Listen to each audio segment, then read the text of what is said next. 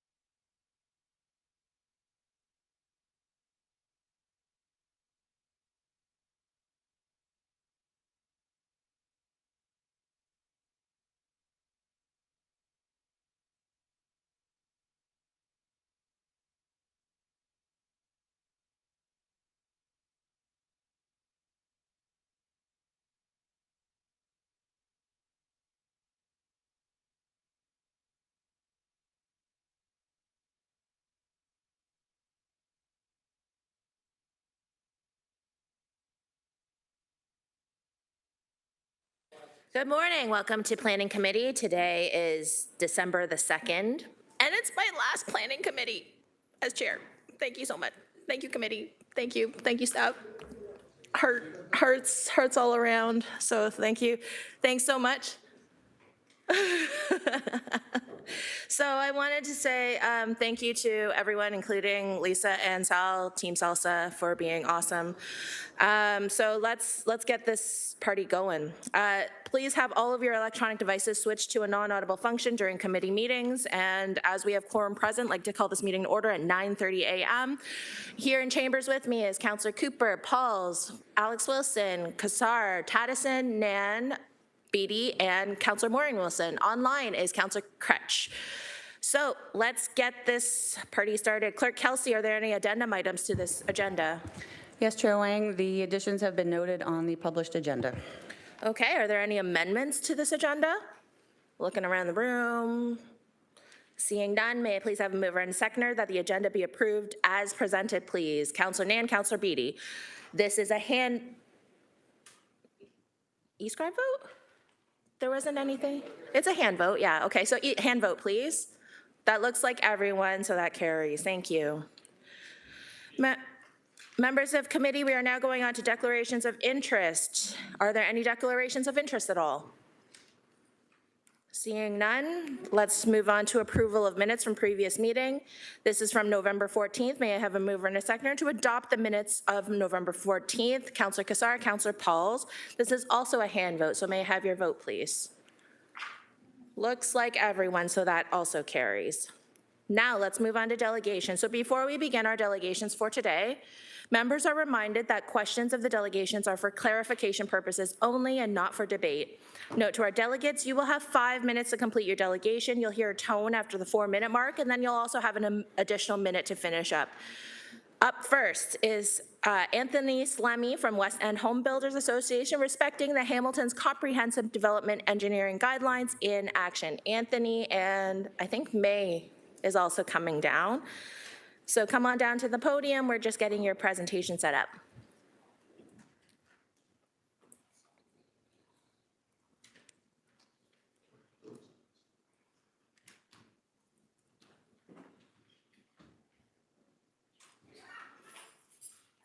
I also understand that Anthony has asked for an additional 5 minutes, so Councillor Maureen Wilson, can I get a seconder for an additional 5 minutes? Councillor McMeekin, please.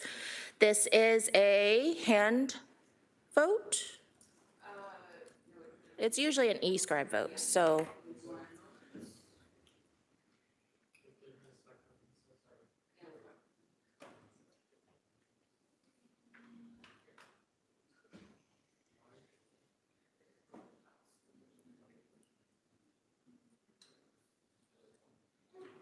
Vote is up. This is for an additional 5 minutes for Anthony and May's presentation.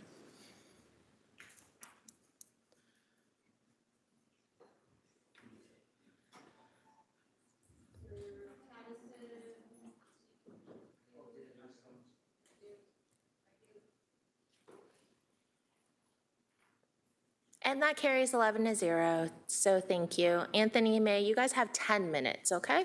You'll hear a tone at the 9-minute mark.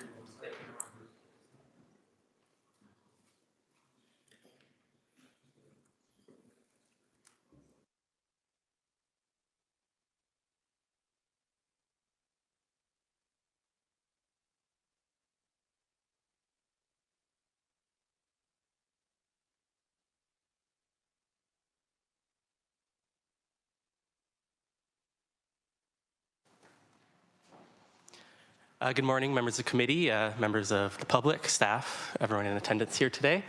My name is Anthony Slemmy. I'm a planner at the West End Home Builders Association, and I'm joined by May Gu, who's a graduate of McMaster's W. Booth School of Engineering Practice and Technologies, Master of Engineering and Public Policy program.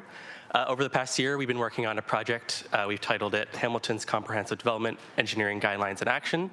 We're looking at kind of Hamilton's guidelines in engineering and planning and how that affects the development process and outcomes.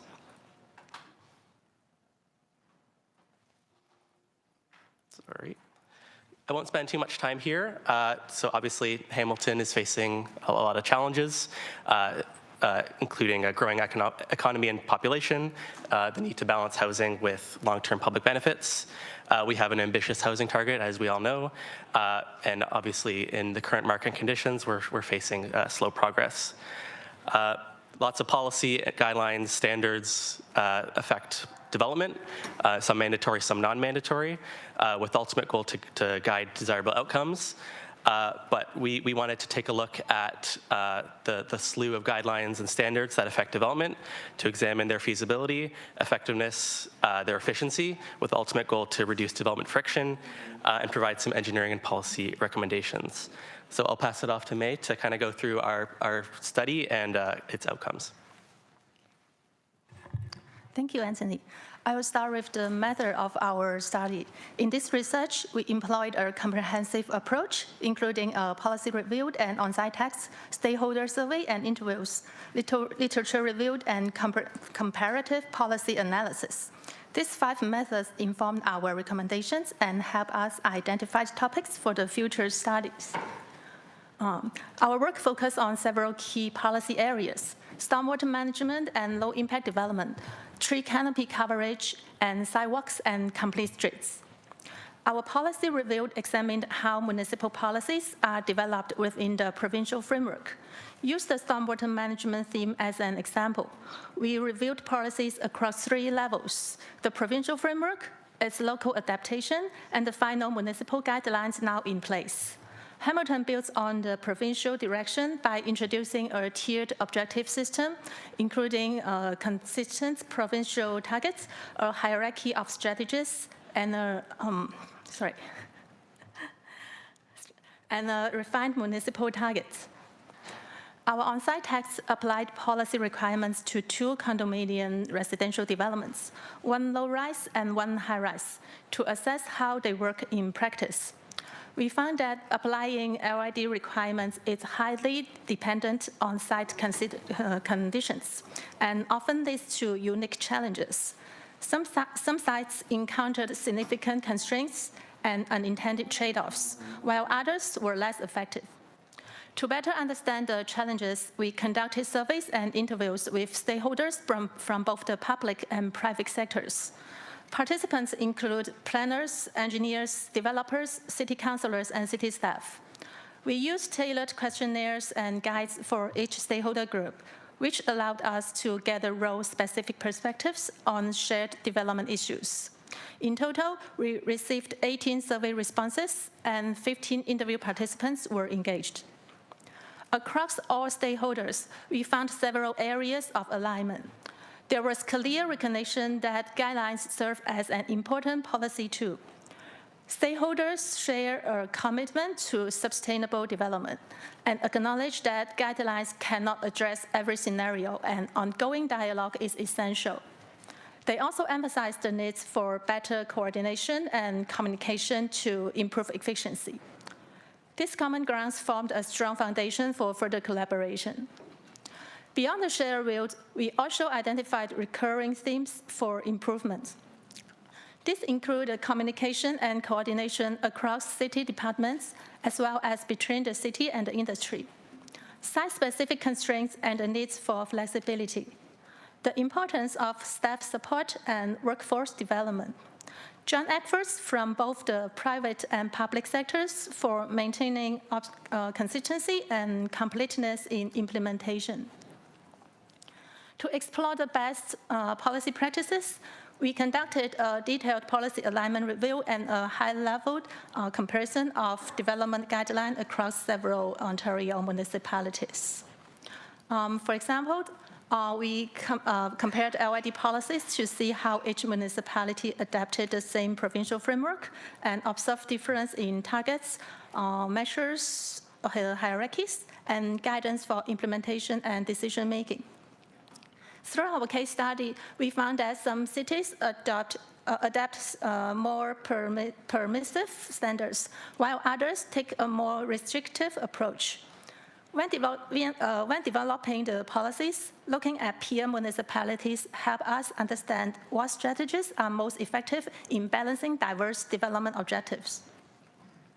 Building on these insights, we developed several recommendations from 3 areas. On the technical side, it is recommended to emphasize site-specific considerations, including tailoring approaches to local geological conditions, such as varying soil infiltration rates. We also recommended adapting the requirements to different development types and land uses, including site plan application, single-family residential subdivisions, and municipal road projects. Thanks. So improving process and communication requires efforts from both sides of the table. So for developers, flagging noncompliance early in applications can help initiate some better discussions. The city can enhance coordination through regular review meetings and ensuring that cross-departmental feedback is consistently applied. One thing that we heard a lot from our developer members was that applying engineering evidence-based flexibility can help address site-specific constraints. When you have those site-specific issues, you need to take a look and have a little more flexibility when those constraints come up. We also recommended some improved dialogue between junior levels of staff and establishing mentorship programs for those junior staff to ensure that they're empowered to make decisions and apply that flexibility. In addition, using the authority delegated by the Planning Committee to review and approve those exceptions when physical and technical constraints can be demonstrated can help address those site-specific challenges. Stakeholder communication is something we've seen improved a lot over the year between planning and engineering staff at the city and the development industry.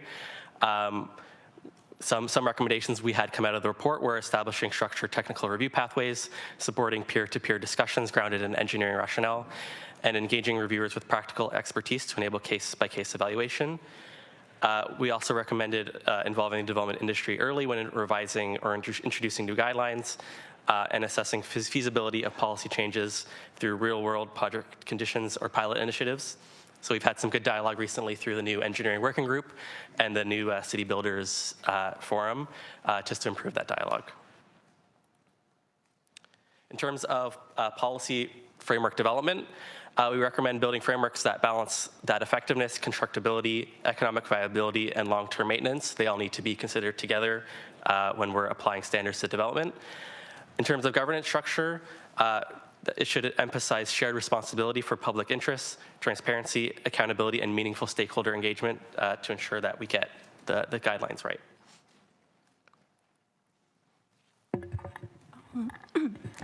This research reflects the support and collaboration of many people to whom we are very grateful. On behalf of our project team, I would like to thank everyone that guided and supported me and my fellow student Wenmar along the way. Special thanks to the city councilors and city staff for their engagement and for providing insights that help shape our findings. Finally, we would like to thank the Planning Committee to give us the opportunity to present today. That concludes our presentation. Thank you for listening. Thank you very much. Wow. 9 minutes, perfect, not bad. Speakers list is open. Councillor McMeekin first, please. Yes, thanks, Chair, and welcome. I enjoyed your presentation, important and very timely. I'm also very interested to see that the student group was doing some fine work. I understand you're a MAC student in the social policy program? In the engineering and public policy program. Yeah, okay. And your parents are here as well. Oh, yes. I understand. Welcome. Just to let everybody know that you're on a journey that is going to obviously be successful, because the West End Home Builders group is a wonderful group to mentor you and your student colleagues. So thanks for your presentation. Thank you. I'm always interested to hear from students, particularly when they're talking about public participation. Because so many students say, oh, you know, we just can't change the world. Well, the fact of the matter is you're going to change the world. So welcome this morning. Thanks. Thank you so much. Excellent, thank you. If there's any other speakers, I just have a question. Will we receive a copy of the actual report? Or what's the? Yeah, so we have a 20-page kind of summary document that we've shared out, and that can be shared with the councilors as well. Excellent, thank you so much.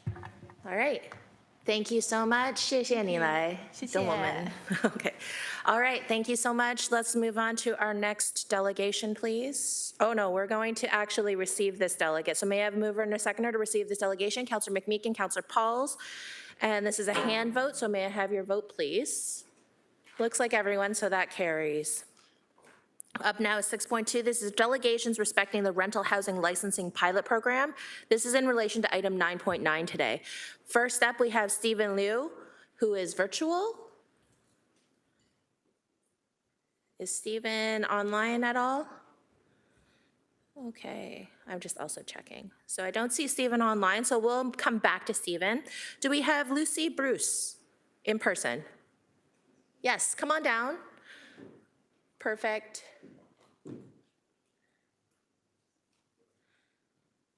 So Lucy, come on down to the podium. We'll get you all set up, and then Sal will turn on your microphone.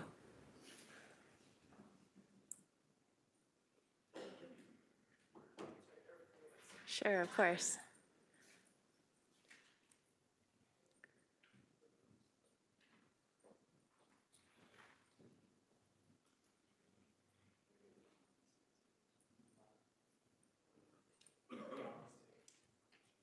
Okay. Lucy's just making her way back down to the podium. Up after Lucy will be Aaron Patak. Patak? Excellent, thank you.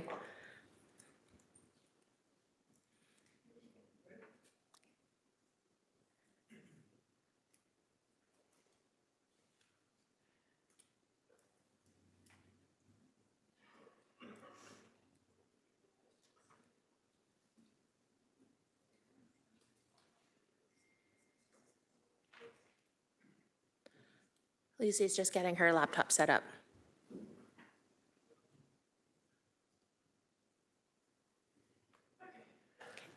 Thank you. Anytime you're ready. Sure.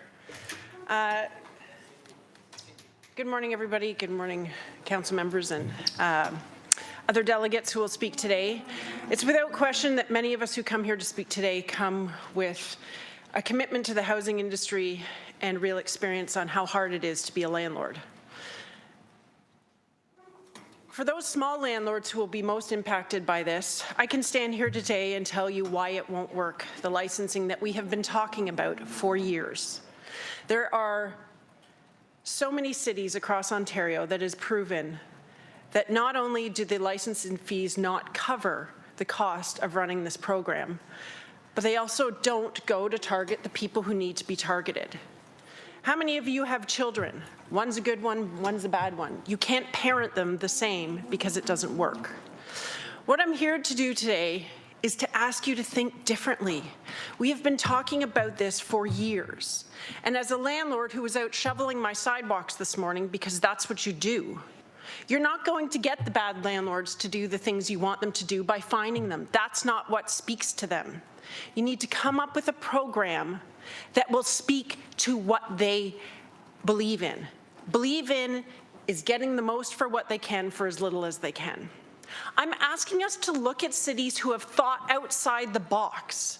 We're looking at cities like New York City, Rochester, Toronto. They have come up with incentive-based programs that get people to take the action we want them to take. Have you ever been to a restaurant that received a failing grade? Did you go there to eat? No. You went to a restaurant that had a passing grade. And that's what I'm asking us to come up with. And I've prepared examples on how we can do this. Who's stayed at Airbnb before? Do you stay at an Airbnb that's rated 2.2? No, you stay at an Airbnb that has 4 or 5 stars because it's been proven to be a place you want to stay. And tenants will listen to this. We need to come up with a rating system that will allow tenants to see very quickly how a property is rated. And again, I can tell you, I've got examples on how we can do this. We need to think differently. This council was voted in saying we are going to do things differently. And guess what? I am so sad that this city keeps doing the same things that don't work. It is so frustrating as a taxpayer, as a resident, and as a business owner who lives and works in this city. And instead of sitting on your hands and saying this is all we can do, and for those who are in wards 1, 8, and 14 who get complaints because of the neighbors who live beside tenant properties, it is not the students. It is not the students. It is by not incenting property owners to do what needs to be done in a way that appeals to them and speaks to them. So I'm asking, I am begging, I am not asking you to do nothing, I am asking you to do something that works. When I look at the report that was released, were any of this information fact-checked? It talked about how an employee cost is 1.1%. I'm an employer. I know it costs 1.25 to 1.35% of a salary to pay for an employee. So right away, our costs that they've projected are well over $300,000 below what they'll actually cost just to pay the employees. So I'm asking, when President Trump stands up and talks about how tariffs are going to work, and we all know they're not because the facts show differently, I'm asking us to do the same with rental housing. This has gone on far too long without thinking about an outside-the-box solution.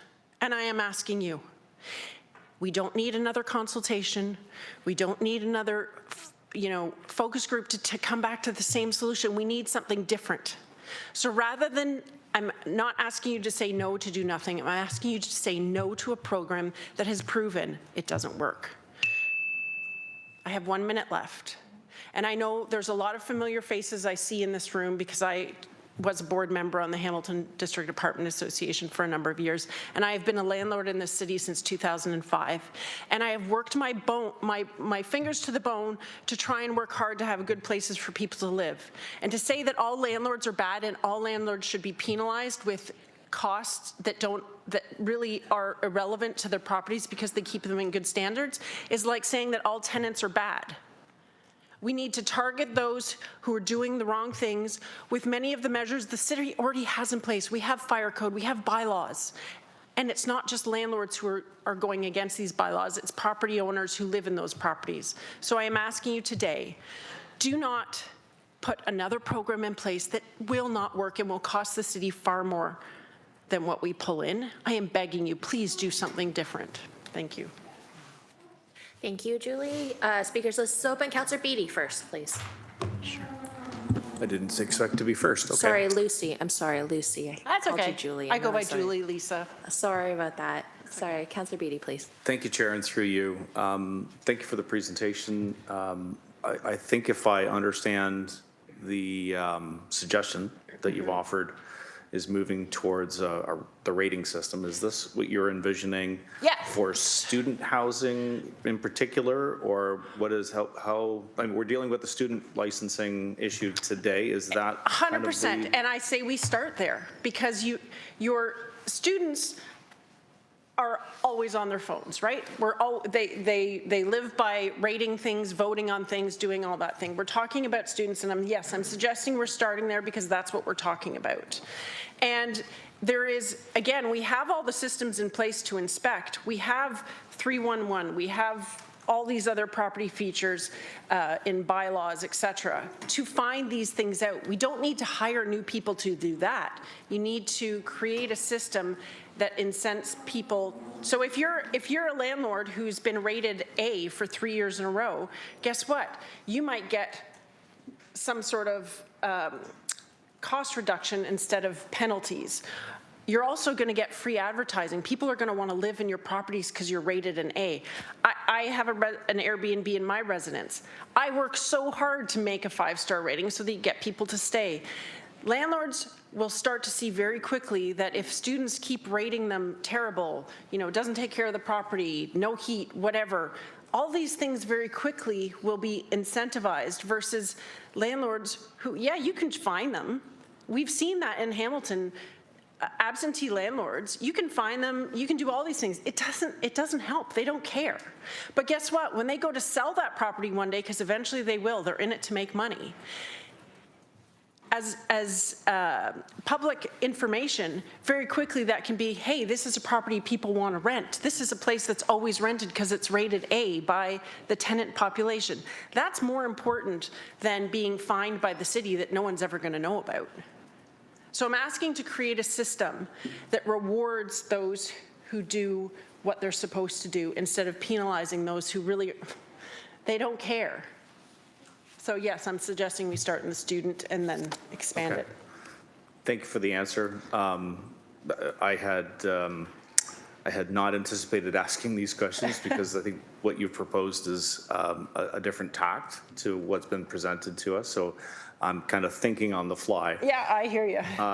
You cited examples of some municipalities. You said Toronto. Does Toronto currently have, or I don't have any familiarity with this. Does Toronto currently have a rating system? I'm happy to send you the information. They do have a system that, yes, will rank and incent when you're keeping your property. I can get you the name, but I'm happy to send it I'd be over. interested in learning a little bit more about it. Have a final- Rochester, there's been ones in Rochester's- Ohio that have done the same thing. Okay.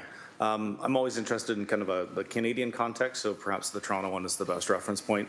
Chair, final question. I'm a small business owner. Sometimes rating systems can be used in a punitive manner. So Absolutely. is there, in these examples that you've given, is it the municipality that runs the rating system? And how do they verify that these rating systems are not being used in a punitive manner? Yes, so I would suggest that the city is the one who controls the rating system, since they're the ones who have brought this up. But just like Google, if somebody goes on and puts on a review that isn't correct or is malicious in nature, it will be removed. Sometimes that process is very arduous. That's why I was It trying to could be, understand that. but imagine, imagine the alternative right now is that we're suggesting that you penalize every landlord by adding extra cost, time, in a market where we desperately need housing. And what's being proposed is potentially something that's going to reduce the number of units because it's small landlords that will be hit and don't have the resources sometimes to do some of these things that are being suggested. Okay. No further questions, Chair. Thank you for your delegation. Councillor Pauls, please. Thank you. Sorry, A. Wilson? Oh, I'm sorry. Councillor Alex Wilson, and then Councillor Pauls, please. Thank you for your delegation. Appreciate your feedback on the program. Are you aware that in the coming years, Hamilton will be bringing out a grading system for apartment buildings based on Toronto's model and our safe apartment building bylaws? No, so why don't they start doing it in these words first to see if it works? Thank you. Not a back and through the chair, not a back and forth, but I just wanted I'm to just saying that understand. wouldn't it be appropriate to start it in this smaller market then to see if it works here? Thank you. I appreciated that.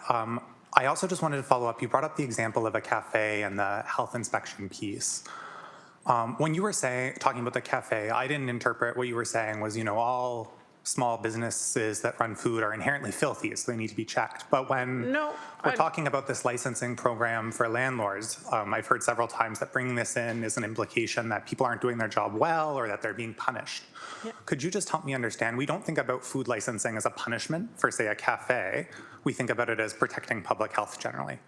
I think many advocates of this program have said we should think about the program in a similar way. Can you it's clear that you don't think about it that way. I'm not saying that's wrong. Could you just help me understand why there's a difference for you with housing versus that cafe example you brought up? Well, I will tell you, housing is seen in so many different ways in a few different instances. But as a cafe, so there's housing standards that as a property owner, you already have to meet. And so why would you put a license? So it is being penalized because there are already property standards that are supposed to be met. And if we were, what's the word I'm looking for? If you're policing these property standards already, the licensing is redundant. So there's fire standards, there's zoning, there is building codes. There's property standards for garbage and cutting your grass, et cetera. All of these things already exist. So why would you add another layer and more cost when we already have the checks and balances to keep these things in place? Thank you. I really do appreciate understanding where you're thinking about this and where you're coming from on this one. Final question from me, Chair. Are you aware of any other businesses in the city that don't need a business license? I appreciate you're coming from a place that's saying there's already a lot of regulation in place. I think renting out your home or a home for profit is the only business I'm aware of that's allowed to exist in the city of Hamilton without a business license, except for the piloted homes. Is there a reason you think that these types of small businesses don't need a business license or a license to operate? So why would it be just small businesses? So no, sorry, these types of like landlords as a small, you said small landlords, for example, earlier. Right, so what I'm saying is why wouldn't you then have large landlords do the same thing? Thank you. So it's discriminatory. Thank you for that. Okay, thank you. Councillor Pauls, please. Thank you, Lucy, and I'm glad you have experience. We always talk about let's listen to the people that have experience, to live it, you know. I don't know how many of our councillors have other homes that they rent or, you know, so I want to listen and I want to learn. I have one question.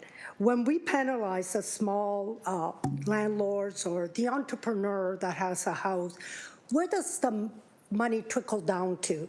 How do you recover that cost? Increased rent. And That's the bottom line. And to think that's not going to happen, the margin is so small, and people go, well, why do you rent if the margins are so small? Guess what?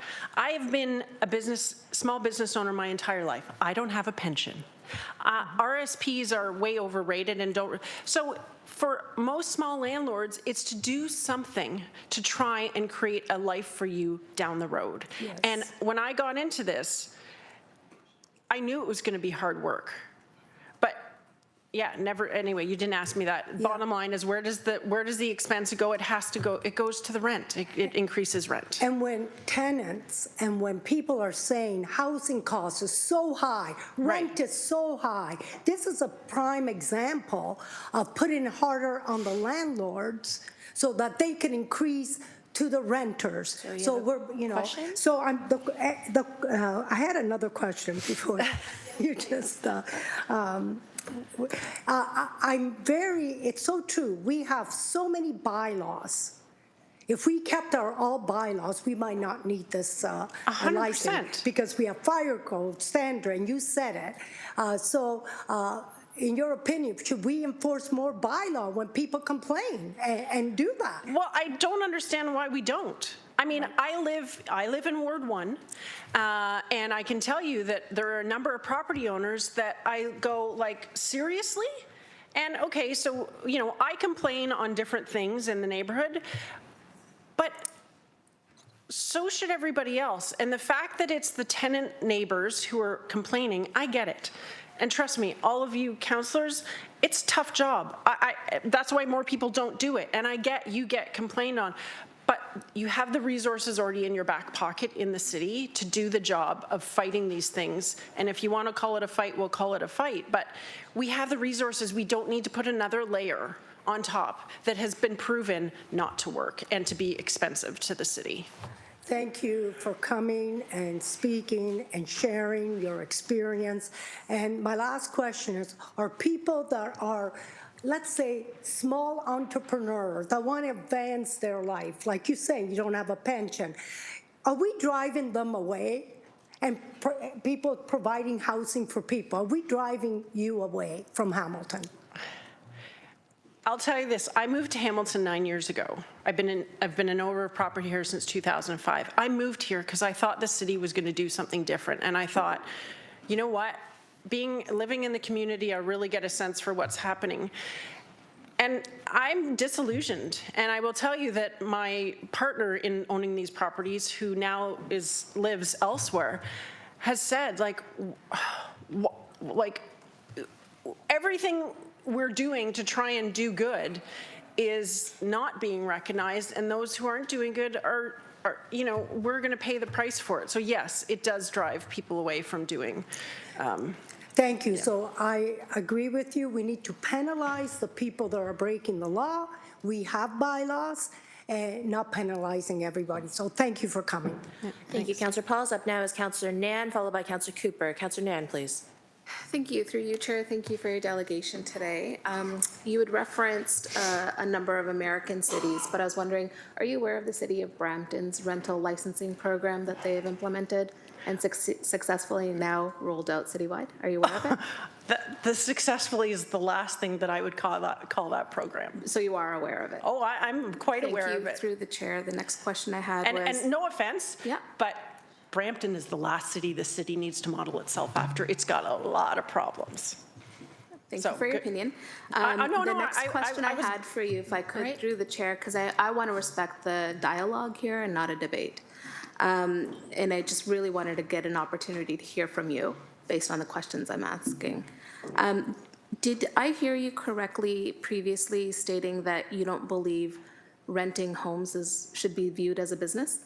I didn't say that at all, no. Okay. Would you believe that renting homes is a business? Absolutely. Okay. Thank you, Chair. No Yeah, further questions. 100%. Thank you. Councillor Cooper, please. Good morning. Thank you for your presentation. As you know, I live in Ward 8. I'm not too familiar with Ward 1 other than when I worked at McMaster. I'm 22 years where I live. I live right in the middle of where there's a lot of rentals, right?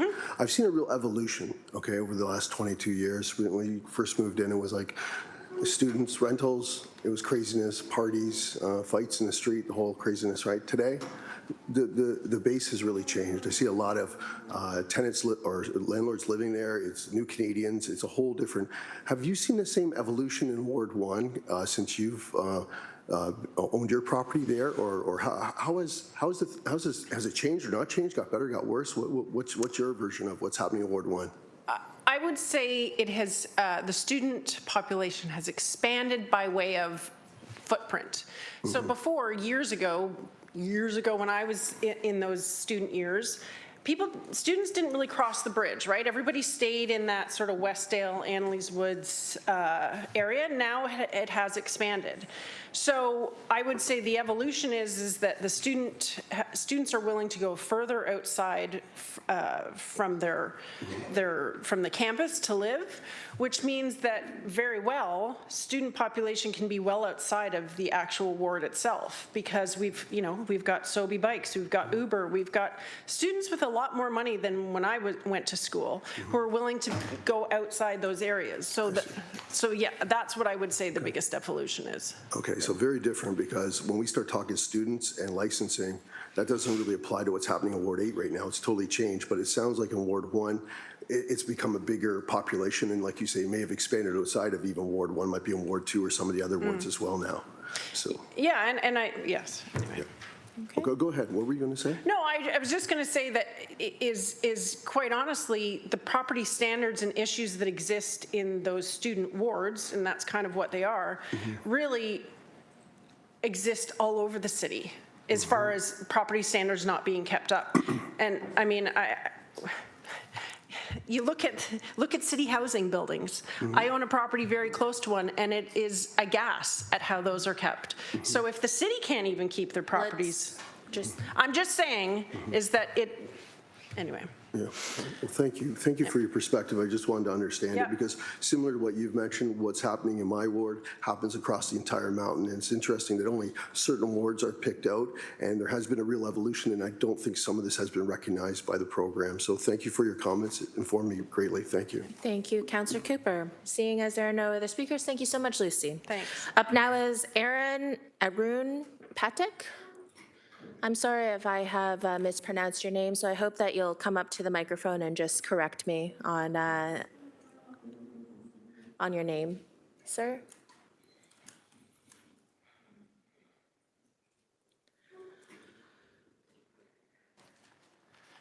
Good morning. Good morning. My name is Arun Pathak. I was a property manager from 1985 to 2019. I've been a member of the HDAA since 1990, including 20 years as president. I've served on committees in Hamilton, Halton, and the board of the Federation of Rental Housing Providers of Ontario and the Canadian Federation of Apartment Associations, as well as many others. For a period of about 40 years, there was almost no rental buildings built in Ontario. The need for rentals was filled mainly by two sources: condos in Toronto, and older single-family homes being rented out, which happen mostly in Hamilton. So the rental housing in Hamilton is either purpose-built, multi-residential, or single-family homes that are rented out. There's restrictions on purpose-built multi-residential being converted to condominiums, so that part of the supply will stay as rentals unless they're demolished. When the housing market begins to pick up, perhaps next year, a lot of people in the GTA8 will find that they can get good value in Hamilton and will be ready to buy homes here. Hundreds, if not thousands, of single-family homes are at great risk of being owner-occupied in the near future. They can be occupied by the owner or sold to someone who wants to live there, causing a loss of rental units, and we should consider how likely that is to happen in large numbers. Any person buying a house today to rent out will lose money on it every month when you factor in all costs, including the opportunity cost of the down payment and the work involved. Any person who owns a rental property can sell it and find a number of investment vehicles which will give him a much better return than the income from the rental.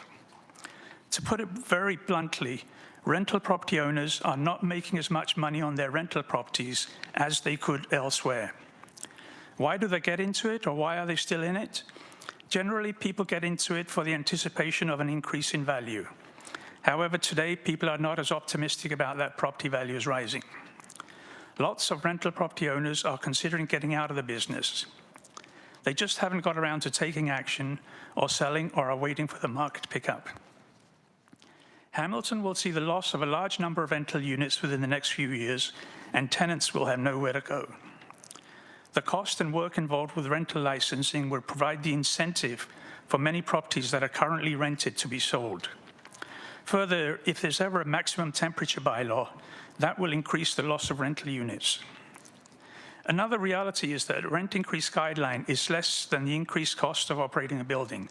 Property taxes, insurance, utilities, repairs and maintenance, etc., go up more than the rent increase guideline on a regular basis. Let me put that simply.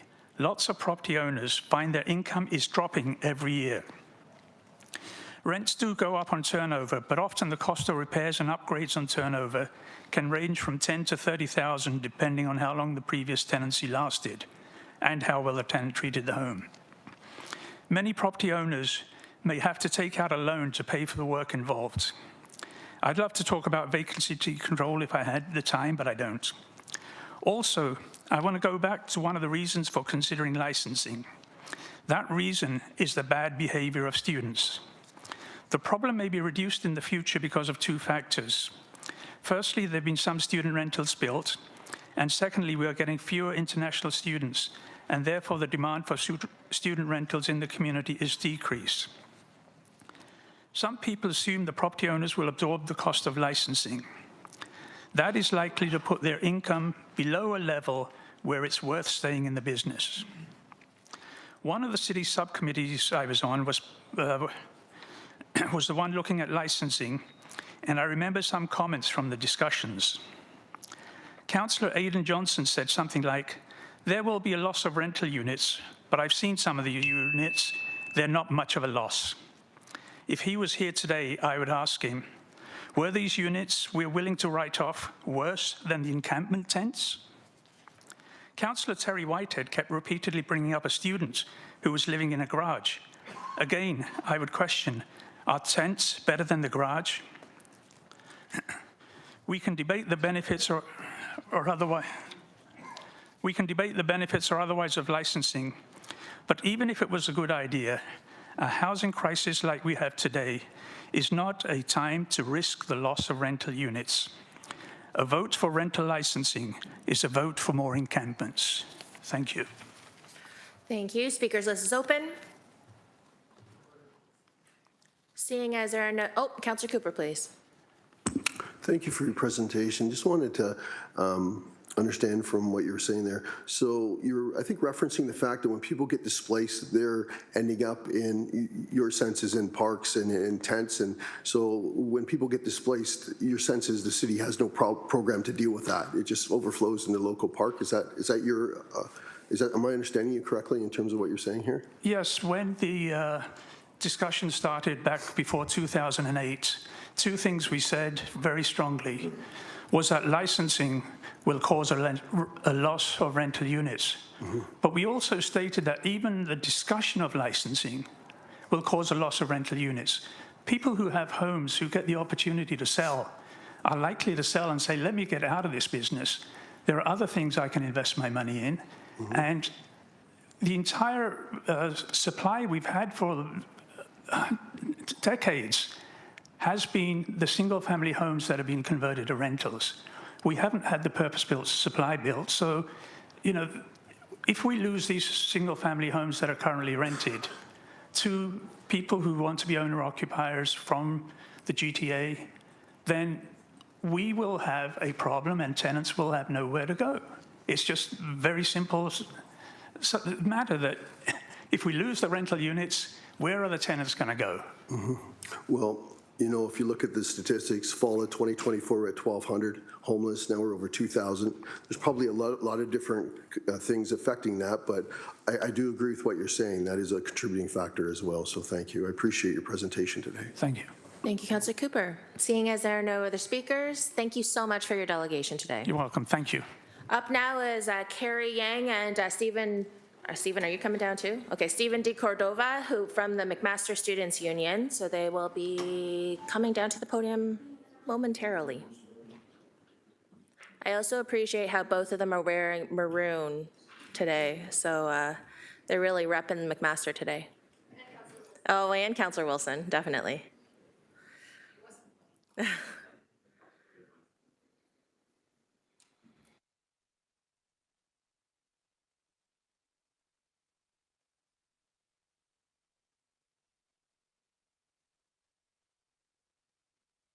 We're just getting the presentation set up.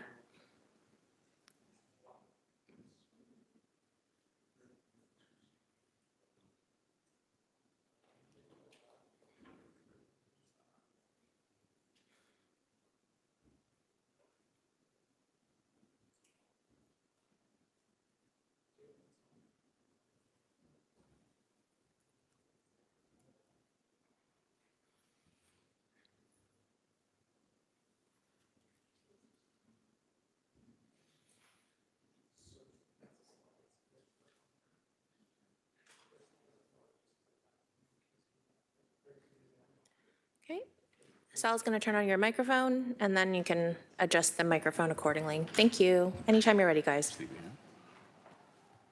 All right. Good morning, everybody. My name is Stephen De Cordova. I am the Vice President of Education for the McMaster Students Union.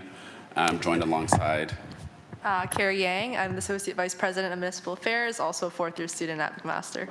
And today we'll be delegating on the rental housing licensing program.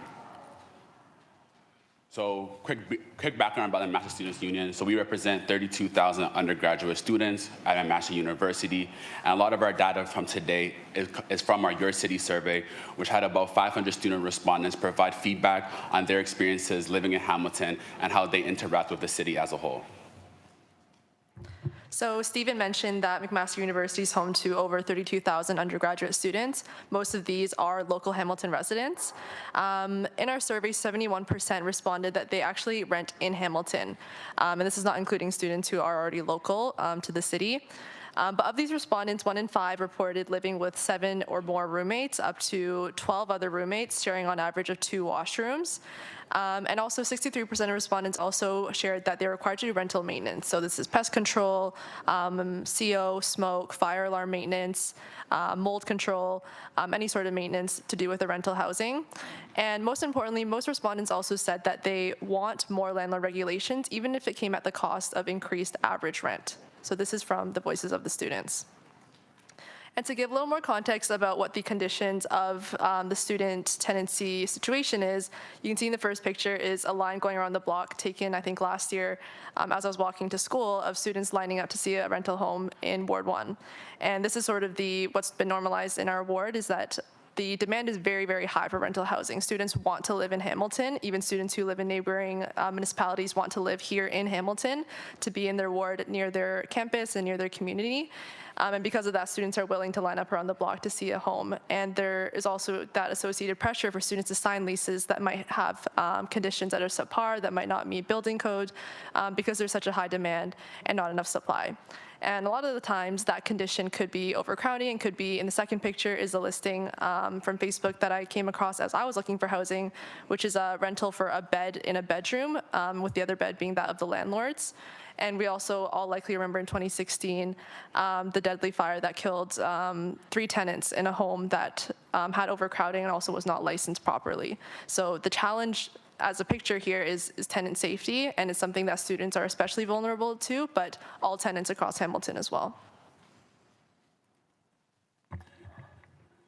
So when it comes to what's at stake, what is at stake is tenant safety as a whole. Rental housing violations, from mold to missing fire alarms to overcrowding, have been normalized among students. Students are willing to go anywhere to find housing because they need to live in Hamilton. For students who come from Ajax, northern or rural communities, who come from outside of the GTA, for them to commute, it's not an option, it's unfeasible. They have to find somewhere to stay and live in Hamilton. So even with higher rent, they have no choice but to pay it, which is why we see students are willing to pay higher rent, even if that comes with excess regulations, because at the end of the day, when you have no choice but to live in Hamilton, you want to ensure that where you live is somewhere safe, somewhere that you feel protected. And even the very quote we have at the bottom here is from one of our own McMaster students, stating that I don't feel safe enough to stay in Hamilton after graduation if I can help it. Now, I definitely believe that Hamilton has had its fair share of rhetoric around safety and problems with, downtown and housing. But the question is, when are we going to start doing something about it? I think this pilot project has been excellent. I think it has put through regulations, it has ensured safety, and it has given people the feeling that their city is listening to them, that their city hears them, and that they are able to be somewhere that protects them. So with all that being said, our recommendation for today is that the city of Hamilton should establish a permanent rental housing licensing program in wards 1, 8, and parts of 14 to protect students and other Hamiltonians when it comes to renting houses. That's everything. Usually there's a perfect. There you That's go. what I was waiting for. Okay, perfect. Thank you so much. Speakers list is open. Councillor Pauls first, and then please indicate on the speakers list, please. Thank you. I'm just wondering, thank you for coming. I think it's great that we hear from your lived experience or from the students that you represent. I'm wondering, when 5, 6, 7 people live in, let's say, in a very small place, not very suitable, do those students ever call the city and say, there's something wrong here? We don't know if they have even the fire code. Do they ever go one step, or do they take that responsibility of calling the city? Because we do have fire codes. We do have property standard. We do have all those things in place. So do they ever do that? At the MSU, we've actually made a very concerted effort to hold multiple housing campaigns each year that actually teach students about their tenant rights so that they do know that they can call. But we do also see a problem with the fact that when it comes to student population, a lot of times you have students who are coming out and moving away from their parents' houses for the first time. There are a lot of things that they don't necessarily have the full understanding of, which is why we have made a concerted effort to host these events and let them know that these things are avenues for them. But with multiple students also dealing with things like food insecurity, the stress of grades, financial hardships, these are a lot of problems to be dealing with at the same time. So yes, some of them do indeed call, but at the same time, when you are dealing with all these compounding factors, when it comes to like your landlord, calling through that process is not always the most feasible for these students.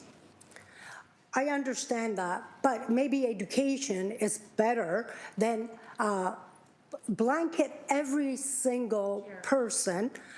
Do you think education would benefit better for the students to realize that they have rights in our cities?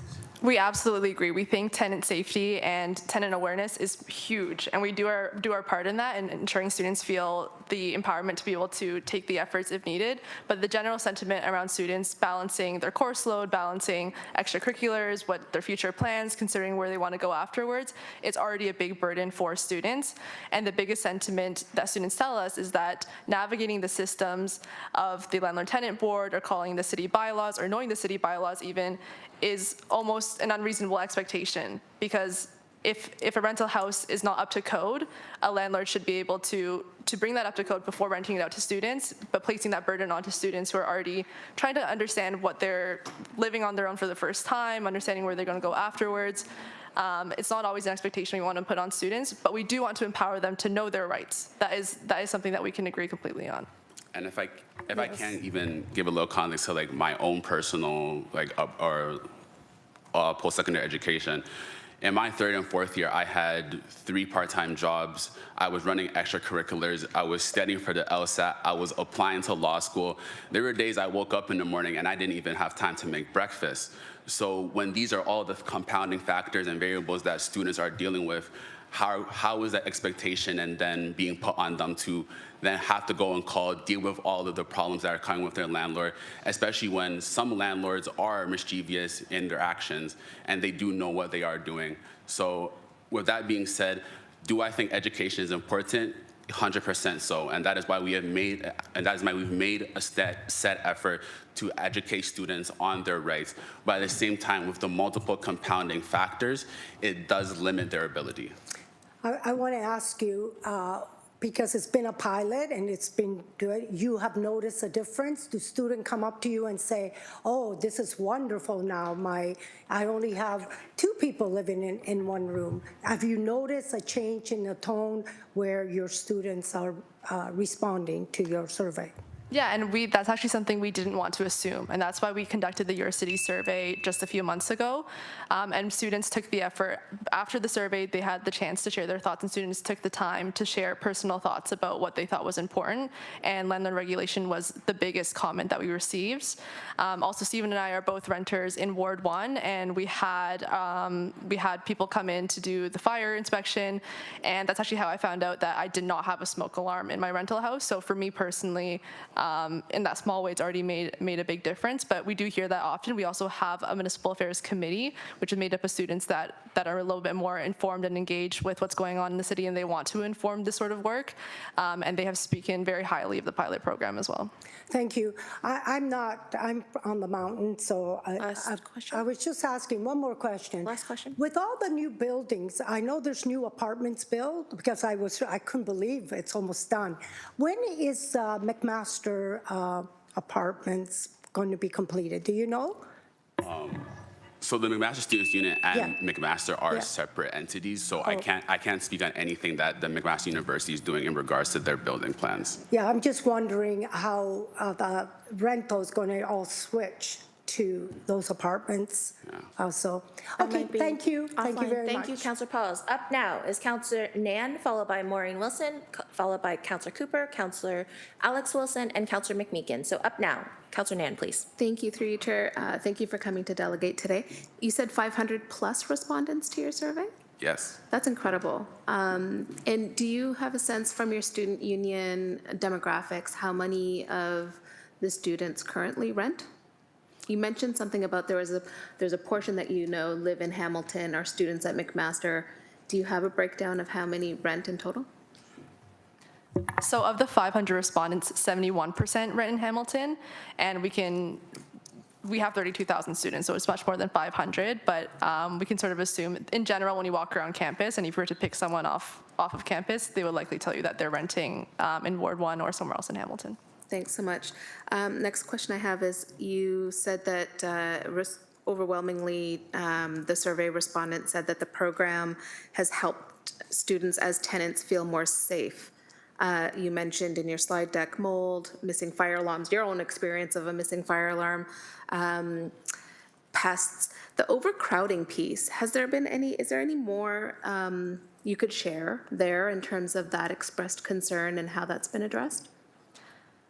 So when it comes to overcrowding, I think it's sort of a normalized sense that the homes that students are renting into are not typical family homes where you have about 4 bedrooms and 2 bathrooms, but that there's multiple bedrooms or living rooms converted to bedrooms, garages, even kitchens sometimes, leading to multiple bedrooms sharing 1 or 2 bathrooms. So when it comes to building code violations, it might not technically be overcrowding, but just the conditions of housing, students like to think of it that way. They use that term. Yeah, thank you. Through you, Chair. I think one of the points that you made is, you're focused on your studies. There's a lot of stress in trying to succeed as a student in this economy overall. And having this program and the regulations of the program took away some of that stress, it sounds like, in order to enable you to feel confident about the space that you're renting, the standard of the housing. Is there anything that I'm saying there that isn't a representation of what you said or anything missing? No, not at all. Thank you. Last comment is, can you say anything about women renters in your student population? There's been some pretty high-profile news stories based here in Hamilton, unfortunately, but also across the GTHA, across the country, where women renters, and particularly students, are being exploited in the labor market and being forced into conditions. You mentioned in your slide deck an ad that said, rent a bed in the same bedroom as the landlord. Can you share a little bit in terms of that as a concern and how you think a rental licensing program might be beneficial for the municipality to address those kind of safety concerns? Thank you. Absolutely. Through the chair, this is not something we collected data on, so I'm not speaking on behalf of all female students at McMaster, but it is generally something that is top of mind when students are looking for housing. Something that happens often, for example, is with a landlord may enter the home without giving appropriate notice, and that's a big concern, especially among women renters. But this also exists for other intersectional identities. When I was looking for housing, I remember one time I received a message from a landlord asking or prioritizing me because I was Chinese, and they wanted to rent to a Chinese tenant. So that is something that a lot of tenants are thinking about, a lot of students are thinking about when they're renting. There's obviously a sense of ease when the landlord, someone reflects your identity, but at the same time, that's easily exploited. And I think everything you said was absolutely on point. Thank you so much. No further questions, Chair. Up now is Councillor Maureen Wilson, followed by Cooper and then McMeekin. Councillor Maureen Wilson, please. Thank you. Thank you for being here and your continuous advocacy for what you deem to be your role and responsibility to upholding the dignity and safety and well-being of students at McMaster. Thank you to Councillor Nan for underscoring the gender element of this particular factor and feature, which has been profiled in the Hamilton Spectator recently and earlier.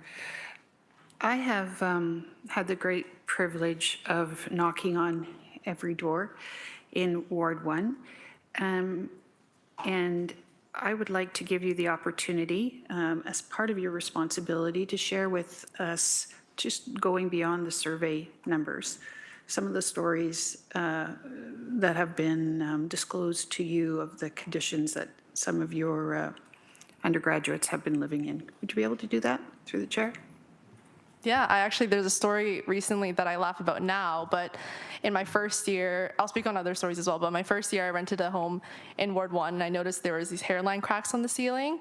And I was looking back and I messaged my landlord, I noticed that there's these hairline cracks, is everything okay? It seems like they're getting bigger and there's mold that's coming out of them, and landlord was like, it's fine. And then it rented to a second group the year after, and I actually ran into them recently, and they told me actually their roof caved in last December.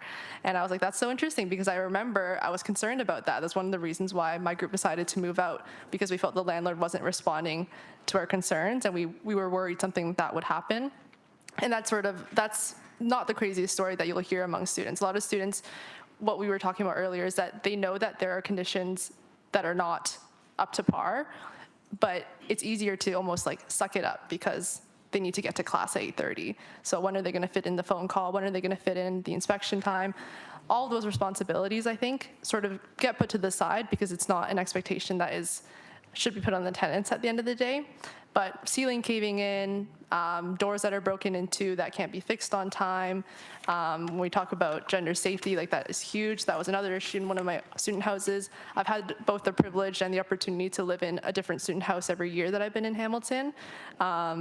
I think of it like living the job, but it's actually because the conditions of housing have not been up to par.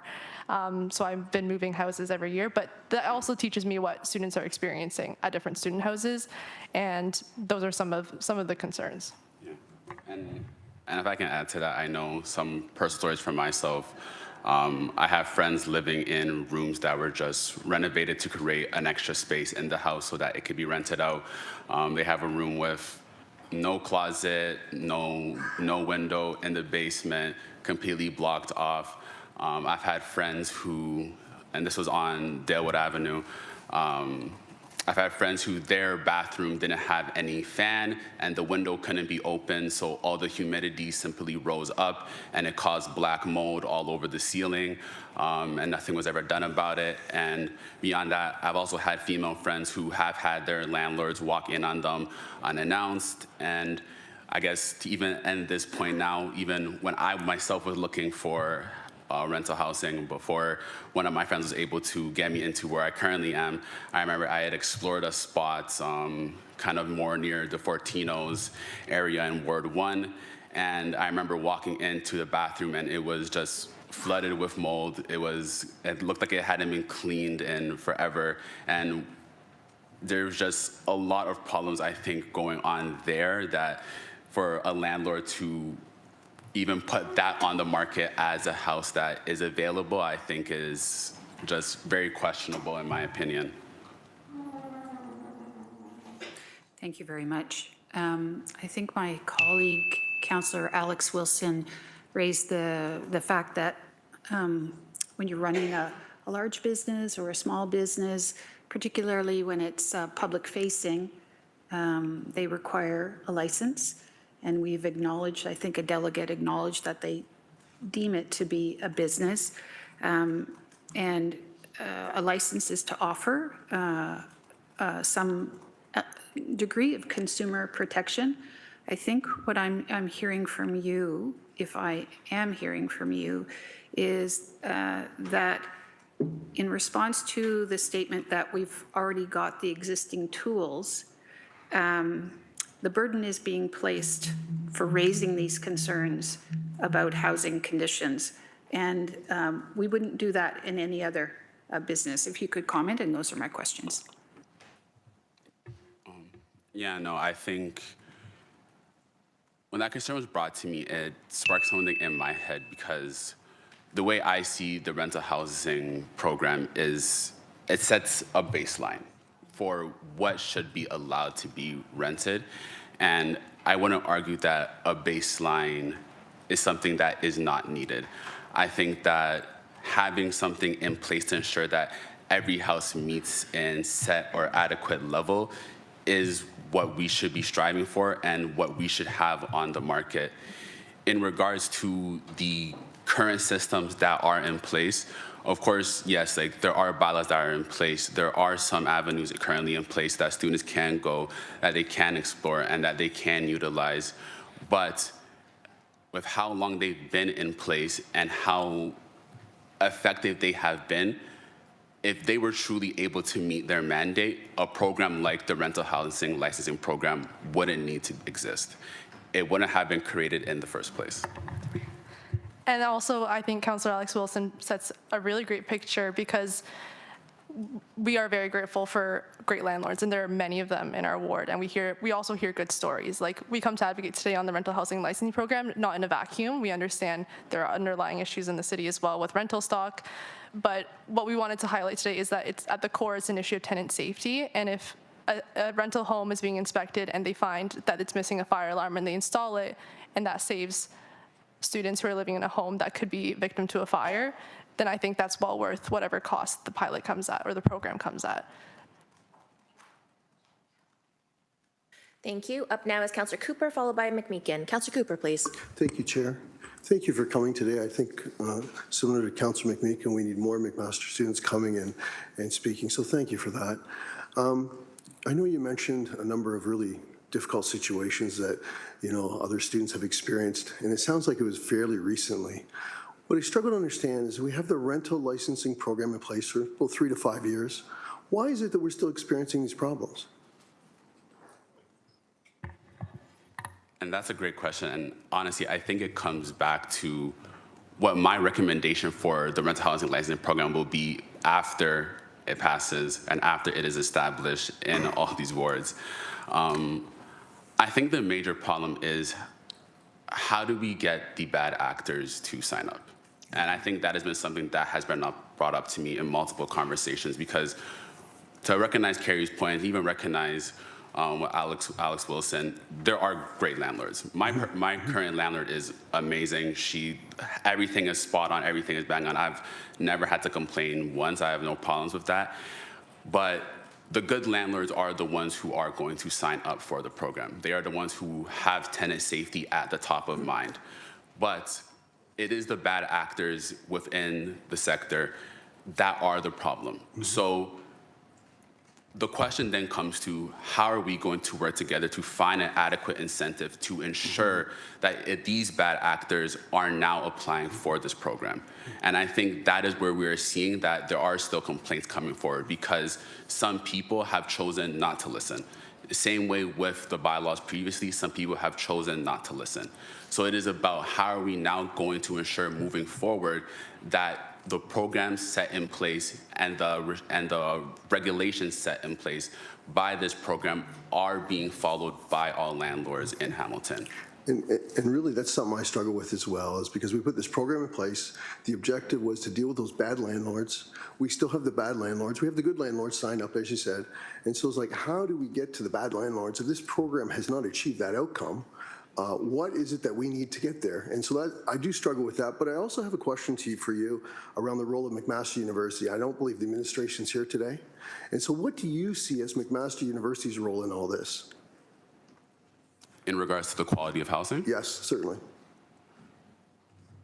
Well, naturally, I can't speak on McMaster University as a whole, but where I see McMaster University's role in it is ensuring that students who are in their first year do have adequate housing. All first years, or most first years, do apply to housing on campus, and a large portion of them do receive it. I also know that with, I believe, one of the new buildings that are coming forward, that students beyond their first year will be able to apply to that. But I think when it comes to looking at both market and non-market housing, the quality of the market, of the non-market housing that is being put forward by McMaster University has been able to meet a set quality. So I feel like where it comes to McMaster University, it's about ensuring that what they already have and what they continue to put forward in the future does meet that set standard for students. My concern is clearly we talked about health and safety issues. We talked about what's been going on down in the west end of Hamilton. And so, my expectation is I'd like to see McMaster come forward with a plan and how they ensure the safety of the 32,000 students. I mean, bringing you to the city to get an education is only part of what they're supposed to be doing. They're supposed to ensure that you have a great experience here, and that includes where you live.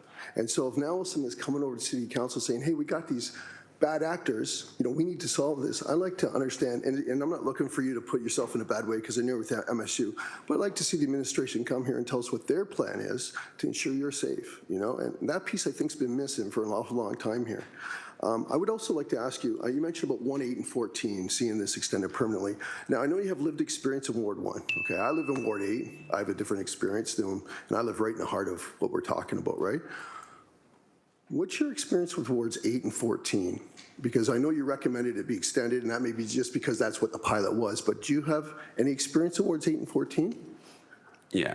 Going towards the first portion of that, when it comes to the implementation at McMaster ensuring to keep students safe, and almost ties into your second part of it, tenants are all across Hamilton. True. While this program would 100% benefit those within Ward 1, Ward 1 is not the sole extent to which this program would apply. True. So I don't feel as if solely focusing on necessarily Ward 1 as the main backbone or reasoning behind why this pilot program is needed is the necessary course, because I do believe that a program of this nature would be able to help all students and all tenants in Hamilton. And towards our experiences with Ward 8 and Ward 14, our Your City survey, while the majority of students do live within Ward 1, specifically Ainsley Wood or Westdale, we did have student respondents from all across Hamilton, because there are a lot of students who, unfortunately, due to whatever circumstances, have to go outside of Ward 1 to find housing. And we saw that even with students who were renting outside of Ward 1, a lot of these problems still persisted. Just a follow-up. If I can just add to Stephen's point quickly, one of the other important things we saw in the survey was that compared to previous surveys, students are living further and further out of Ward 1. Yep. And I think that's great. I think students should be living all across Hamilton, and I mean, we'll be back tomorrow to talk more about this, but we found that students who leave their campus community or their neighborhood at least once in their undergrad are 2 times more likely to stay in Hamilton after they graduate. So there's a high importance for students to be able to access rental stock outside of Ward 1 as well. Just a So last question. I'll just say that I agree with exactly what you're saying. It's not a 1, 8, and 14. I mean, 1 sounds different than where I am in 8, but what 8 is the same as everything else across the city. So I totally agree with what you're saying. It's what has changed over the last 5 years is students have moved out further across the city, and that's, I believe, what you were saying. And the similar situation what we're having in Ward 8 is right across the mountain now. So why we target certain areas is beyond me. So, and that's maybe the fact that that's what this pilot has revealed to us. So I thank you for your presentation. Please, okay. Yes, if you're going to comment. So that's a comment, not a question, I guess. Okay. All right, thank you, Councillor Cooper. Last speaker on the list is Councillor McMeekin, please. Thanks, Chair. And thanks for coming. My wife and I are both multiple grads from MAC. We both lived in Ward 1 in rental accommodations, both had great landlords. Fortunately, it was a good experience. I'm curious as to get a feel, you know, you described good actors and bad actors. What percentage of the rental accommodation would you characterize as being bad actors? That's a tricky question to put a number on it. I think maybe I'll talk more in sentiment of what students say, but I would say it's more common to hear a student's story about a bad experience than a good one. And maybe that's because students are more incentivized to talk about their bad experiences. But the general sense is that the rental condition has been normalized. So for a student to share that they have molds, that they don't have a window in their bedroom, all of that has been normalized. So it's a high enough percentage that students don't see it as the issue that it is anymore. And that's also why students often don't take the avenues to report bylaw offenses, to go to the landlord-tenant board, because there just isn't that expectation that they put high on their priority list. Chair, I'm not worried about the good landlords. They're not. I'm worried about how we protect and enforce situations where the living conditions fall decidedly short.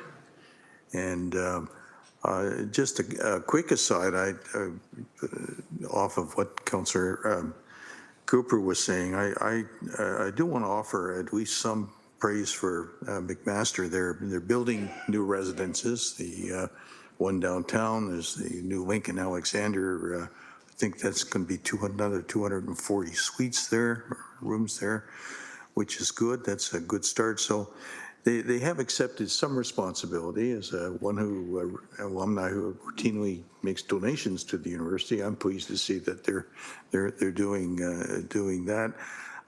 There has been talk over the years about a housing registry. Is that in place now? The rating of landlords.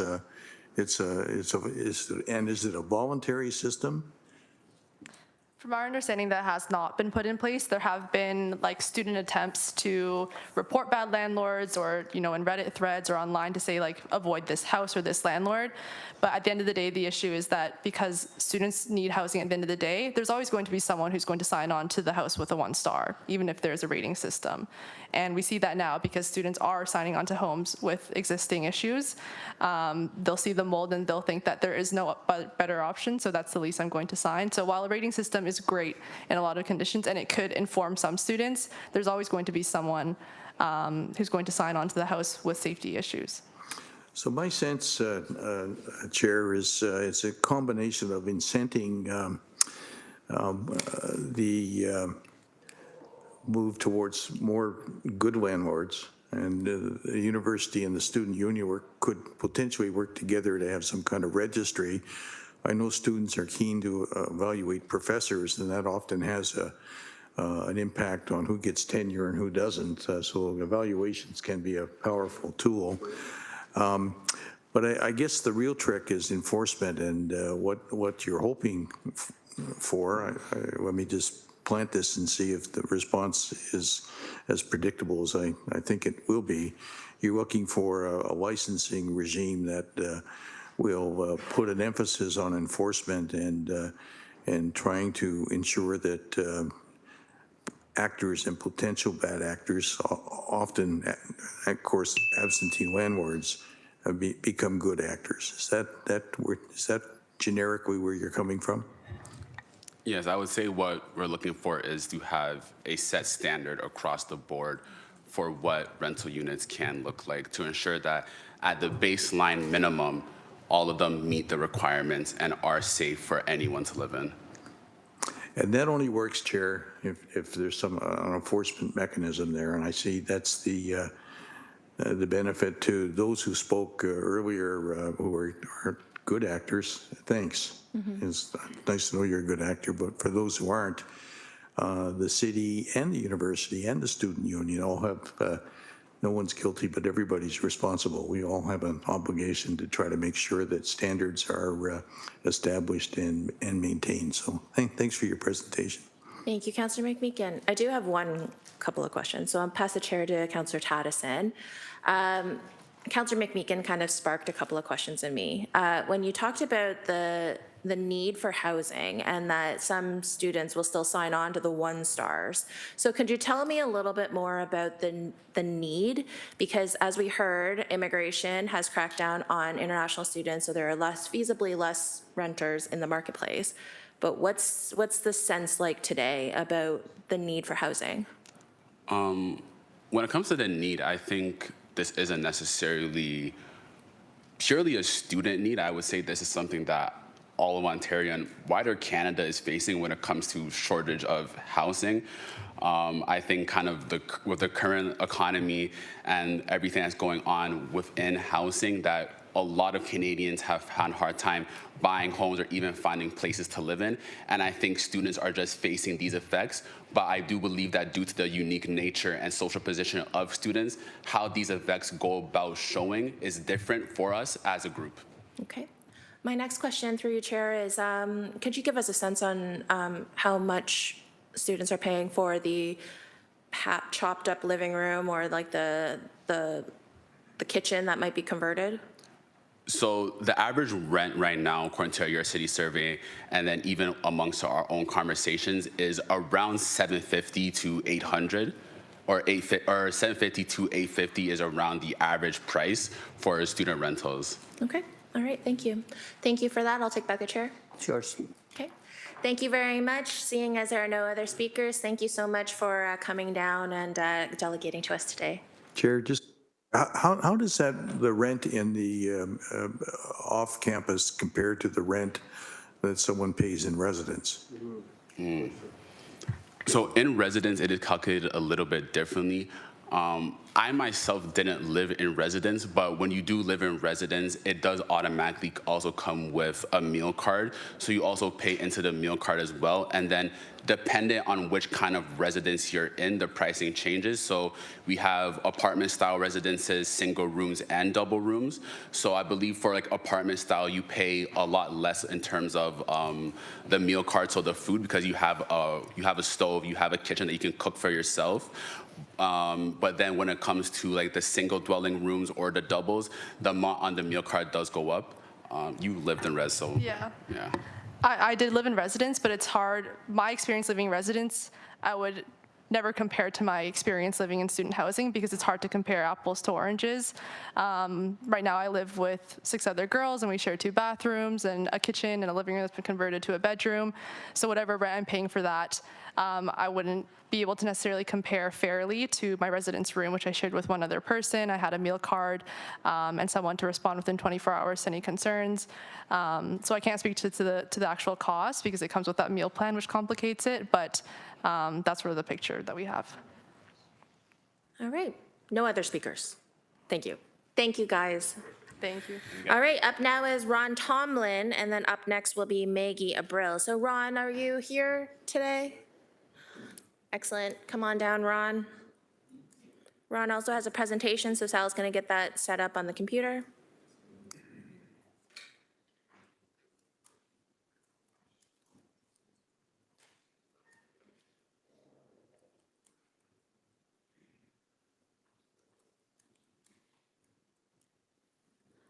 Just letting everyone know online that we're just getting Ron's presentation up on the computer.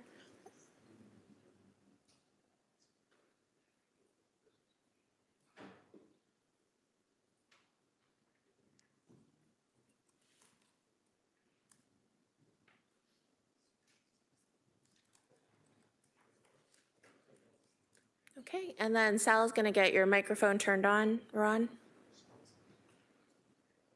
Okay, go ahead, anytime you're ready.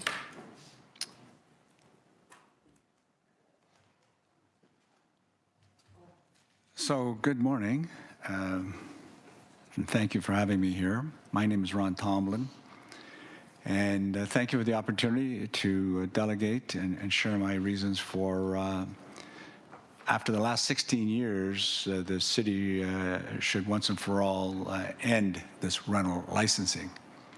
It goes on.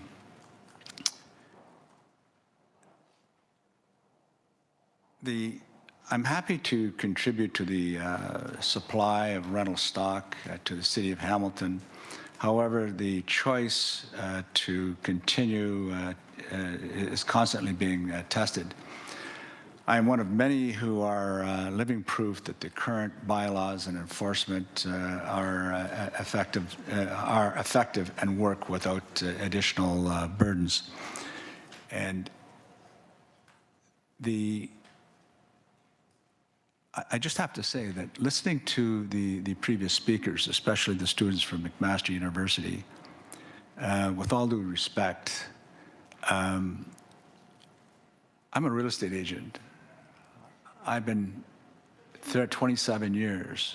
I own student rentals in the Mac catchment area. I've sold over 40 student rentals in the Mac catchment area. And I find the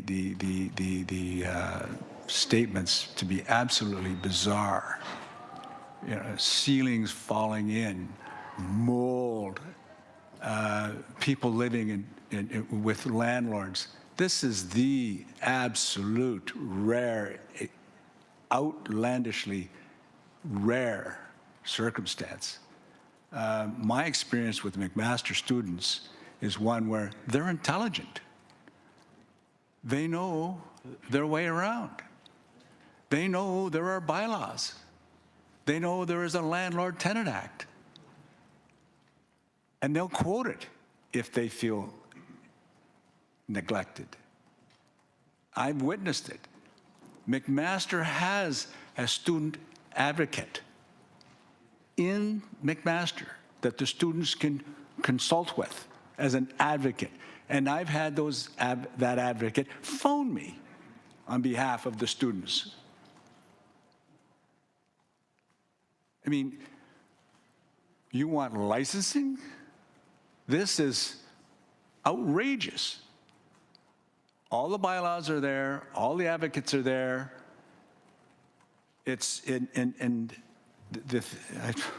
Sorry, I'm off on a tangent here. Like, I just can't believe this.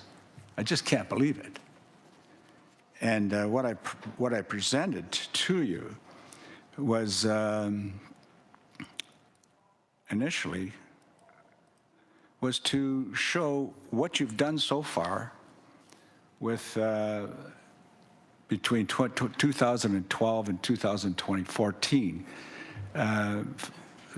downtown property, existing bylaws, your fire safety, zoning, your building code, your plumbing, your ventilation and pest protection, and no fees, no licenses. That's the way it's gone. And what I put together here is 21, 25, and now 26. The bylaw and requirements, there's no change. Fire safety is the same, zoning is the same, property standards are the same, building code, plumbing requirements, and ventilation, except now we have a fee. Just nothing's changed. We're just going to charge the landlords $800 so that we can come and look at it. It's too bizarre. Too bizarre. Really. It's just amazing. So in conclusion, what was the purpose of the pilot program? And right from your own, as you can read here, from the city's website, once the evaluation of the pilot program is complete, the city staff will provide a report council to determine if the program should be implemented citywide. And what was the outcome? No. Okay. Then the expectation was 2,000 licenses. Mr. Tomlin, do you have a final word? You're at your 5 minutes. Okay. 410 licenses were issued, 40 homes were wrongly identified, 65 lost rental stock. When you do the math on that, at 6 bedrooms per unit, that's 390 bedrooms gone. Okay. That's your... Just a final word, please. So I Okay. got to cut you off. So just one more word and that's it. One more word? One more word, that's it. Goodbye. Thank you, Mr. Tomlin. You're welcome. Awesome, thank you so much. Oh, wait. I actually do not see any speakers. Oh, Councillor Pauls, please. Thank you for coming. You're welcome. And so you have experience selling homes down at in Hamilton anyways.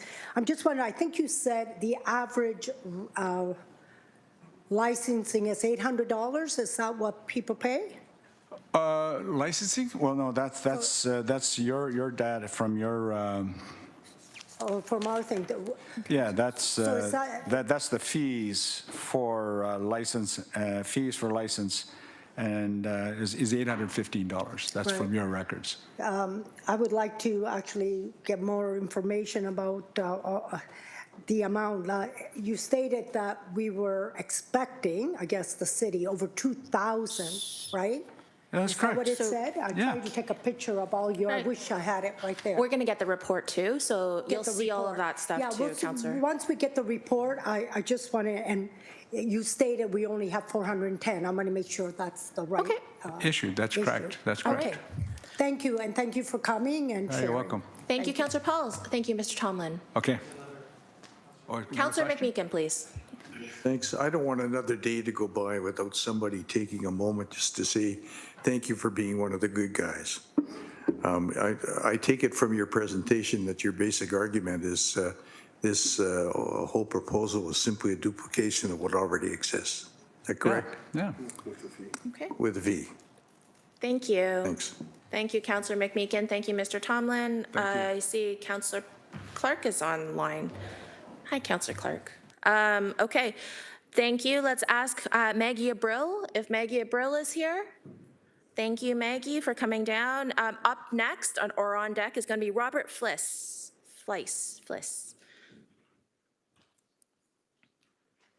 Okay, Maggie, anytime you're ready. Okay. Well, hello, I'm Maggie April, and thank you for listening to me today. I have been a rental housing provider in Hamilton since 1998, and I moved to Hamilton because at the age of 21, I was a single mother going to McMaster University. I bought a fourplex, lived in one, and rented out the other 3 units to make ends meet.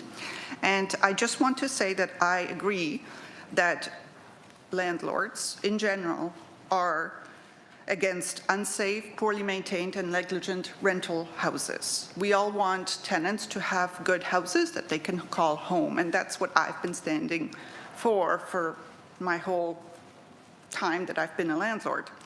But I don't think that this licensing program actually fixes the problem.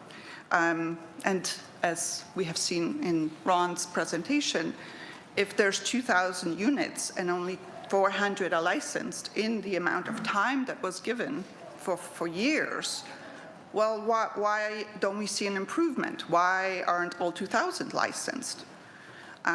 So I believe the focus should be more on enforcement, where it's not creating any more rules, not creating any more licenses, not punishing the people that follow the rules, but finding people that are not following the rules and punishing them. Because licensing does not change the fact that good landlords pay more fees. Licensing does not give the city any single new enforcement tool. It does not give inspectors any more authority than they already have. It does not solve the backlog of complaints, and it doesn't force repeat offenders not to offend. So with all this paperwork and everything else, it just causes more fees for the landlords. But we do, as everybody says, have the city bylaws, the Residential Tenancies Act, so just a matter of enforcement.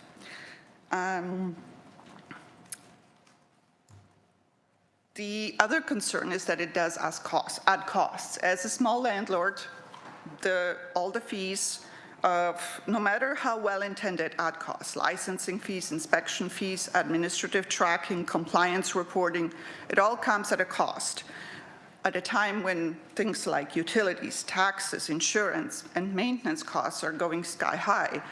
And that at the end of the day, landlords have to decide, will they put that money towards keeping their properties in good condition or paying the fees, because there's only so much going around. And one of the ways of getting all these costs taken care of is raising the rents. And that is not good for anybody. Tenants don't like that. And of course, supply. I am also a real estate agent in the city. I have been for 21 years. And I have talked to landlords from Ward 1 that are very worried about licensing and are saying they don't want it. They are just going to sell their properties. In the last 2 years, I have sold 3 that have become single-family homes. And so I'm all for targeted enforcement and steeper penalties for repeat offenders, and better coordination between different departments in the city of Hamilton so that they talk to each other and not get lost in email me your information and nobody really looks at it. And that will hopefully help with the housing stock and providers wanting to do more rental units so that the tenants feel safe, they have more options, and prices stay relatively affordable.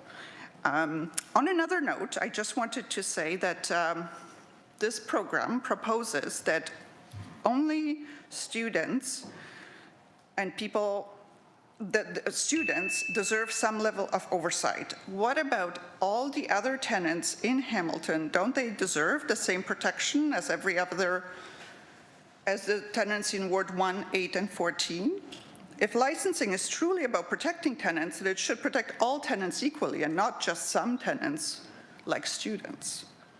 So I urge the council to consider all the options very carefully. Thank you. Thank you, Maggie. Speakers list is open.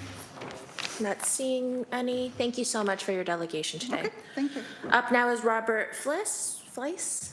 Robert, sorry if I said your last name wrong. Okay. And on deck will be Daniel Chin after Robert.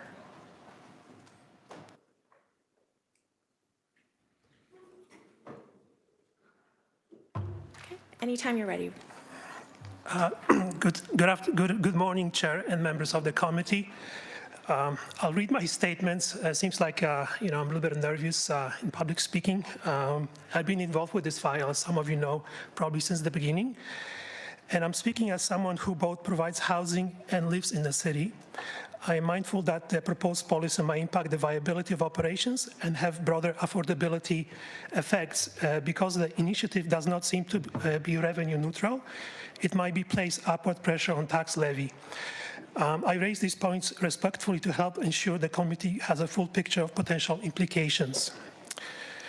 So once again, thank you for opportunity to speak today. I want to begin to recognize the significant effort that went into the pilot program. It required a great deal of work, not only from the city staff, but also from the housing providers who participated. Myself, I'm very pleased with everyone involved from the city. It was very cordial and stressful but doable experience and costly. So their cooperation allowed Hamilton to study this issue in depth, and again, valuable lessons about rental housing. Ensuring safe and compliant housing is important. And I don't want to contribute to, I don't want that contribution to be overlooked. The pilot has shown that licensing system can be administered. Processes were developed, inspections were carried out, and some units were brought into compliance. In that sense, the pilot demonstrated feasibility. But feasibility is not the same as effectiveness. The final report itself highlights several gaps that make a permanent decision difficult to justify. A major cybersecurity incident erased hundreds of applications, disrupted inspections, and prevented public consultation. Out of more than 1,200 applications, initially it was supposed to be 2,000 homes, only 410 licenses were issued, leaving us with an incomplete and unreliable data set. Financial tracking was also compromised, meaning the cost recovery model cannot be properly assessed. Staff might point out that the pilot uncovered non-compliant rental units. That is true, and it matters. But identifying violation is not unique to licensing. It is the result of inspections and enforcement. The city has already had strong property standards, fire code, and building laws, as other speakers presented. If those had been consistently enforced citywide, we likely would have seen the same improvements without the added cost and risk of permanent licensing scheme. And just a digression, I walk here from a parking lot just across YMCA, and there's all kinds of tents and homeless people out there. I really feel thorn as a resident of the city. To the yes, perfect. that Thank we're you. targeting certain wards and not really, providing this benefit to other people, targeting homelessness. The financial side is also a concern. The pilot did not meet the recovery goals, and the permanent program is based on projections rather than proven outcomes. Renewal fees are set to rise by nearly 50%, yet revenues during the pilot were significantly less than anticipated.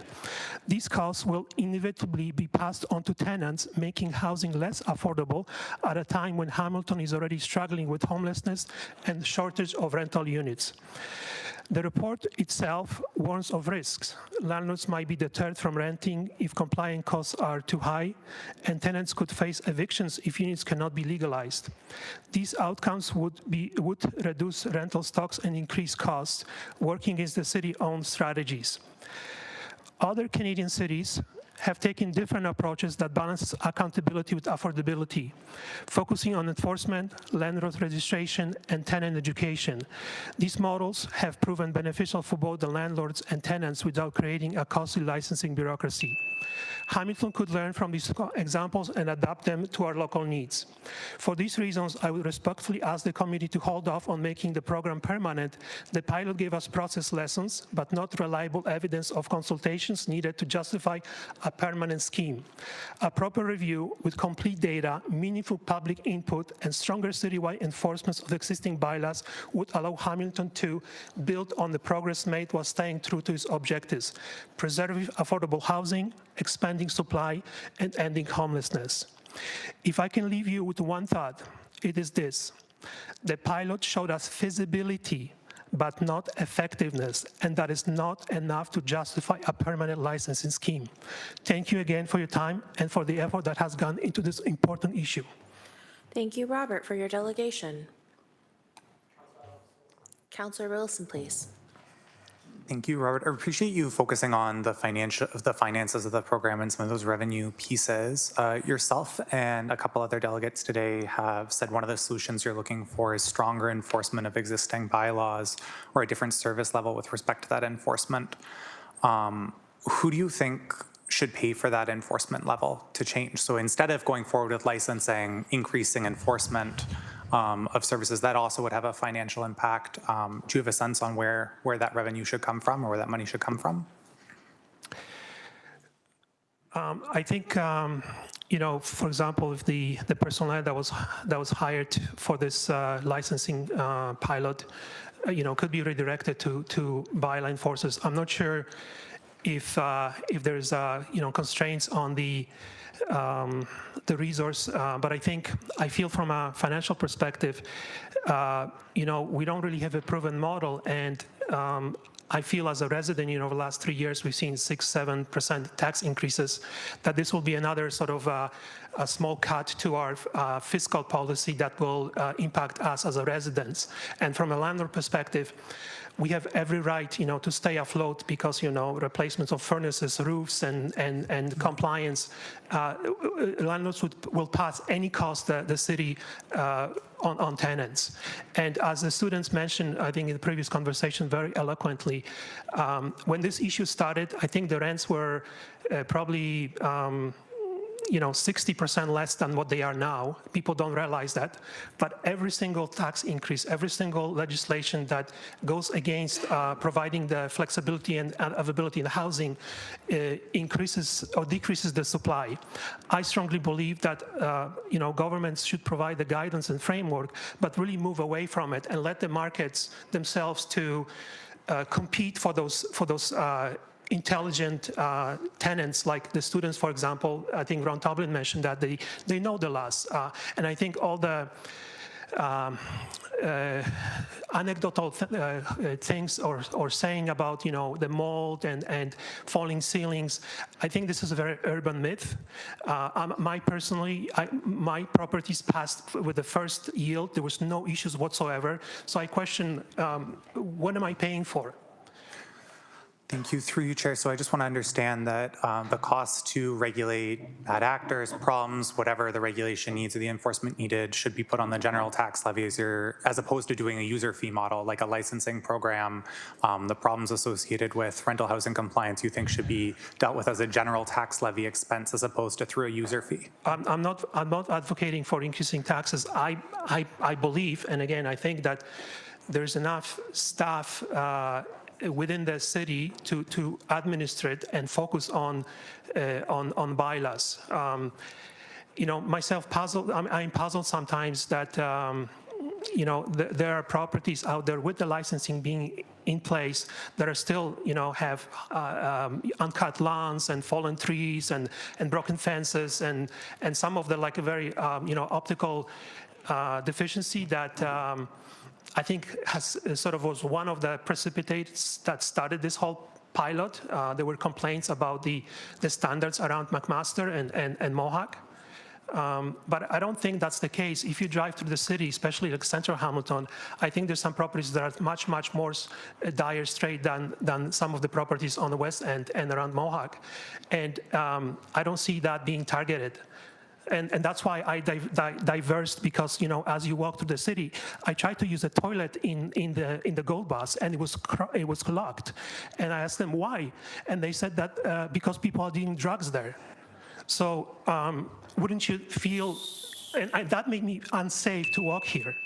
And I feel that as a citizen who lived here for 30+ years, that we're focusing on something that is not broken, but the places that are broken are being unattended. So let's focus on what it matters so I and other citizens and my kids could be safe in this city. Those were my questions. Thank you, Chair. I appreciate it. Again, the focus on the financing. Councillor McMeekin, please. Thanks. Thank you, sir, for your presentation. I think we all need to be concerned about the cost, but particularly if there are some options that perhaps, as you suggested, we need to take some time to explore a little bit deeper. I'm fascinated by your, well, not fascinated, nor am I surprised, but I appreciate your reference to visibility versus enforcement. And it occurs to me, just an observation, but I'll make it a question because those are the rules of the game. I think I will. Yeah. Regardless of what happens, whether we endorse this or not, the issue is still one of enforcement. The issue is still one of having standards and making sure those standards are met. Is that your contention? Yes, and I hope that I made this clear in my presentation, because I think Council Terry Whitehead, I think, in the past iterations of Council, there were arguments always made about, there's no price on safety. And I truly believe on that. If this costs $5 million to save one life, for sure. But I think everything, the narrative that is out there by advocates against landlords, against, responsible people, it's an urban myth. It's not true. People have choices. People are smart. There's market economy out there. I am competing for that tenant with other landlords, and in order to be able to compete for them, I improve the properties all the time to make them competitive, and that's what driving improvements, not the regulations and the city. And another, it is not a digression, but for example, in September I had fire inspections done. I just called yesterday by fire inspector to schedule another inspection because there's a backlog. Why are we doing 2 inspections in 1 year, 2 months within, not even 2 months within 1 inspection? And this is just to check the box. And it's clear, I was told by the inspector, the fire inspector, that he was paid overtime on a $150,000 salary. I don't know how much that is. But I don't think that's a viable use of our resources to have 2 fire inspections within the span of 2 months just to check the box for somewhere that is safe. So there's no common sense. And of course, I'm complying. We set the date for that. But I was just like really pulling whatever I have in my hair. Like this doesn't make sense. And there are probably other deficiencies or inefficiencies. So I would strongly ask the council to reconsider this. Don't jump into this. There's very little percentage of bad actors. We don't need licensing to really fix something that is not broken. And with the lack of now of the international students, there's a little bit more supply, I would feel. However, I've never seen this. People, as soon as there's a property available, they come with resumes, with CVs, sort of like pictures. This is our group. This is our value proposition for your property. That tells me it's super competitive. It's very hard for people. Parents are very stressed out. And I was also on that receiving end when my kids were going to university. I was also renting in other cities. It's a very stressful experience for people, and adding that stress to responsible, housing providers, it's unnecessary in my opinion.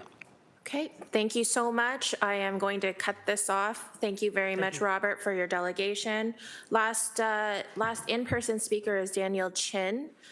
Daniel is here and he has a presentation, so we're going to get that set up for him.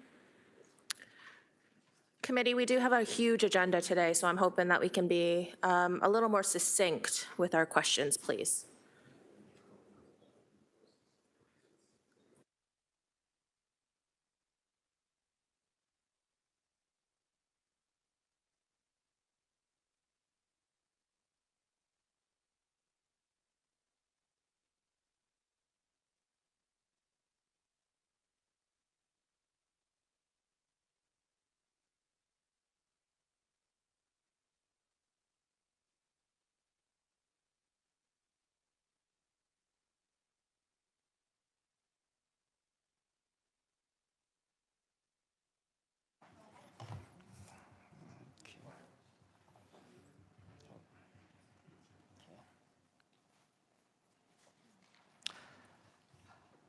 Good morning, Madam Chair, and members of the Planning Committee. My name is Daniel Chin, President of Hamilton and District Apartment Association.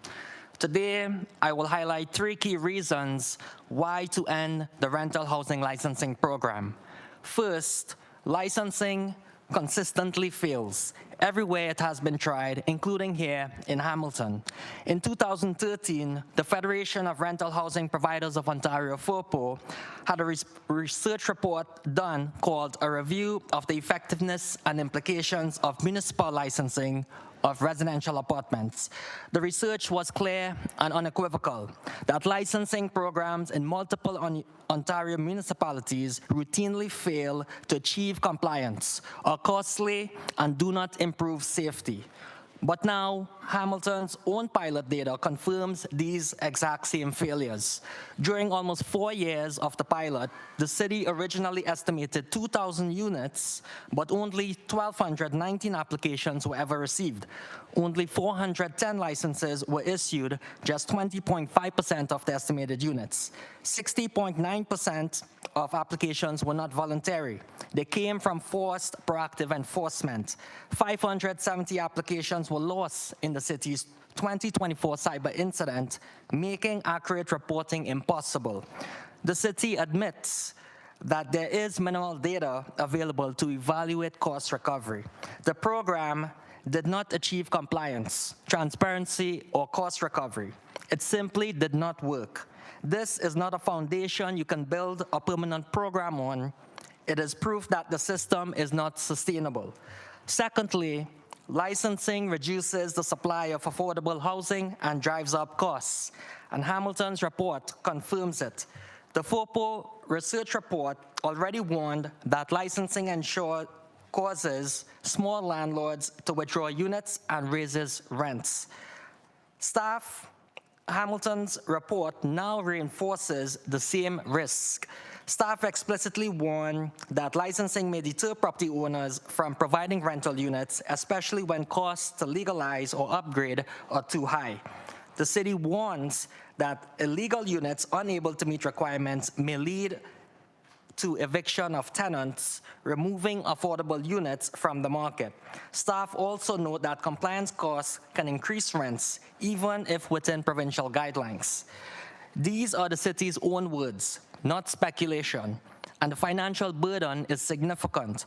In 2026, applying for a license will cost $815 and change plus applicable tax, up from $715.14 today. Annual renewals will cost $604.45 plus HST, up from $415 today. At a time when Hamilton desperately needs more rental supply, licensing introduces costs and risk that encourage landlords to exit the market. The city itself warns about this outcome, and it should not be ignored. Lastly, Hamilton already has stronger, more effective enforcement tools, and the pilot shows these tools work better than licensing. The FORPO report showed that licensing does not target bad actors effectively, while existing enforcement tools, inspections, property standards, orders, fire code enforcement, zoning review, and search warrants are far more effective.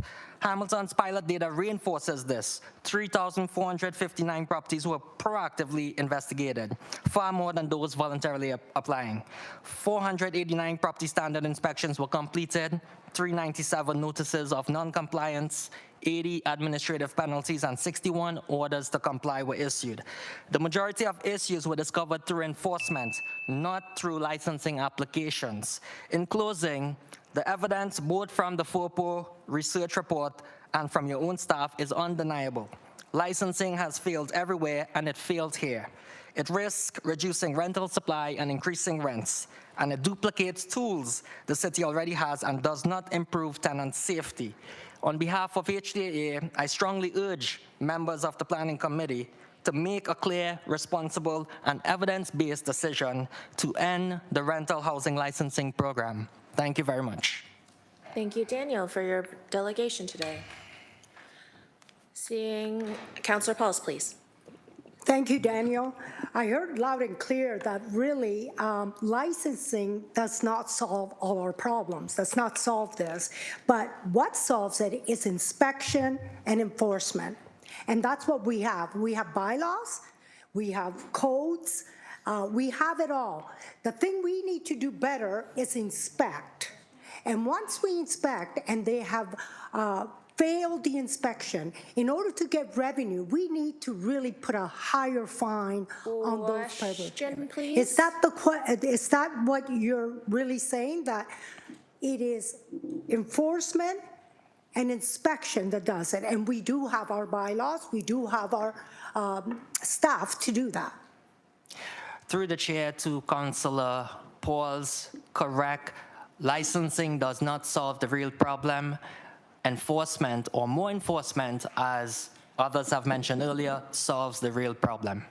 Thank you. More cost effectively. Thank you. And also, maybe it's a question for staff. Okay, thank you. Thank you. I do see Councillor Cooper, followed by Councillor Clark. Councillor Cooper, please.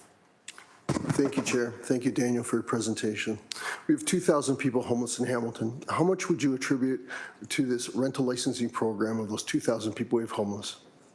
Do you have any sense of what that might look like in your I don't numbers? know if that's within the scope of where Daniel can opine on, but can you Could rephrase? repeat the question, Councillor Cooper? So I was just, like, as we were talking about the affordability issue and the number of units that are no longer rental units since this program has come in, some of the statistics you went through, I was wondering if you had also looked at the impact that it had in terms of number of units that have now disappeared and the link with that with homelessness is what we're seeing. Some of the other delegates have talked to that, talking about 339, I'll say units missing now.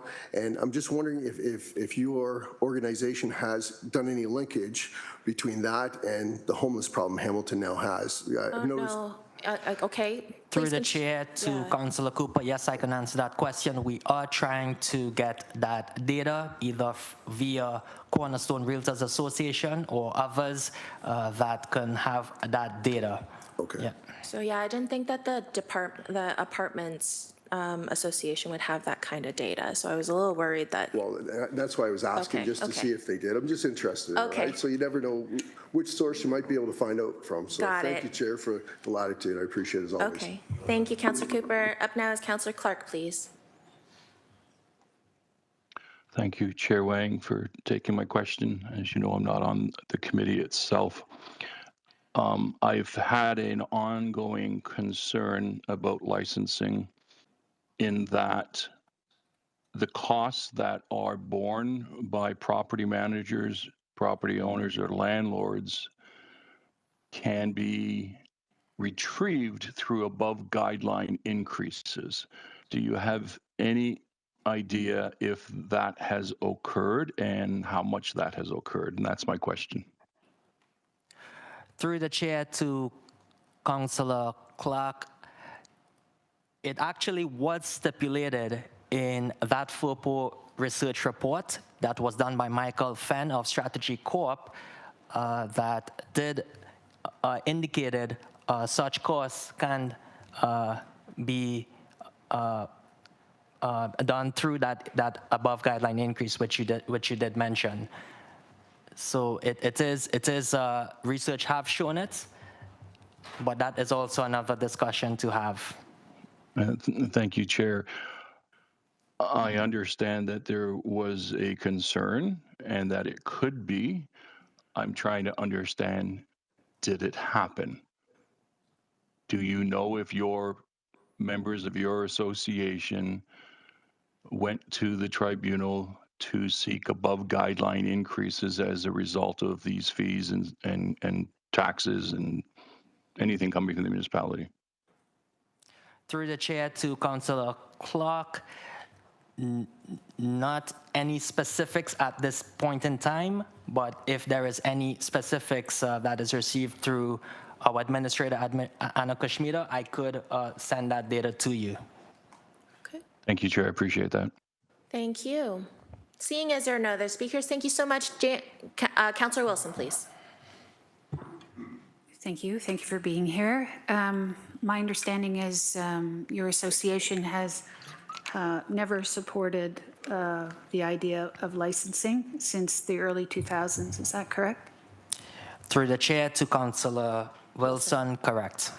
And I think your website says that you hired a full-time consultant to lobby members of council called Maple Leaf Strategy.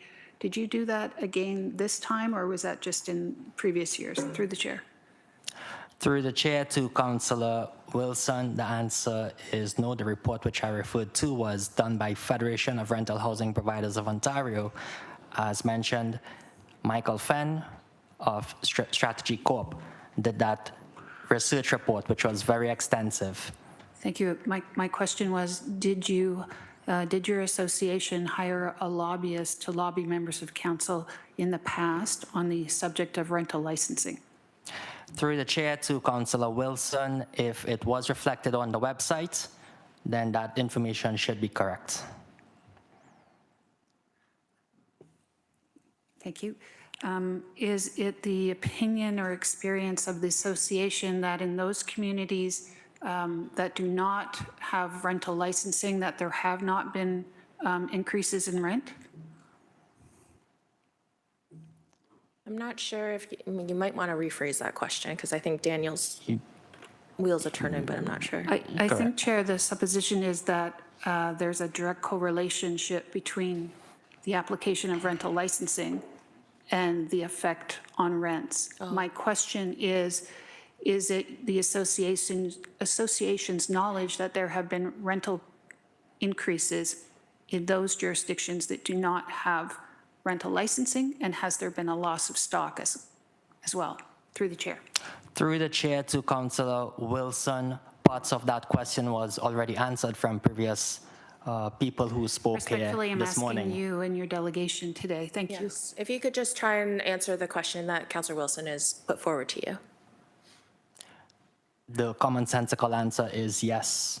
As mentioned in these research reports, the cost will be passed on to tenants. I believe it was mentioned earlier this morning. My question is the assertion by your association that there are no rental increases in jurisdictions that do not enjoy rental licensing? Through the chair.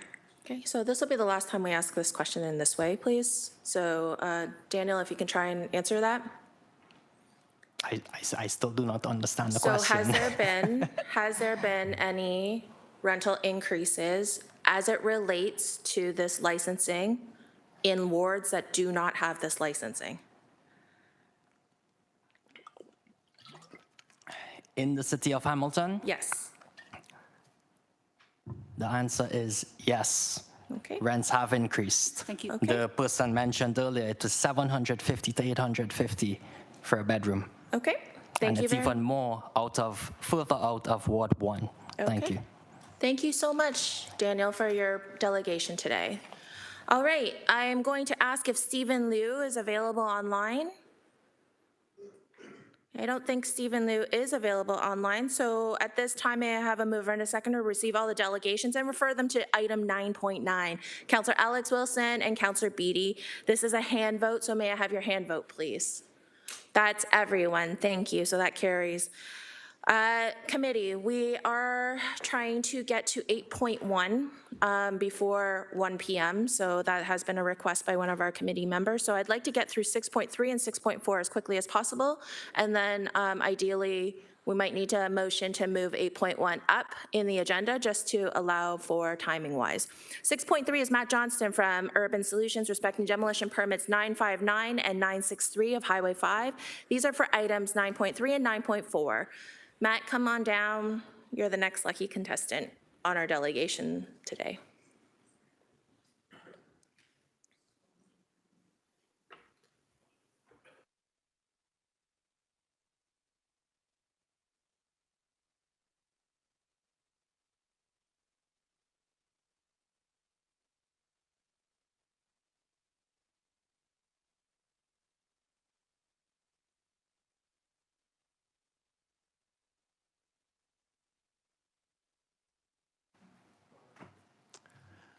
Good morning, members of committee, staff, and the public. My name is Matt Johnston, registered professional planner with Urban Solutions. I will try to keep my remarks brief, but do want to just walk through a quick presentation with regards to a demolition permit that's been requested on behalf of Flamborough Downs Limited. As I'm sure we all know, Flamborough Downs is located on Highway 5. It's the Elements Casino Flamborough and Flamborough Downs Harness Racetrack. On the property, we have one existing dwelling up at the north end of the site near Concession 4 that's currently occupied and rented out. We have the main use on the lands being the casino and racetrack and some stables.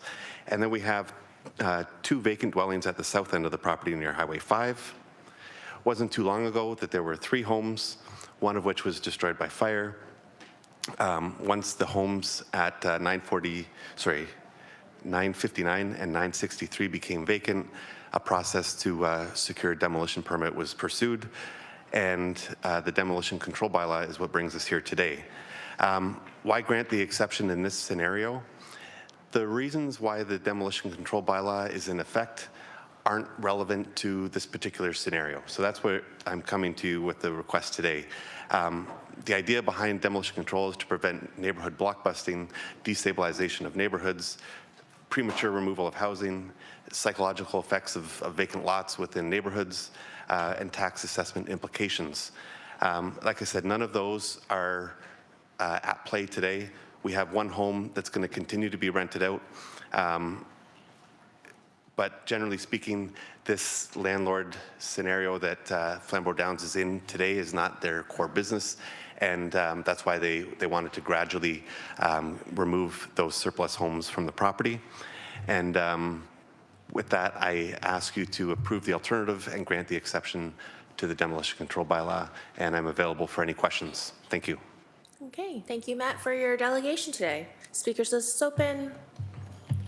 Seeing none, thank you for your delegation. Thank you. At this time, I do need a mover and a seconder to receive this delegation. Councillor Alex Wilson and Councillor Cooper, this is a hand vote, but before we go, I think Councillor Alex Wilson has a question. Thank you. In receiving this delegation, if I could just ask a quick question of staff. On the agenda later is a revised proposed demolition control bylaw. If that bylaw were passed by committee today and then ratified at council, what impact would that new standard have on these applications? Understanding that we're in a moment of transition, so assuming we make those decisions later today, how would these applications have been assessed under that new standard? CBO Lally, please. Thank you, Councillor, for the question. Rob Lally, Chief Billing Official.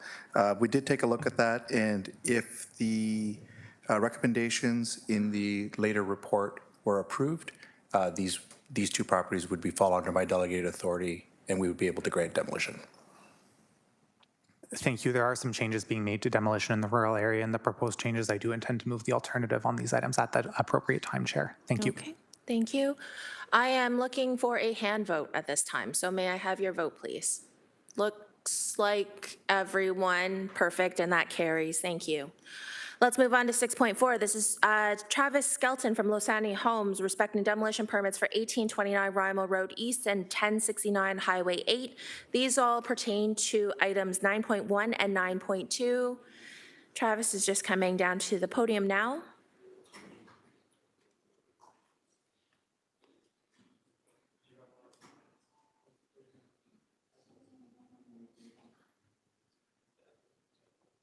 We're just getting Travis set up at the podium at this time.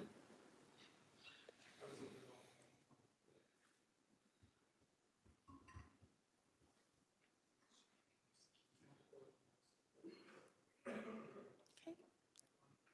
Anytime you're ready, Travis.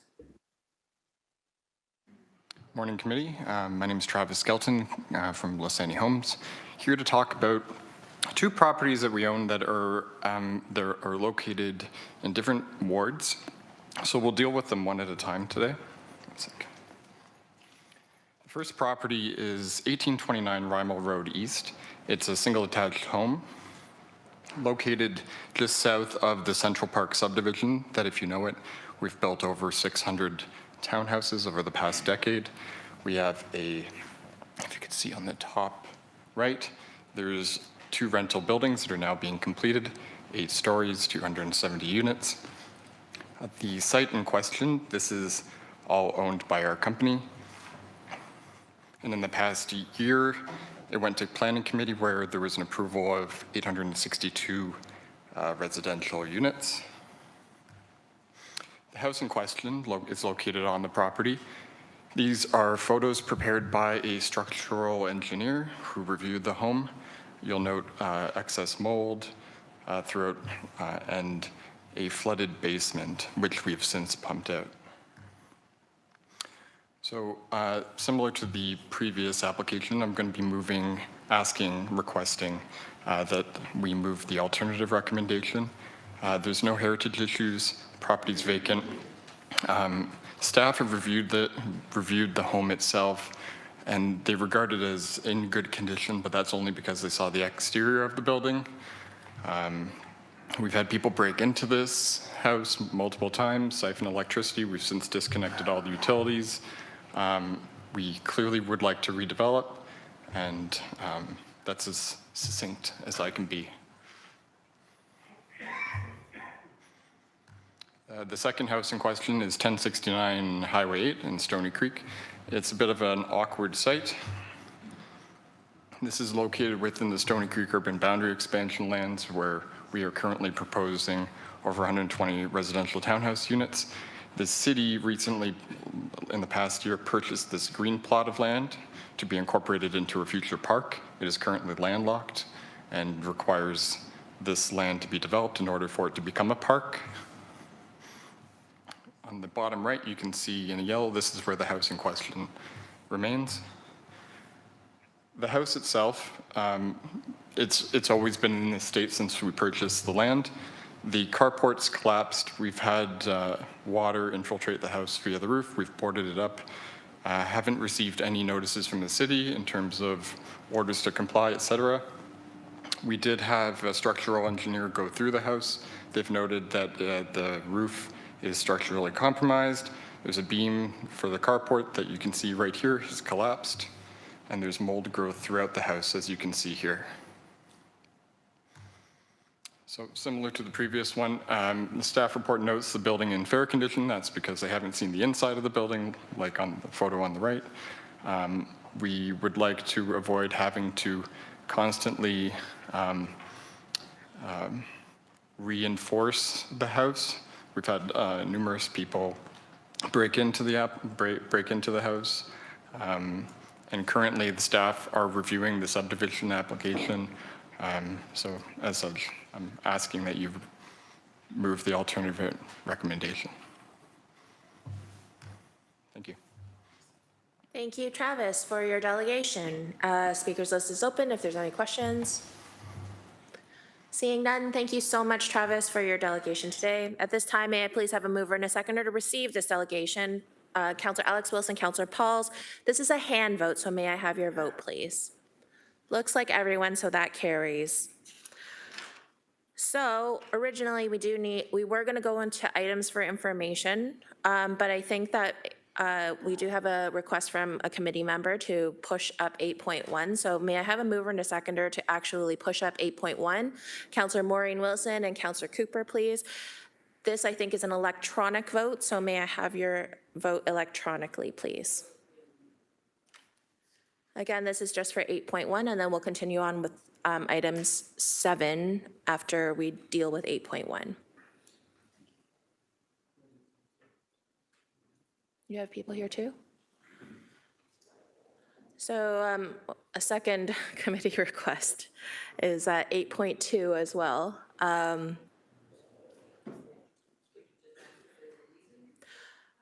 Councillor Taddison, do you have a reason for pushing 8.2 up? I think for the interest of the parties that are here, yes. Yes. Okay, so there are delegates that are here from 8.2 as well, so let's combine the two for 8.1 and 8.2. We already have a mover and a seconder for 8.1 and 8.2 to be moved up in the agenda. So let's go to the vote, please. Vote is up.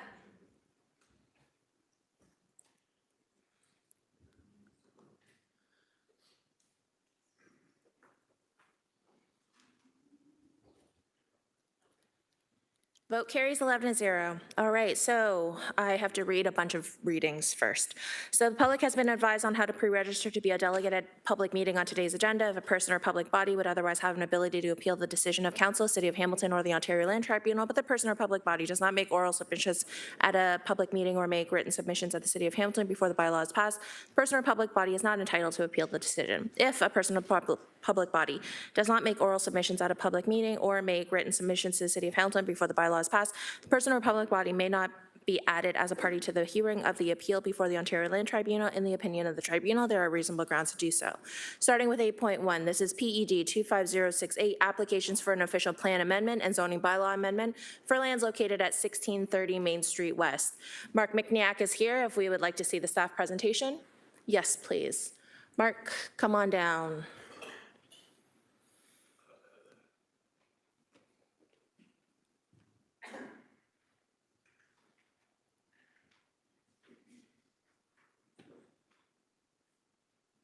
And we're just getting Mark down to the podium.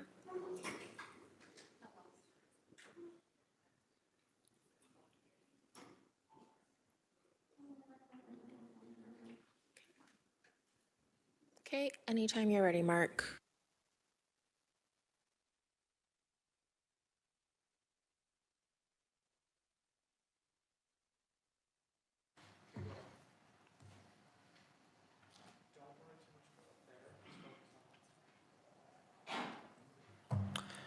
Good morning, Chair, members of committee, staff, and public in attendance. My name is Mark Micniak, and I'm a planner with the Development Planning Division. Today I will be discussing official plan amendment and zoning bylaw amendment applications for lands located at 1630 Main Street West and 69 Sanders Boulevard in Hamilton. The subject properties are located at the northeast corner of the intersection of Main Street West and West Park Avenue. The subject properties have a combined area of 0.47 hectares and are currently vacant. The surrounding land uses include a single detached dwelling to the north, a sales center and vacant land to the south, a multiple dwelling, single detached dwellings to the east, and multiple dwelling, single detached dwellings, and an animal hospital located to the west. The purpose of the official plan amendment is to amend the Ainsley Wood Westdale secondary plan to modify site-specific policy area K to permit a maximum building height of 12 stories and a maximum density of 615 units per gross hectare. The purpose of the zoning bylaw amendment is for a change in zoning from the mixed-use medium-density C5 730 zone to a site-specific mixed-use medium-density zone to permit an increased building height from 30 meters to 40.5 meters and from 11 meters to 18.2 meters, among other modifications. Staff are recommending denial of both the official plan amendment and zoning bylaw amendment applications. These applications will facilitate the development of a 12-story mixed-use building, which contains 290 dwelling units and 268 square meters of ground floor commercial area. Vehicular access to the site will be provided via Sanders Boulevard to the north. These next few slides, you'll see the building elevations. Here is the south elevation, which is how the building will appear from Main Street West. And here you see the the north elevation, which shows the building, how it will appear from Sanders Boulevard.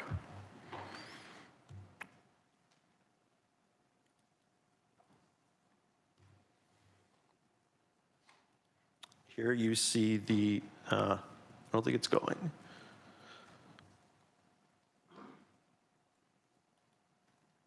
Oh, there we go. Here you see the east elevation. I think we skipped over. Sorry, this is the east elevation. The previous slide was the west elevation. And here you see elevations of the 4-story annex from multiple directions. Starting from the top elevation and going clockwise, the views are from the east, west, and from the north.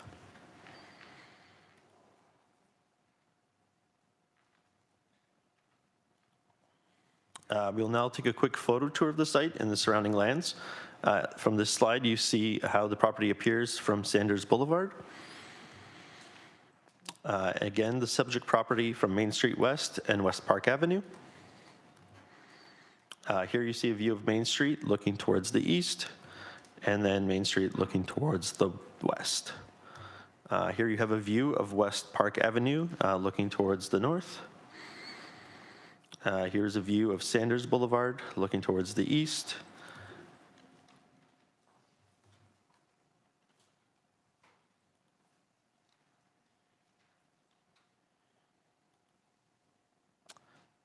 Sanders Boulevard again, looking towards the west.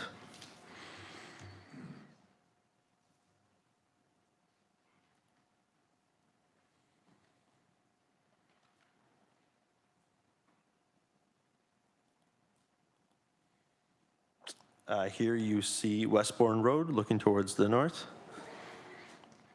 And the next few slides, you'll see the adjacent properties. Here we are looking towards the south. This is a view of adjacent property to the west. And this is a view of another property to the west located at 10 West Park Avenue. This is the adjacent property to the east located on Main Street West. And then another view of properties located to the east of the subject site. As part of the planning process, this application was circulated to property owners within 120 meters of the subject lands, and a sign was installed on the subject property. In addition, notices were placed in the Hamilton Spectator and on the city's website. At the time of writing the report, no public correspondence had been received. However, subsequently, two written submissions were received. These two submissions expressed concerns with height, privacy, shadowing, traffic, safety, parking, vehicular access, and tree removal. A public consultation meeting was also held on September 23rd, 2024 at 1605 Main Street West. A circulation radius of 120 meters was utilized. Approximately 11 individuals attended this meeting. Individuals expressed concern about parking location, traffic, pedestrian safety, property management, noise, sustainability, tree protection, and the front elevation design. In conclusion, the proposed official plan amendment and zoning bylaw amendment applications cannot be supported as they are not consistent with the provincial policy planning statement and do not comply with the Urban Hamilton official plan and Ainslie Woods Westdale secondary plan. The proposal does not comply with the city's urban design and intensification policies and is not considered to be good planning as the cumulative impact of the increased height and massing results in an overdevelopment of this site. This concludes my presentation, and I would be happy to answer any further questions. Thank you, Mark, for your delegation, for your presentation today. Speakers, list is open. Councillor Maureen Wilson, please. Thank you very much. Thanks for your work on this. If I stray into the report, Chair, please advise me, and I'll go back on at that time. So if I may, just a little bit of legacy on this. There was a submission that the city denied. It went to the OLT upon appeal by the applicant, and permission was granted for this site to construct a 9-story residential unit. Is that the case? Through the chair. Through you, Chair, there was an application for a 9-story building. The applicants appealed for a non-decision, and then it went to the OLT, which approved that application. Subsequently, we did receive a site plan application for that site, which has received conditional approval. Thank you. There is conditional approval for the 9-story. That is correct, yes. Okay, thank you for that clarity. Did either the original submission or this submission make its way, I know voluntarily, to the design review panel through the chair? I was not involved with the original submission, so I'm not sure if that file did, but this file I did not go to the design review panel. For my colleagues, the answer is no. Thank you. To your knowledge, through the chair, were there 2 different architectural firms who were commissioned to work on these 2 distinct proposals, somewhat distinct? Through the chair. Through the chair, again, I did not work on the original. I've only seen works from one architect on this submission. Thank you. The answer is there were two different architectural firms. Thank you, through the chair. Can you speak to me about the comment on the 10th story step back for a 12-story proposal and its functionality in addressing the wind concern as noted by the consultant and staff, through the chair? Through you, Chair, the 10th story step backs provide amenity area. They're not intended to provide any wind mitigation. The step back on the 5th story was intended for wind mitigation. However, the report submitted by the applicant stated that that step back would not provide any noticeable difference to the wind condition at the ground floor. Yes. Counselor, I think you're teetering into report territory. Okay, thank you. Are you able to comment on whether any of the units will be affordable? Through you, Chair, there was no indication that any of the units would be affordable in the submission documents. Thank you. Will you be able to comment on whether the applicant is committing to a level of sustainability in the build design, through the chair?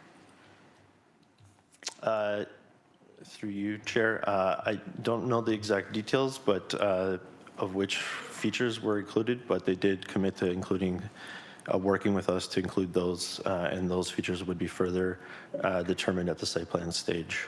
At site plan, okay. So, Last question. Counselor, yeah, you're getting into report territory again. Okay, thank you, I appreciate that. Chair, I'll save my questions for, are you able to tell me, I noticed through the chair that you stated in the approval for the one that is at, that gained site plan approval, no, that's not on the floor, beg your pardon.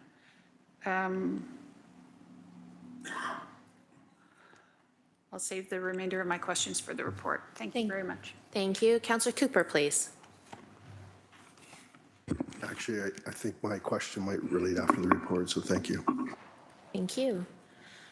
Seeing as there are no more speakers, Counselor Pauls, please.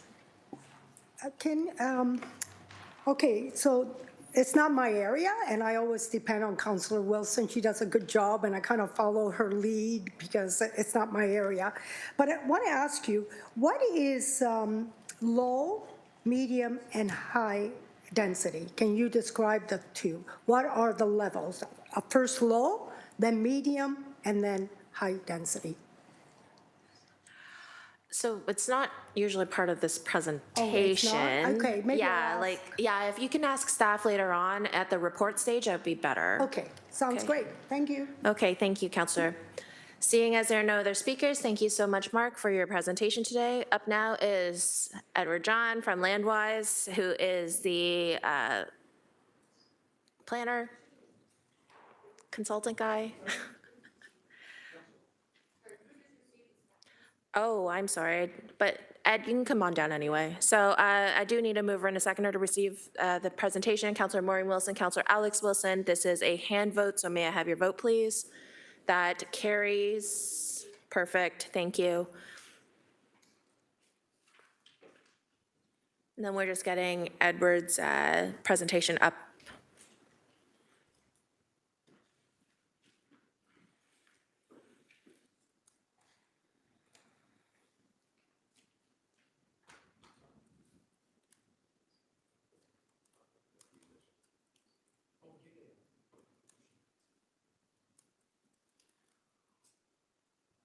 Okay.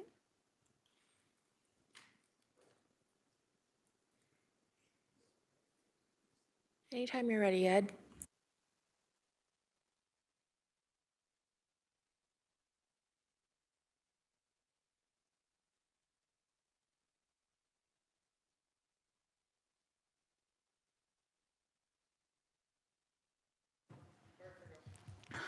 Good afternoon, and dare I say it, happy holidays. Too soon? Too soon? Feels too soon. So, members of committee, members of staff, and those public attending today, my name is Edward John. I'm a registered professional planner and a partner for Landwise, representing the development here at 1630 Main Street West. I do want to begin by thanking staff for their time and effort on this file. While I do not support the recommendation and instead would seek to have committee approve the alternative for consideration, I do recognize the complexities and challenges inherent in infill applications.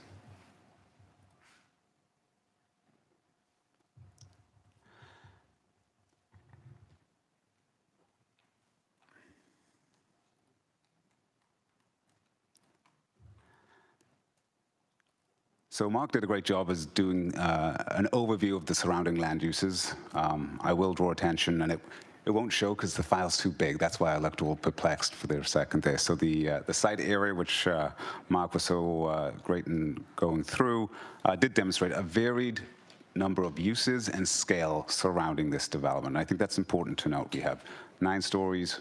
This itself, the site is 9 stories permitted. We have proposals for 20-plus stories across the street. We have commercial, we have institutional, and we have industrial uses all surrounding the issue. So it is a very eclectic area, both in terms of scale, form, and function. The site itself is already zoned for 9 stories, with a proposal before you today seeking to add an additional 3 stories in height and a change in form at the rear. The 12-story portion of the building would be stepped back at the 6th and 10th floor, respectively, to address bulk, scale, and massing, and ensure minimal to no additional shadow impact above that beyond of the approved 9-story permitted building and surrounding existing uses. Achieved through this redesign is additional density through a mix of unit sizes, better site circulation, and less area dedicated to parking, all within a form arguably indiscernible to the impact of the previously approved building.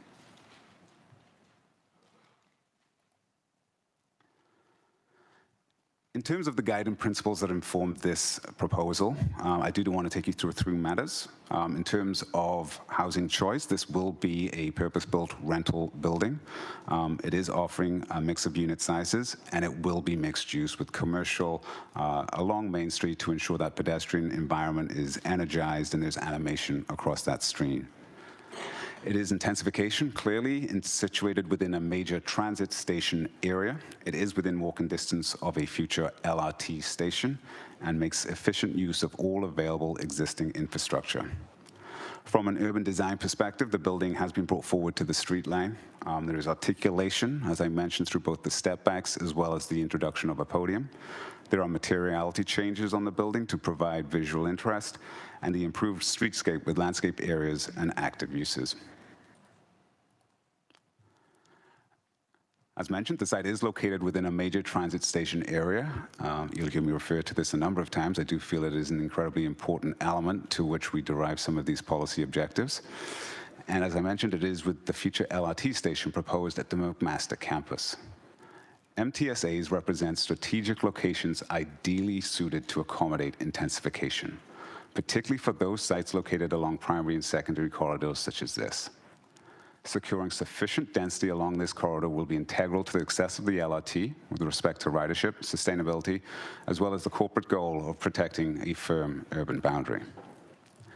The distance itself represents a brief 8 to 10-minute walk, 10 minutes for me, maybe 8 minutes for my partner, with numerous commercial and institutional uses available within a similar walking distance.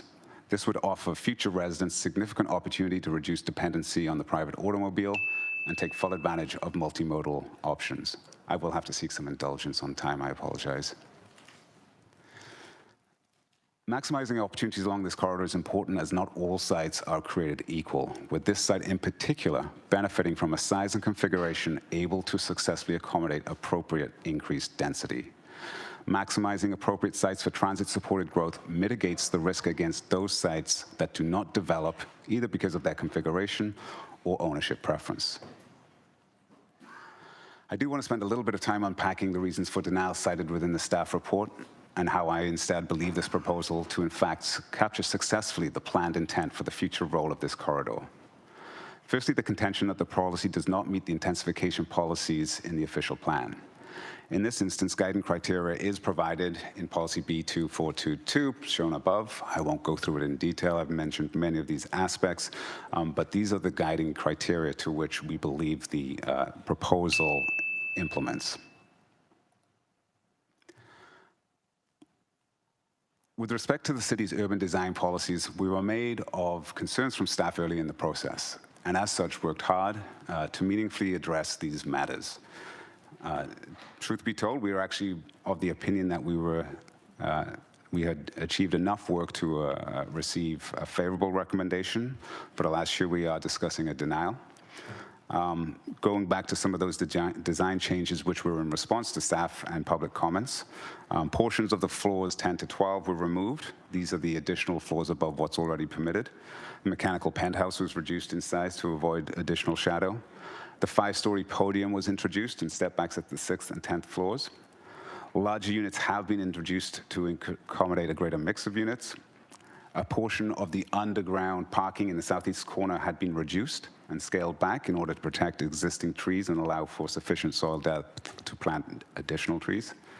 Removal of surface parking and walkway introduced to increase landscaping and circulation, and then obviously commercial entrances recessed to foster that pedestrian environment along the street. How many more slides do you have? I'll go through this quickly. I'll move them quickly. 2 more minutes then? 3 would be great. 3 minutes.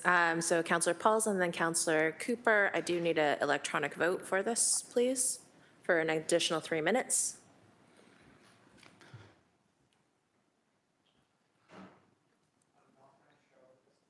Yep. 3 minutes. Cooper.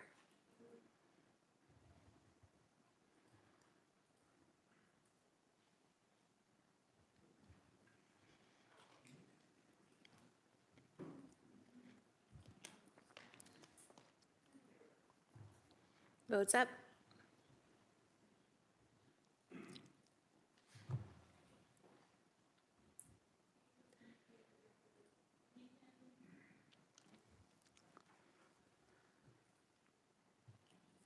Vote carries. Okay, 10-0. Please continue. Thank you, and I will be brief. So a shadow study was submitted in support of the application. It demonstrated that the existing and approved uses surrounding it, that the proposed additional 3 stories would have a very minimal effect, particularly on 10 West Park with no additional shadows, and approximately a small area of a property on 14, I believe 11 minutes of additional during that period. With respect to concerns of overlook, a 9-story building has already been approved in the lands, and so it's reasonable to expect no additional impacts would be experienced from the proposal. Staff did indicate there is an intent of the density policies of the secondary plan being concerned. I do want to draw attention to the weight attributed to the density provisions of an existing secondary plan.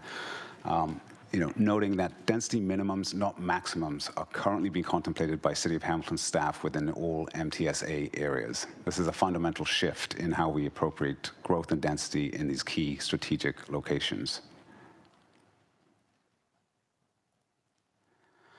I think the Ward Council drew attention to the previous OLT finding. I will say for the 9-story building, similar concerns by staff were stressed.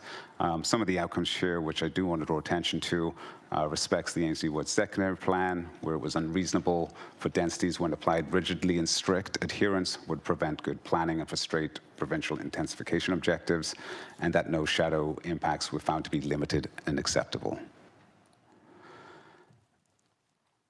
Continuing on addressing the concerns raised in staff, it is noted that compared to the previously approved 9-story proposal, positive changes have been made to make better and more efficient of the underground parking, scaling it back to allow for trees. The protection and viability of trees was raised, and I believe this could be dealt with through a holding provision. Noise and odor were raised. I will note that residential uses are already permitted. We submitted studies to suggest that they are appropriate in this location. And to suggest that intensifying existing residential permissions somehow is contrary to the PPS based on compatibility seems at odds to the prevailing policy framework. And I will mention the city themselves just last month brought forward an official plan amendment for lands immediate adjacent to this site and seemed to have no issue with PPS conformity at that time.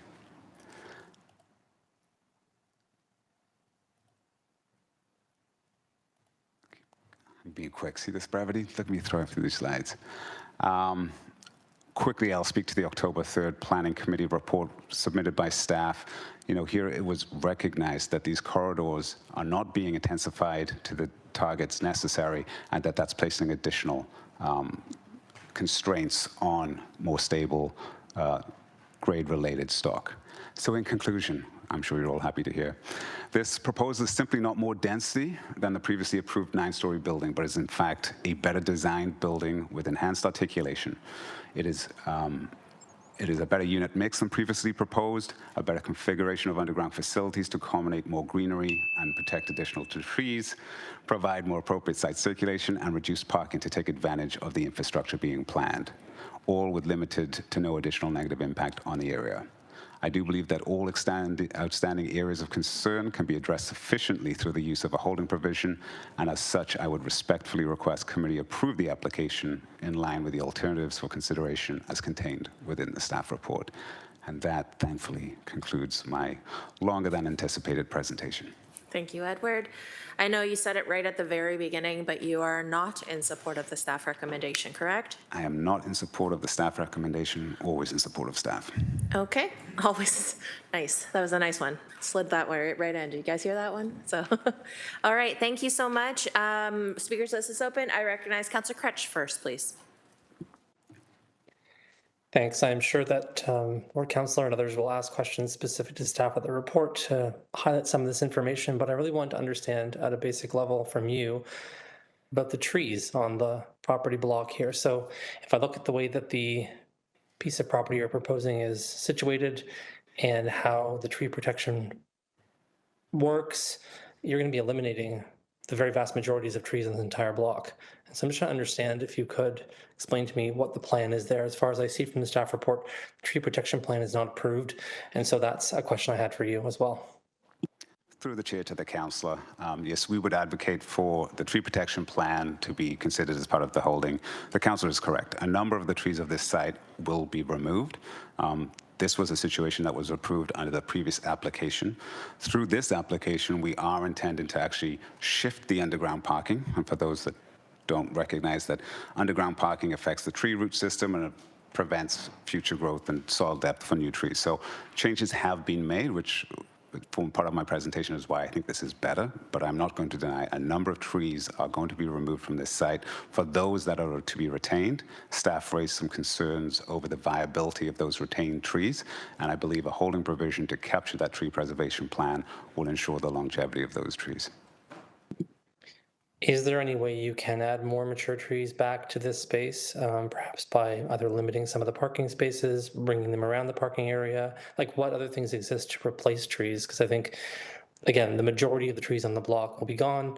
This is just going to increase urban heat impacts, and something we're trying to avoid as a city when it comes to our climate change principles. So trying to understand what you're going to be doing to make up for that. Through the chair to the councillor, the best approach would to be continue to scale further back on the underground parking. We would have to take a look at it, make sure we're meeting the required parking. We are utilizing the infrastructure there, so we do not depend on parking as we would previously in the past. But to the council's question, we would have to scale back the underground parking because that's where you get the limitations with soil depth. So it's not so much what's happening on the surface, it's more underneath that is affecting the ability to get good mature trees in this site. But, I'm looking towards the client. I'm sure that's something we are more than happy to explore, recognizing we don't need or require as much parking on the site based on its location. Thanks. Those are my questions. Thank you, Councillor. Up now is Councillor Cassar, please. Thanks, Chair. Thanks, Edward, for the presentation. Just one question around the wind impact on pedestrians on Main Street. In the staff report, it said the step backs that are proposed aren't really sufficient and that the environment for pedestrians at street level wouldn't meet requirements. Can you please talk about that? Through the chair to the council, I do want to correct that. So the changes made to the building, we did have another review from a wind perspective. The original wind study did not suggest unacceptable levels of impact that couldn't be addressed at site plan stage at the ground level. So when we made the changes and the report says there's not a material, improvement, it's not an improvement from an already acceptable position. So I just want to make that very clear. So, I think that's been misunderstood in terms of that secondary wind study that was done. There will be some nominal increase in improvement, but not significant. But the base study did not demonstrate unacceptable areas that could not be addressed at site plan stage. Thank you. Councillor Pauls, please. Thank you. I was wondering, how far is it from McMaster? This morning we talked about rentals and all that.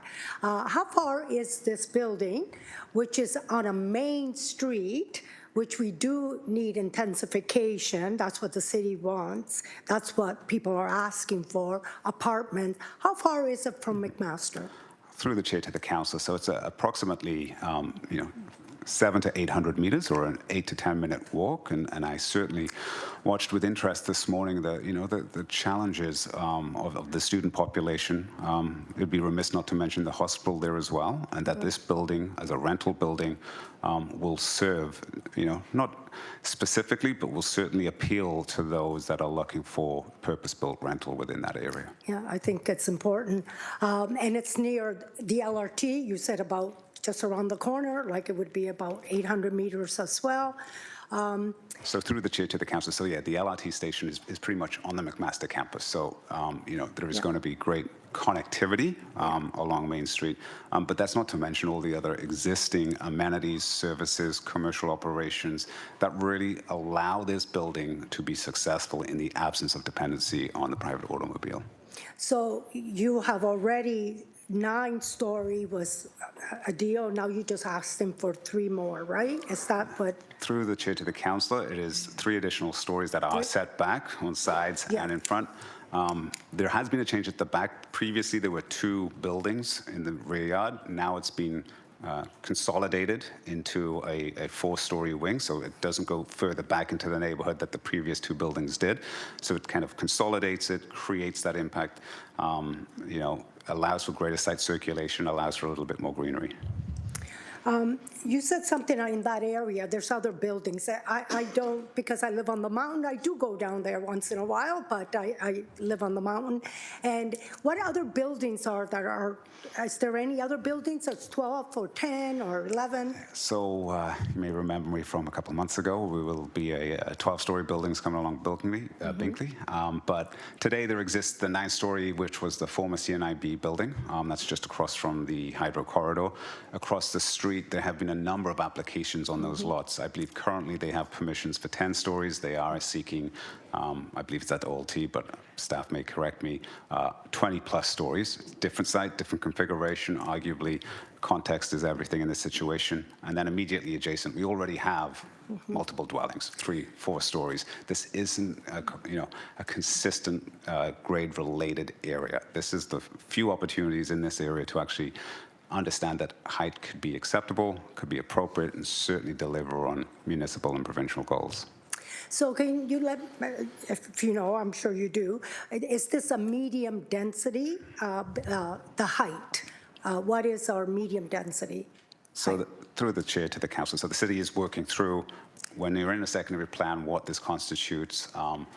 They are looking at those corridors. Medium density is up to 12 stories. Up to 12 stories, 6 to 12 stories, I believe, is the definition. I will stand to be corrected if I'm wrong, but I'm very confident that's the case. That's entirely appropriate for this corridor. 6 to 12 stories is an appropriate corridor. This isn't about just trying to get as much density as possible. This is a better way to proposition that density in this form, and it does provide much-needed rental housing stock. I find it ironic that up on the mountain, we could do 20 stories on not a wide street, and this is a perfect location. Like I said, it's not my area. Councillor Wilson, she has the lead to this, but yeah, it looks amazing, and thank you for answering questions. Okay, thank you so much. There are no other speakers. Thank you so much, Edward, for your delegation today. At this time, may I have a mover and a seconder to receive the delegation from the agent? Councillor Alex Wilson and Councillor Cassar, this is a hand vote, so may I have your vote, please? Looks like everyone, so that carries. We do have registered delegation. Rosemary Lucosius is here. Is Rosemary here? Hello, Rosemary, come on down. Take your time, please. Yeah. Great, thank you.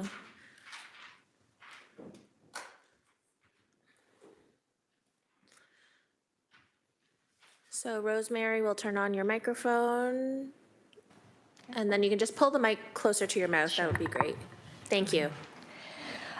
Good afternoon, members of the Planning Committee. My name is Rosemary Lukosius, and I am a resident living within close proximity to this development and the chair of the Ainslie Wood Community Association. If my face looks familiar to you, it was because I was here not too long ago delegating about another development which was just mentioned regarding a 12-story building just 200 meters from this one along Main Street West in Ainslie Wood North.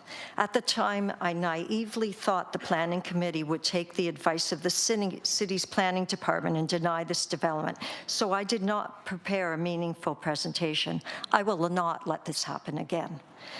At the time, it was implied by a couple of members of the committee and a delegate that our neighborhood did not want an intensification, which is frankly not the case.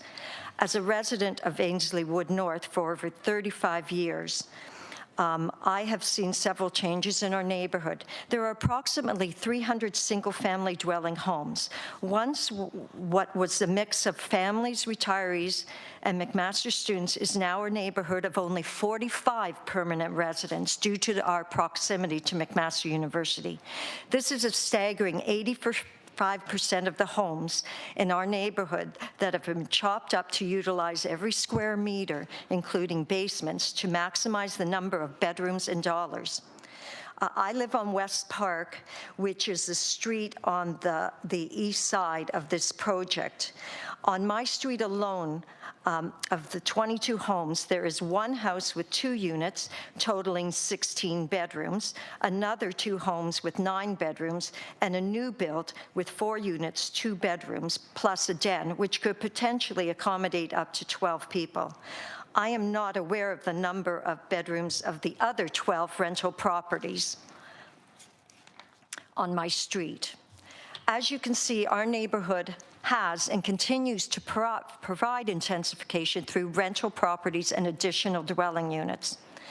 As for the property located at 1630 Main Street West and 69 Sanders Boulevard, it too has seen many changes over the years. Here's a brief history of the property. Originally, an elementary school stood on this site, and when it closed, it became the Hamilton Wentworth Library Board. After that, it became a student residence around 2019 for a couple of years before it closed and the building sat vacant, consequently vandalized and housing unwelcome guests. In 2024, the building was demolished and it was deemed unsafe due to a fallen tree damaging the roof. Approximately 6 years ago, myself, some neighbors, and executive members of the Ainslie Wood Community Association met with the owner of the property, Selva Chalai, I don't know if I'm pronouncing it, I apologize if I'm pronouncing it incorrectly, of Bloomfield Homes to discuss an 8-story condo development referred to as Sanders Gardens. At another meeting, another story was added totaling 154 units and 3 stacked townhomes of 22 units. On March 5th, 2019, a community meeting was held with Urban Solutions, who at that time were the developers, or whatever you call it, I don't know the correct name.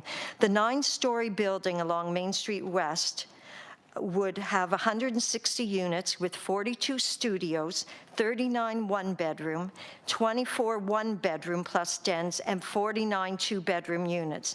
In addition, there would be 2 stacked home complexes, 3.5-story each, housing 22 units. The plans called for 108 underground parking spots and 18 spots for bikes. Concerns were mentioned by people at this meeting regarding the lack of on-site parking spots, which would increase street parking, which has which was and continues to be a problem due to the number of rental properties with inadequate parking spots.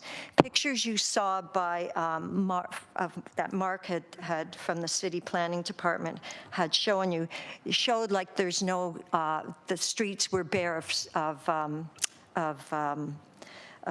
cars. That is not the case during the school year. These were taken in the summer months or before students returned. Renters who own the majority of cars are not, of all 13 streets of our on all 13 of our streets, there is a 1-hour parking limit, which is enforced on a complaint basis.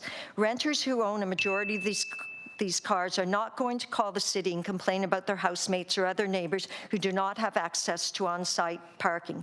Many take matters into their own hands and park illegally on front lawns. This leaves permanent residents to make a complaint. I, for one, am tired of complaining regarding parking enforcement. Not only am I asked to give the location of the car, I'm to provide the make, model, and license plate number. Okay. Rosemary, are you, final word, please? Oh, darn, really? Yeah. Gosh, okay, so I just want to reiterate or to discuss regarding the now proposed, which is supposed to be a rental, which was not what we originally were talked about.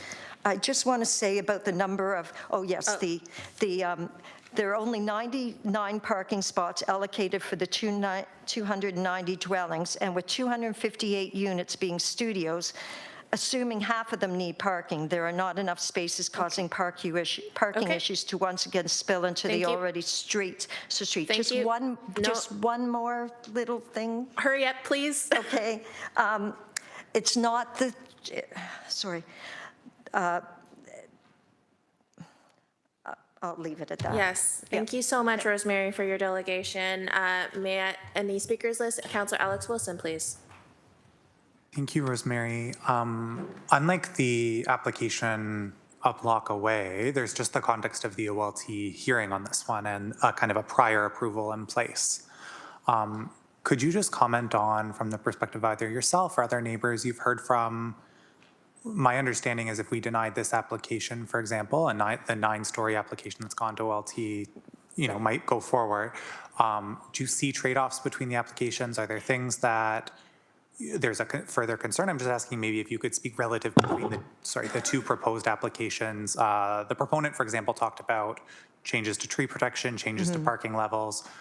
From your perspective or the residents' perspective, could you just comment on how you're seeing some of those things? Sure. If I had more time, that was all in my speech here. The trees are a big problem. They're quite mature. This property's been around for a long time, and it will take decades when replanted trees, it'll take decades for them to grow into what they are now. And they provide, shade. I have it all written here, but I can't find it. But anyways, they provide shade, food for animals, places for them to live, and privacy for neighbors. And that's a big concern, especially the privacy.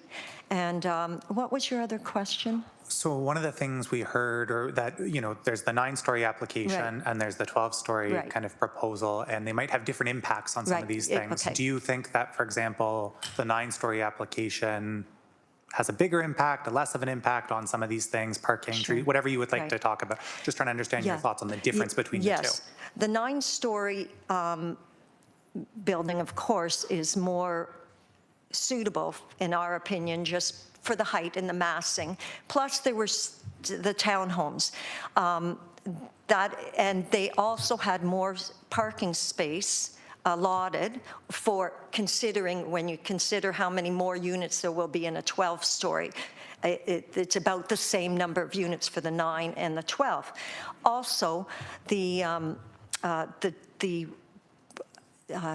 setup was much better with the 9-story, allowing for a diverse population because it allowed 2 bedrooms, 1 bedrooms plus dens. Right now, 96%, I believe, of the new building is studio apartments. Well, that doesn't bring in a diverse neighborhood and doesn't allow rentals for people who cannot, families who cannot afford to buy a home but would like to live in our area and close to the university because they may work there. They may like just the area because there are a lot of amenities to our area. And I love living in my area. So that's what I would prefer to see. Okay. And stacked townhomes, again, more for families. Thank you so much. Thank you. I appreciate it. Thank you, Councillor Wilson. Seeing as there are no other speakers, thank you so much, Rosemary, for your delegation Thank you. today. Are there any members of the public that wish to speak at this public meeting? Are there any members of the public that wish to speak at this public meeting? And for a third time, are there any members of the public that wish to speak at this public meeting? Seeing none, may I have a mover and a seconder that public submissions were received and considered by committee, and 2, that the public meeting be closed. Councillor Alex Wilson, Councillor Kassar, this is an e-scribe vote, please, so may I have your vote electronically? Vote is up.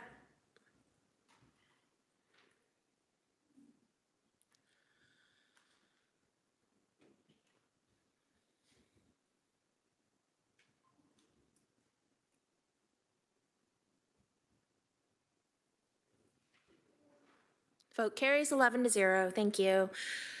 At this time, may I have a mover and a seconder to approve the report recommendations, which in this case, it is to deny the application. So may I have a mover and a seconder to at least put it on the floor, please? Councillor Maureen Wilson and Councillor McMeekin. Any discussion on this report, please? Councillor Maureen Wilson. Thank you, Chair. Thank you for your guidance on some of my questions with respect to the presentation. If I could ask those kinds of details now through you to attending staff. With respect to the composition, the unit makeup, Delegate suggested that 97% of them are studio and 1 bedroom. Just seeking confirmation about how, if that is correct, and then how the unit differs between that which is approved and at site plan and this, through the chair. Okay. Mr. Micniak, please. Through you, Chair, the delegate is correct. There's 89% studio bedrooms, 8% 1 bedroom, and then the remaining 3% 2 bedroom. The original approval has 160 units within the tower portion, and then 32 units within those 3 townhouse buildings. I don't have the bedroom breakdown for those units. Thank you. I appreciate that. If I may, just seeking confirmation, I thought I read in the report that the applicant is seeking to remove the minimum EV parking spaces. Could you comment on that? Mr. Micniak? Yes, that is correct. Amongst the numerous zoning bylaw amendments that they are proposing, removing that is one of them, yes. Thank you. And while I appreciate the comment that perhaps the manufacturer that is there has been pre-existing, there has been, I think, a $50 million expansion that was enjoyed by that facility. So if I may, through you to staff, could you comment on how the applicant proposes to deal with the odor and the noise, through the chair? Mr. Micniak, do you want to take a crack at that? Yeah, through you, Chair. In my opinion, we did not receive sufficient information to demonstrate how those concerns would be addressed. Thank you. With respect to the architectural features of this new proposal, the latest round, can you comment on, I thought I read in the report about there's some discrepancy between that which was submitted and that which appears in the draft bylaw. Can you provide some clarity on that through the chair? Yes, as I noted in my report, the elevations show a 1.3 meter step back from the main street on that elevation, but within the draft bylaw that was submitted by the applicant, only a 1 meter step back was required. Thank you. If I may, the architectural rendering this time provides for a step back at the 10th story, even though it's a 12-story proposal. That's very unusual that there would be a proposed step back at that height. Would you care to comment from your profession? The usefulness of it? Mr. Micniak, please. I'm not really sure what the question is, Chair. About the step back at the 10th floor, whether it seems unusual, is that in your professional opinion, what is the intention of that? Yeah, so the intention is to provide outdoor amenity space. I don't really have any opinion on whether or not it is unusual. Okay, thank you. Councillor? I do. I'll save that. I have a question. One was posed about the trees. I think if you could confirm that there are 53 trees at site and 49 to be removed. And can you confirm that, and how many of the inventoried trees are deemed to be in poor condition? Through you, Chair, yes, that is correct. The tree protection plan that was submitted with this application indicated 53 individual trees. 49 of those trees are proposed to be removed, and 12 were found to be in poor condition. Okay, thank you. And can you comment on what happens? I believe the report states there are 7 trees on the property boundary. What permissions would need to be secured in order for those trees to also be removed? Through the chair. Through you, Chair, for any boundary trees, permission from any neighbors would be required before those trees can be removed. Thank you. I have a question about the condition of wind as identified in the consultant reports. I believe there is to be a step back at the 6th floor, but the addendum indicates that it won't work in addressing the wind conditions. Can you confirm and expand on that? Yes, so as part of the submission documents, we did receive a pedestrian level wind study, and within that study, it indicated that that step back would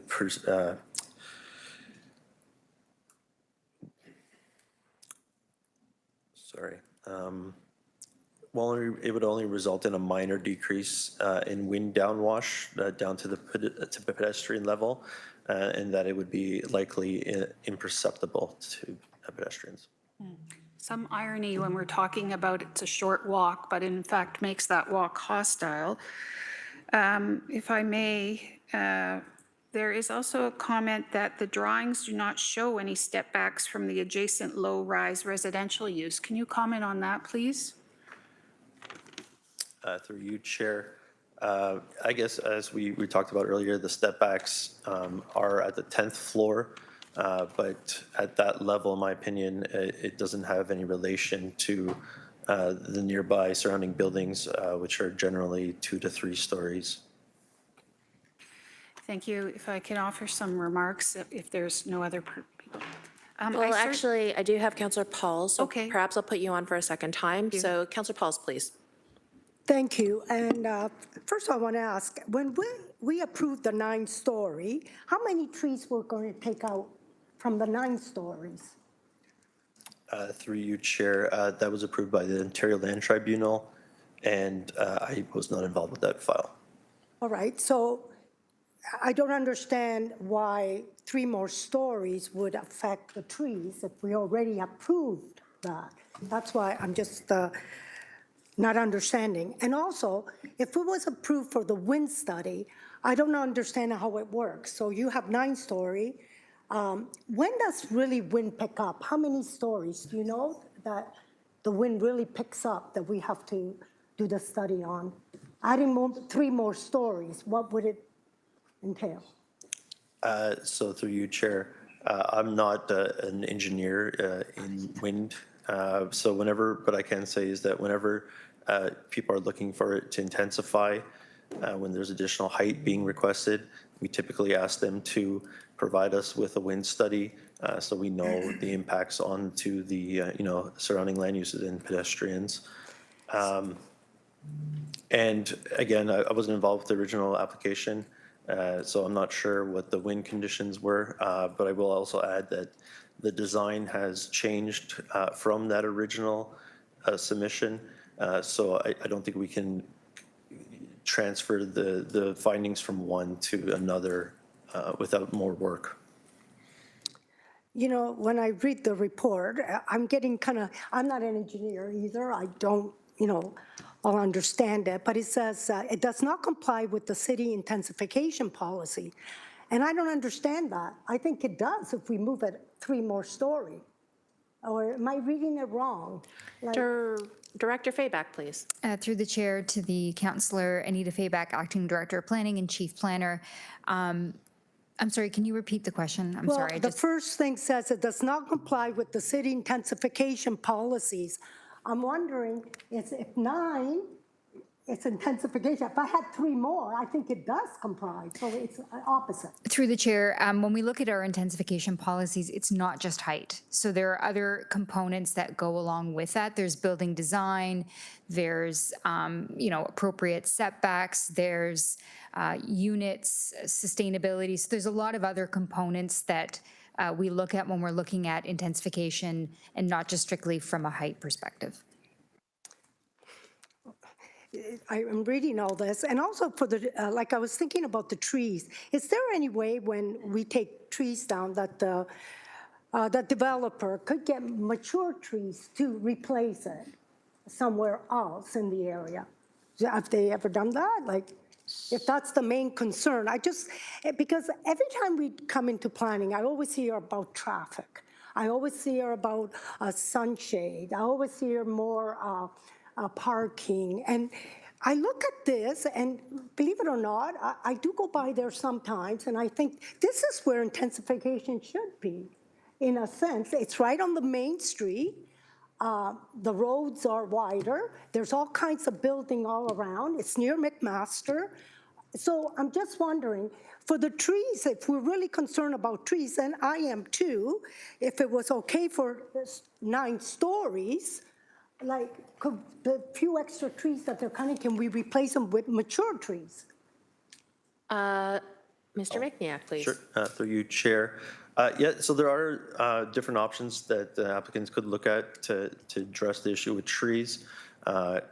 We do look for them to replace as many trees as possible on the property. When that's not possible, there is a mechanism for the applicants to provide compensation to the city, which can be used for tree plantings elsewhere. I just also wanted to add, though, that trees wasn't the singular reason for us not supporting this application. It was a number of reasons put together. I'm reading the number of reasons on the report, and I think trees was number 2 here, and it's, but I'm just, I don't understand. We need more housing. Up where I am, we're building 15, 20 stories in little streets, and that's why I just don't understand it.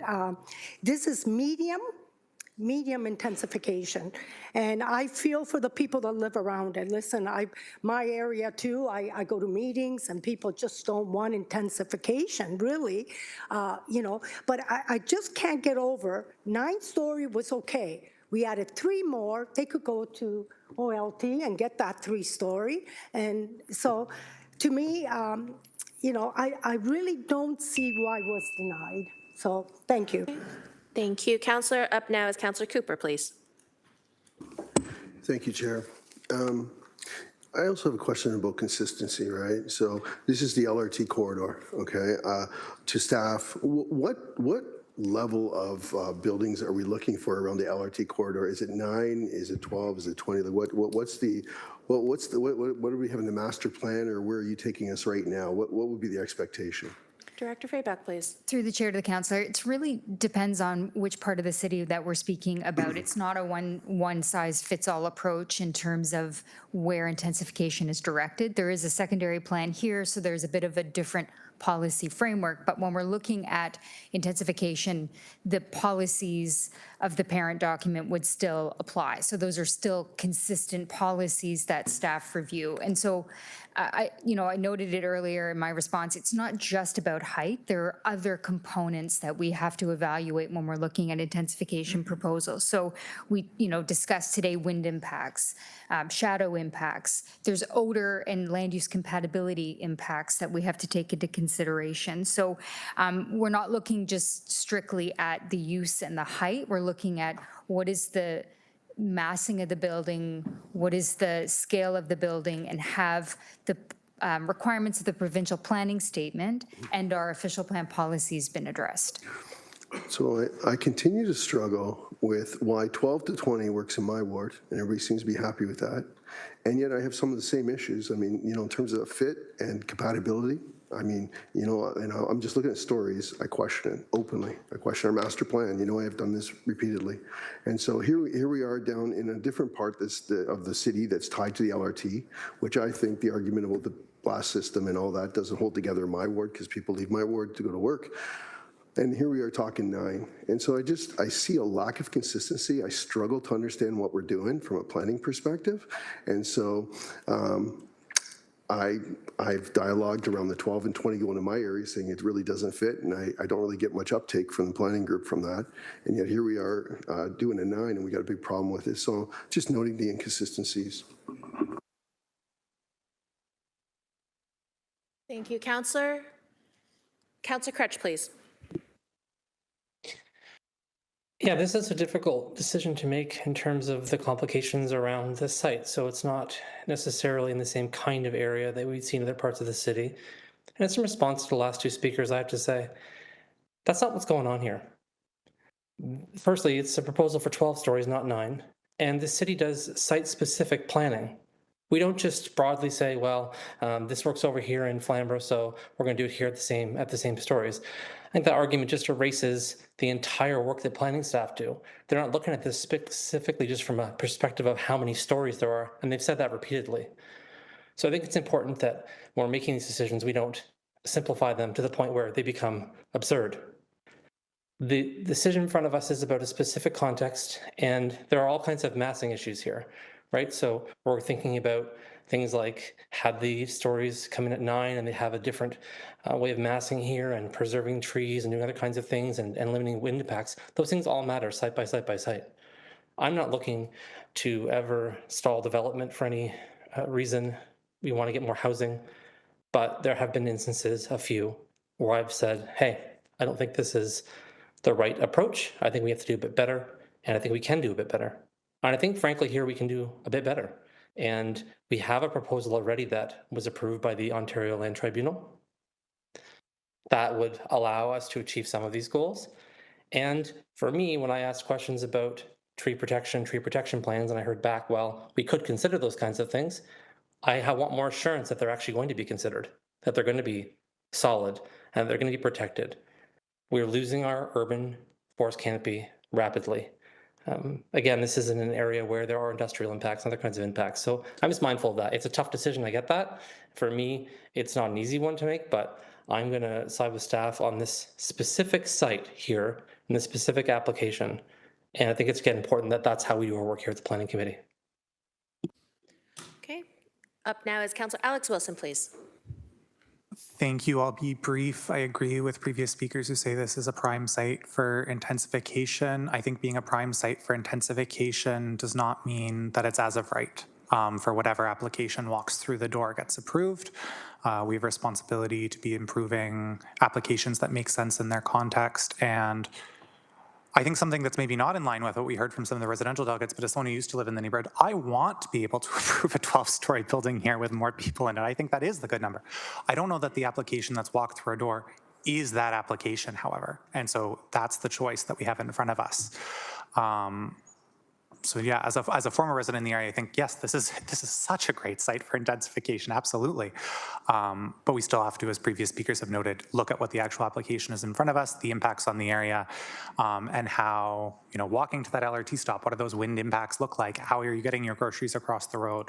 How does traffic impacts as a delegate pointed out? And again, I think this is a neighborhood that's a prime candidate, but doubling the number of units in a neighborhood in one site application will have impacts on that neighborhood that need to be thought about, considered, and done appropriately. Thank you. Any other first-time speakers, please? Seeing none, Councillor Maureen Wilson, please. Thank you. In keeping with some of the comments that have been raised, I appreciate the thoughtfulness. When you're on the planning committee, you're repeatedly told by staff that there are no precedents, that each application has to be assessed on its own merit, according to our own design guidelines, according to provincial policy, according to our official plan, our secondary plans, and the like. When I hear this is where intensification should be, yes, absolutely. But it's not intensification as of right. And height is not the only measure. It is the density and the massing and the doubling of the units that is all part and parcel of this.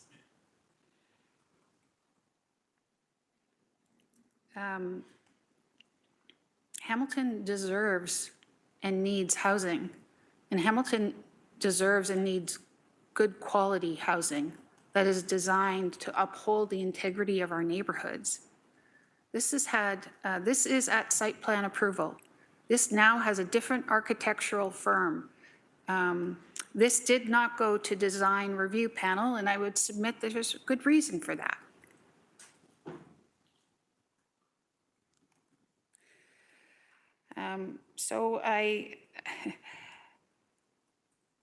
Reference was made to the application not too long ago at the United Church. Let's compare and contrast. 10% of that unit were to be 3 bedrooms. Geothermal, mass timber, absolute sustainability. Went to design review panel, which is a voluntary exercise, and every single person on that panel said it is beautiful, aesthetically pleasing, respectful of the neighborhood.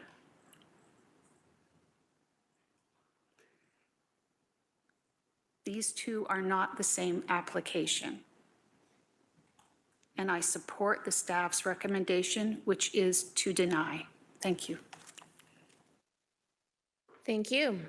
That exhausts our speakers list. We already have a mover and a seconder to put this report on the floor and to, again, the activity here is to approve the report recommendations, which in the report staff are denying.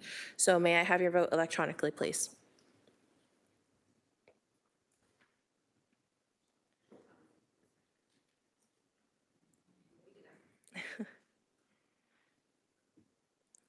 Votes up.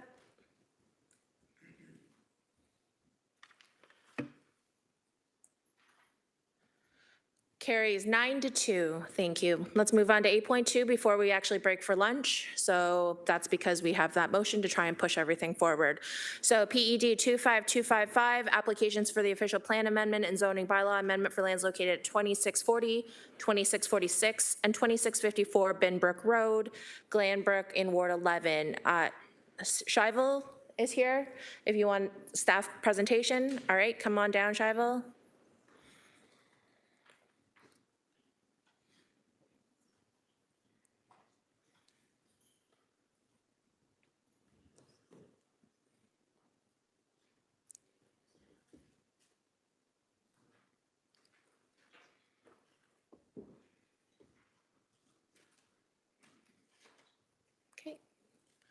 Anytime you're ready, Shivel.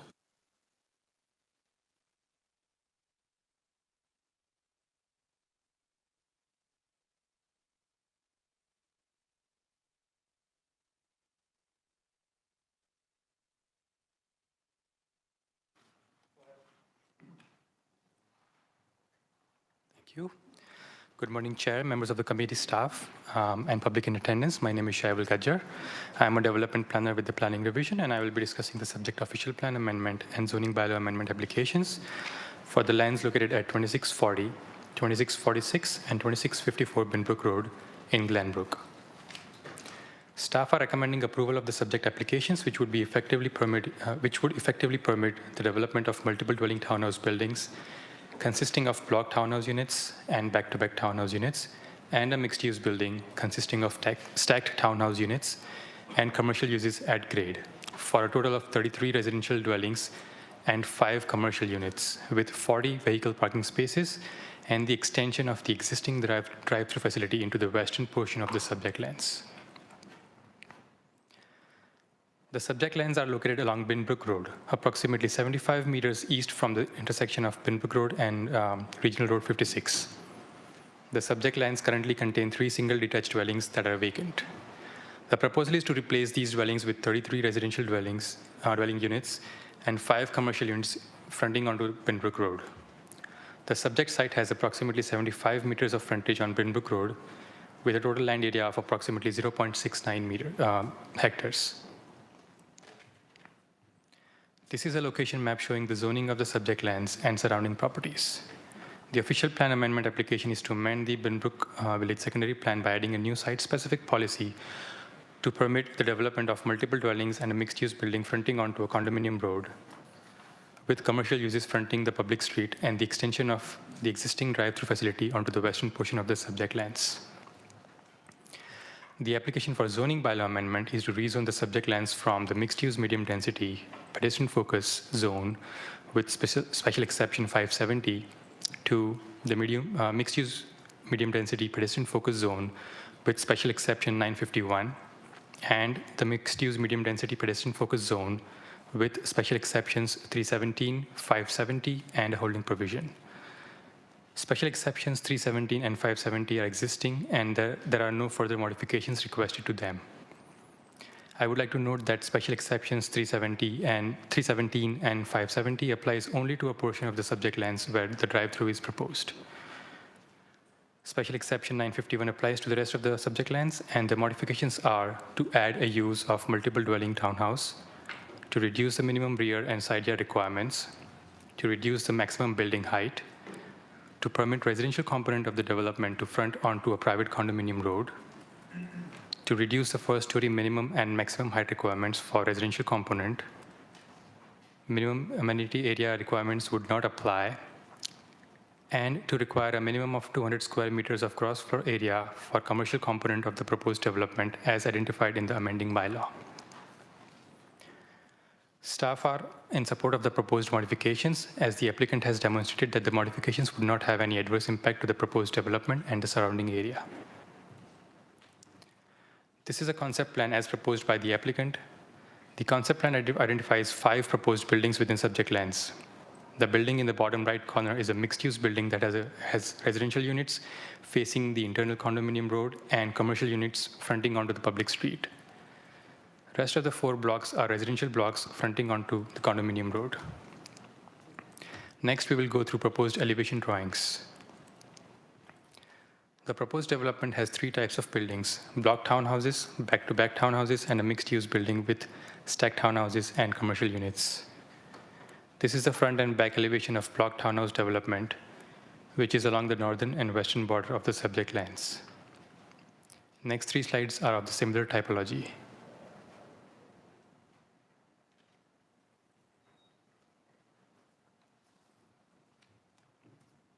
This is the front and back elevation of a mixed-use building, which is along Binbrook Road. And this is the front and back elevation of back-to-back townhouse development, which is along the eastern border of the subject lands. We will now take a quick photo tour of the subject site and the surrounding area.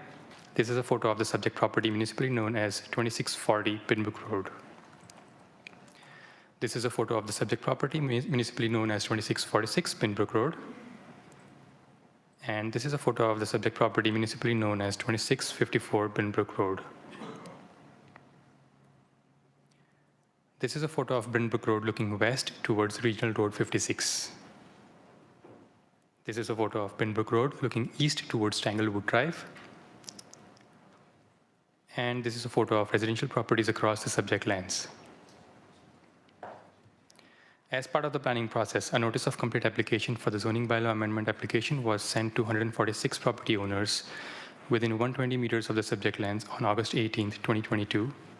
And a notice of complete application for the official plan amendment application was sent to 169 property owners within 120 meters of the subject lands on July 11, 2025. Till date, staff received 4 correspondence from the members of the public, of which 3 were received prior to this report being drafted, and 1 was received over this last weekend. In closing, the proposed official plan amendment and zoning bylaw amendment applications can be supported as it is consistent with the provincial planning statement. This concludes my presentation, and I would be happy to answer any questions. Thank you, Shaival. Councillor Taddison, please. Hi, Shaival. Thanks for that presentation. I just have a questions about the entrance off of Binbrook Road. Are there any restrictions on it? Through the chair, I don't understand your question exactly.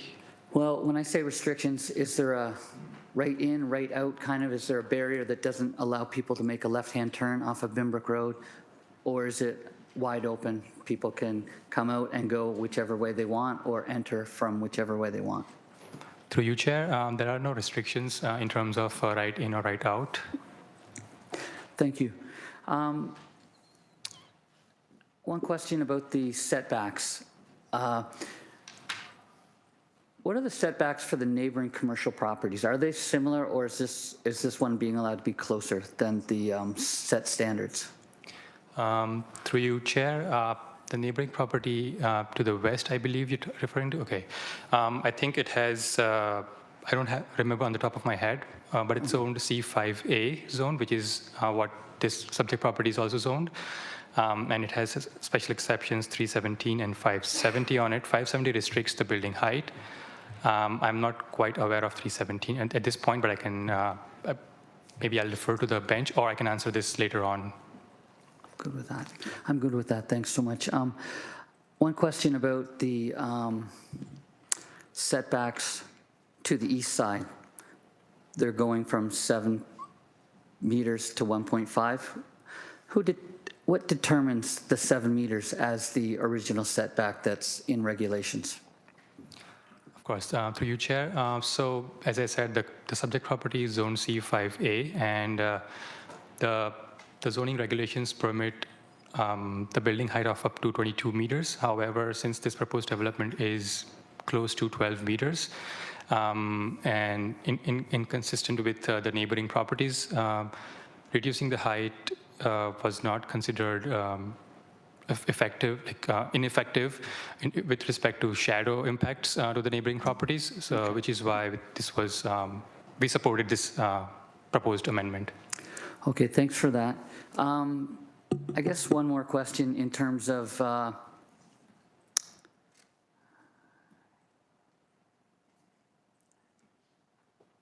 your presentation with the, sorry, I've got it right here. As of right now, it's 3 properties. They're going to 33 properties. That's correct? 5 of those properties are commercial properties. Are all the commercial properties on Binbrook Road? Through you, Chair, yes. All the commercial properties are facing the Binbrook Road. And is there any parking immediately in that area for those commercial stores? Through you, Chair, the subject proposal does contain 7 visitor parking spaces within the subject lands. Additionally, we have also requested 3 meters right-of-way dedication on Binbrook Road, which would we anticipate that would allow for on-street parking. But I would also defer to transportation planning colleagues on the bench to answer this question. Director Malloy, please. So through the chair, please feel free to clarify any clarification questions you may have. So it's correct, we took 3 meters, or we're taking 3 meters of right-of-way that in the future, should the road be adjusted to accommodate on-street parking bays, that is something that could be part of a future design. But the on-site visitor parking should be able to accommodate the small ancillary commercial use proposed for the site. Okay, and I understand that. So individually, each shop is only a certain level that doesn't require parking, but altogether they are a bigger commercial area that if they were one entity, they would require parking, correct? That is correct, through the chair. Okay, thank you. And then the parking that we're providing, it's back in the residential area off the private drive, is that correct? So through the chair, each commercial lot is a little bit different than residential ones where they have stacked parking. So the proprietor could be parking closer to their front door, and then if they have a customer, they can park in behind them. And as well, in addition, there's visitor parking within the site.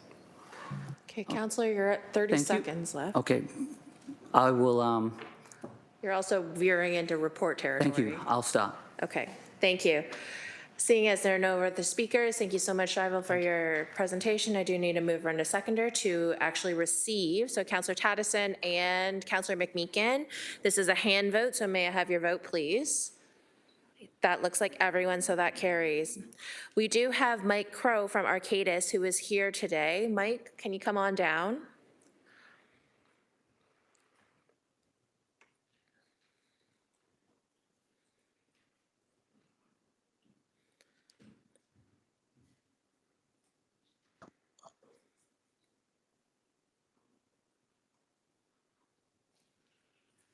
Okay, we're just getting Mike set up at the podium.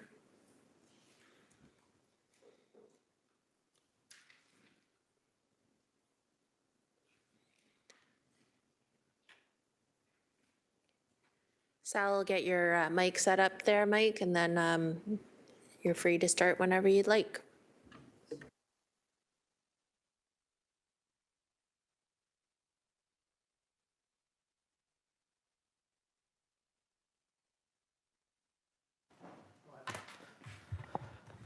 Okay, thank you very much. My name is Mike Crow, C-R-O-U-G-H, and I'm a registered professional planner with Arcadis, and I'm the agent for the application. So thanks to the chair and committee members and staff and anyone from the public who's attending this meeting.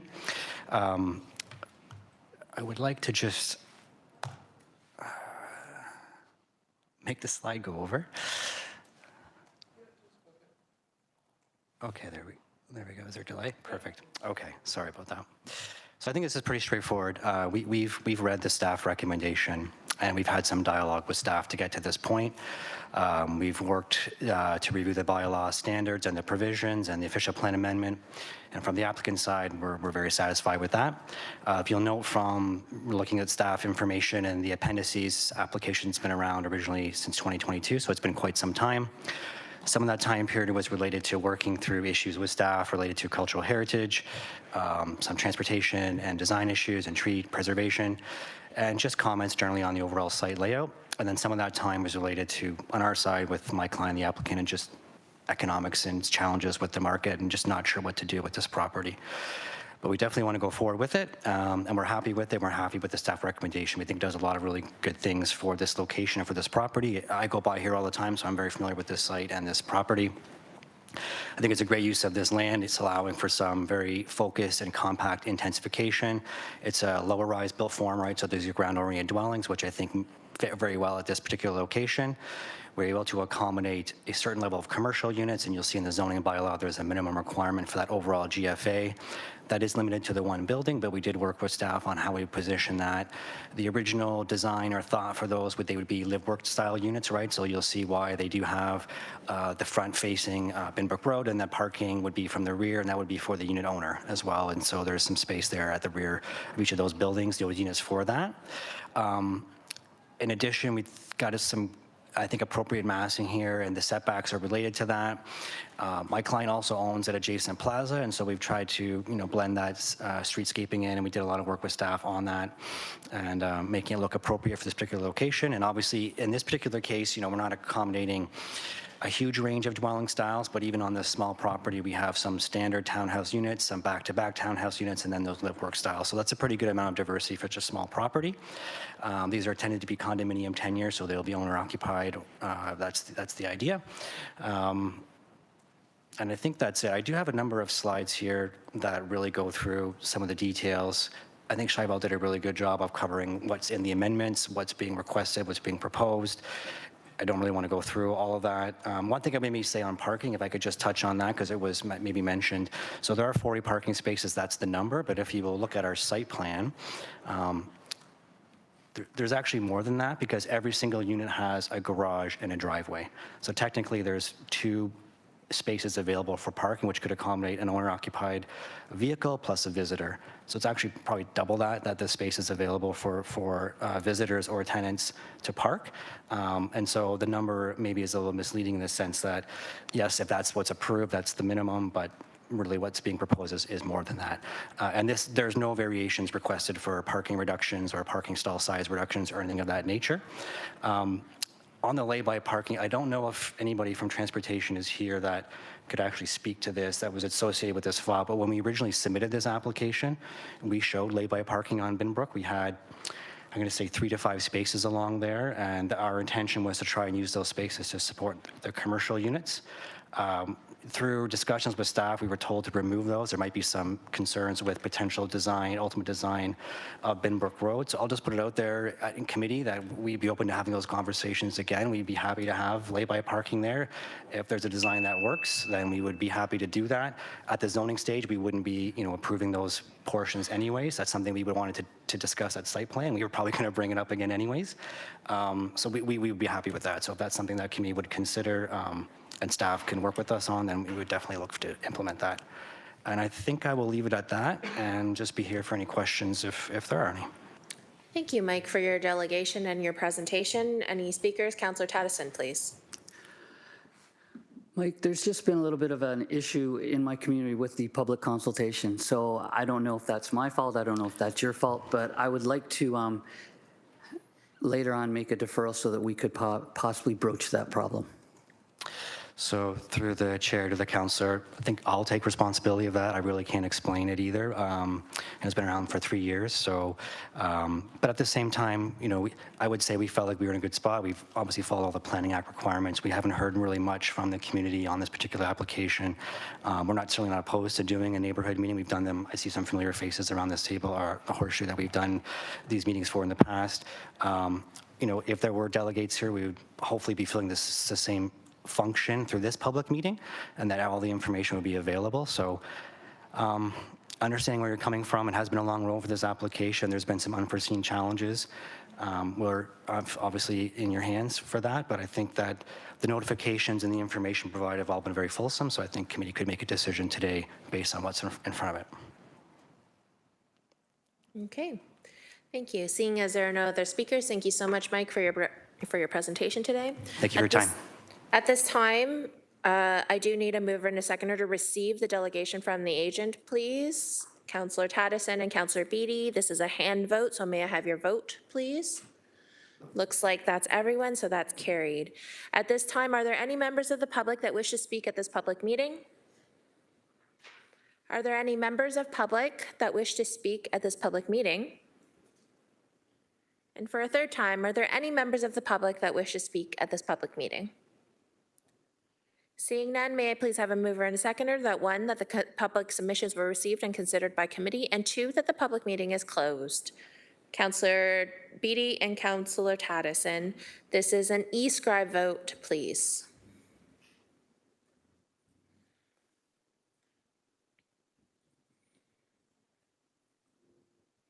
Votes up.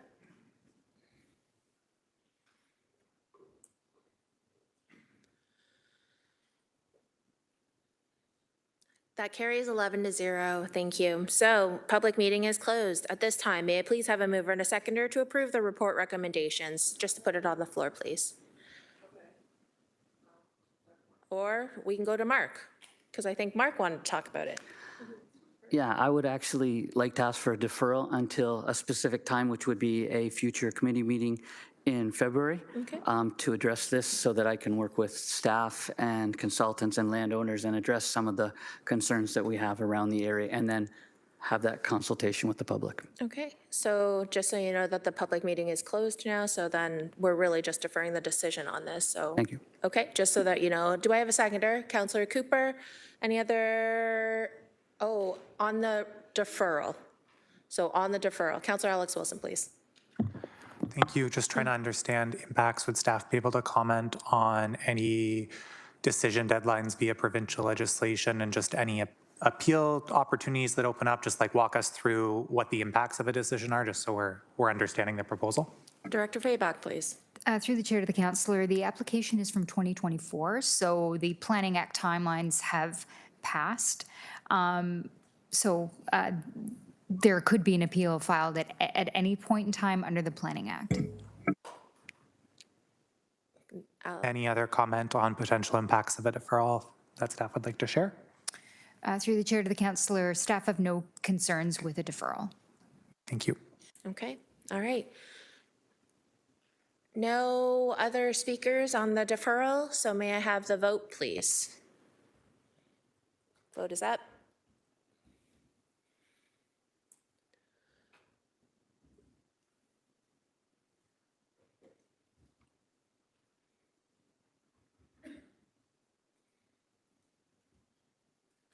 Vote carries 11-0. At this time, committee, I'd really like for us to take a lunch. I don't know about you, but my stomach is growling. So it's 1:18 currently.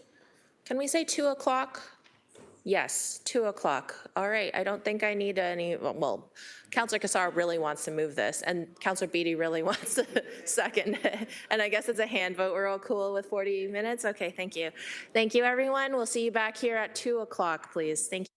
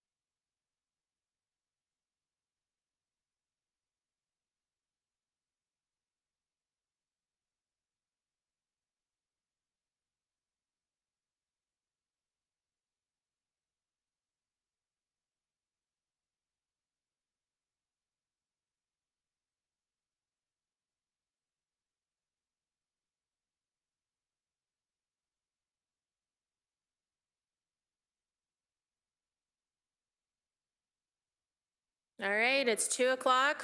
I am on the dot. Got quorum in here. This is great. Let's go with, let's go back to items for information, which is 7.1. Let's put 7.1, 7.2, 7.3 all together because these are items for information. So, Counselor, yeah, I do. I would like a mover for all three. Counselor Nan is going to move it. Counselor Alex Wilson is going to second. Any questions on, let's say, 7.1 to start? Counselor Kassar, please. 7.1 is PED 25074, annual report on building permit fees. Not that one. Anybody for 7.1? Nobody. Let's move on to 7.2. This is PED 25276, terms of reference for review of fortification bylaw number 10-122. Questions on 7.2? Okay, seeing none. 7.3 is PED 25251, appeal of official plan amendment for Ontario Land Tribunal for lack of decision for lands located at 442, 450, 454, and 462 Wilson Street in Ancaster, Ward 12. Councillor Kassar, do you have a question? Just a comment, if I may. This is a file that's been on the docket for many years now, and I know this is just an information report, so just wanted to publicly acknowledge the receipt of a letter that didn't make it for this agenda, but it will be on council, from Dan and Rita Faulkner, who are business owners and residents who live directly next door at 436 Wilson Street East at Creations Art Gallery and Framing Studio. Just they've articulated a number of concerns that they have put out previously and have articulated again. And I just wanted to acknowledge that they sent that and confirm that it should show up on the council agenda. That's all. All right, thank you very much. Any other questions, comments, concerns on 7.3? Seeing none, we do have a mover and a seconder. This is a hand vote, so may I have your vote, please? Looks like everyone, including Councillor Crutch. Excellent, so that's carried. We are back to 8.3. 8.3 is PED 25279. This is Bill 17, Protect Ontario by Building Faster and Smarter Act. These are amendments to the Urban Hamilton Official Plan and City of Hamilton Zoning Bylaw, number 05200, regarding permissions for elementary and secondary schools. I do not see Alana. She's right there. Oh, there's Alana. Alana, come on in. Oh, she's gonna walk up the stairs. She's gonna walk all the way up the stairs. But let's get her presentation set up. We were trying really hard to motion her in.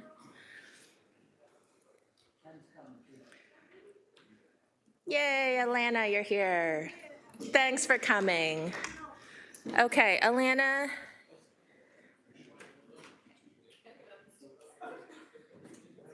We're just getting Alana's presentation set up.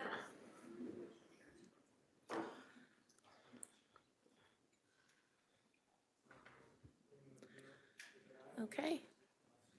Anytime you're ready, Alana. Yeah, thanks. We're good. Good afternoon, Planning Committee, Chair, and the general public. My name's Elena Baldessera, and I'm the Senior Planner on the Zoning Reform Team. So today I'll be discussing a recommendation report essentially to implement the Bill 17 regulations for primary and secondary schools. This is both an official plan amendment and a zoning bylaw amendment. So just a bit of a timeline. On June 5th, 2025, Bill 17 received royal assent, and on July 8th, 2025, staff brought forward a report essentially describing the changes that would be included within Bill 17. On July 31st, a memo was sent around to the councillors advising of next steps and how to address these changes. And so today I present the draft official plan amendment and zoning bylaw amendment for approval. For your information, this only affects one of the zoning bylaws that are currently in effect.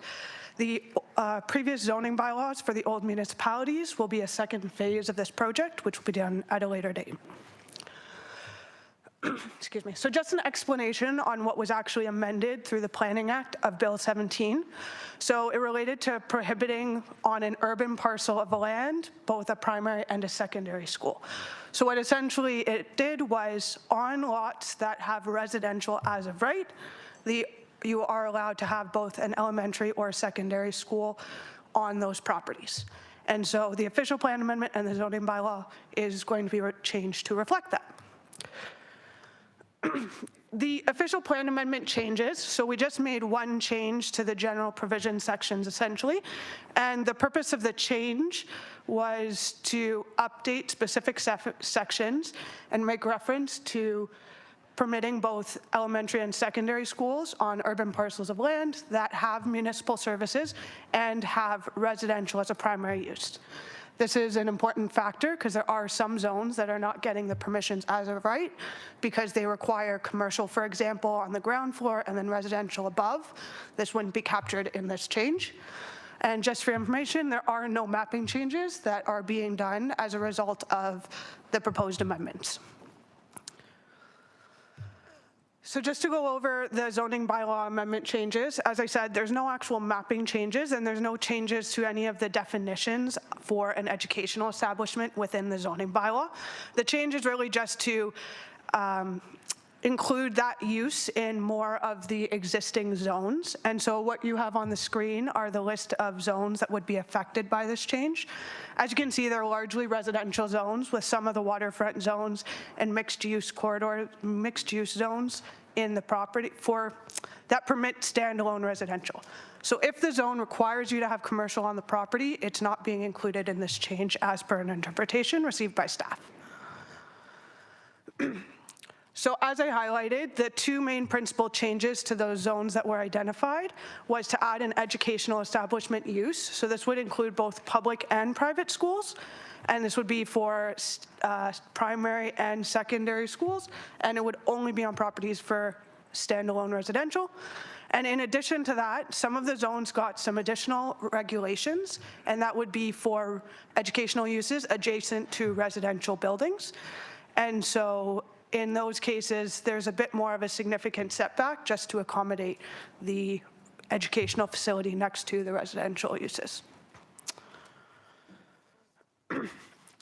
So that summarizes really the main changes as a result of Bill 17, and I'm happy to answer any questions if there are any. Excellent. Thank you so much, Elena. Speakers list is open. Councillor Beatty first, please. Thank you, Chair, and through you, thank you for the presentation, Elena. Greatly appreciate it. If I could just, I'm going to give you a summary, and if you could validate what I think I've heard. In the Stoney Creek Urban Boundary Expansion in Block 1, we have a designated area for an elementary school. It's been zoned, pre-zoned, I believe, institutional or whatever the required zoning is. But in conversation with the school board, maybe not the most suitable site. So they are looking elsewhere. Does this make it a little more easy for them to, let's say, go and acquire some property that's residentially zoned and not have to go through the rezoning process? It's now an as-of-right permission on that existing residential property? So it does a little bit depend on the location of those sites, and the only reason is twofold through the chair. One is that the proposed change, the site needs to be an 05200 to be recognized as of right. So the old Stoney Creek bylaw is being amended as part of a future phase. And the second part of that, just based on my understanding of the area, is it needs to have full municipal services. And so if the property doesn't have full municipal services, that was also one of the criteria as defined for an urban parcel of land. So it depends on the property, unfortunately. Okay, so it's not quite as cut and dry. There's a little more nuance to it, but potentially a step in the right direction. Through the chair, the intent is to make it easier. Like I said, there's just a couple little nuances. Okay, appreciate that. Thank you. Any other speakers to ask Elena any questions? All right, seeing none. Thank you so much. I need a mover and a seconder to receive Elena's presentation, please. Councillor Beatty and Councillor Alex Wilson. This is a hand vote, so may I have your vote, please? Looks like Councillor Pauls may, yes, cool, awesome, everyone's in. So thank you, that vote carries.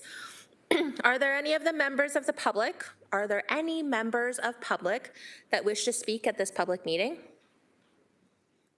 Are there any members of public that wish to speak at this public meeting? Are there any members of public that wish to speak at this public meeting? All right.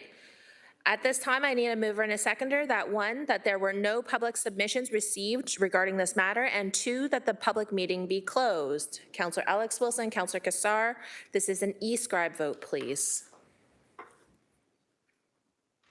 Votes up.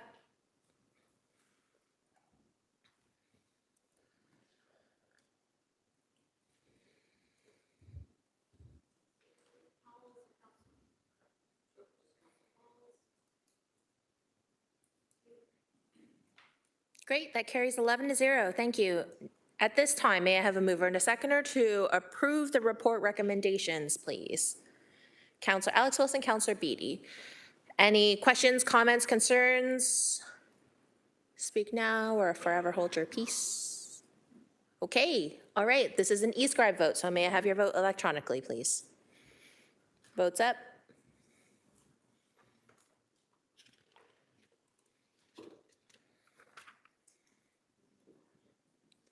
That vote carries 11-0. Thank you, committee. We are now on to 9 items for consideration. First part of this 9 is the Rob Lally show. So we're going to talk about 9.1, which is PED 25088, demolition permit for 1829 Rymal Road East in Ward 9.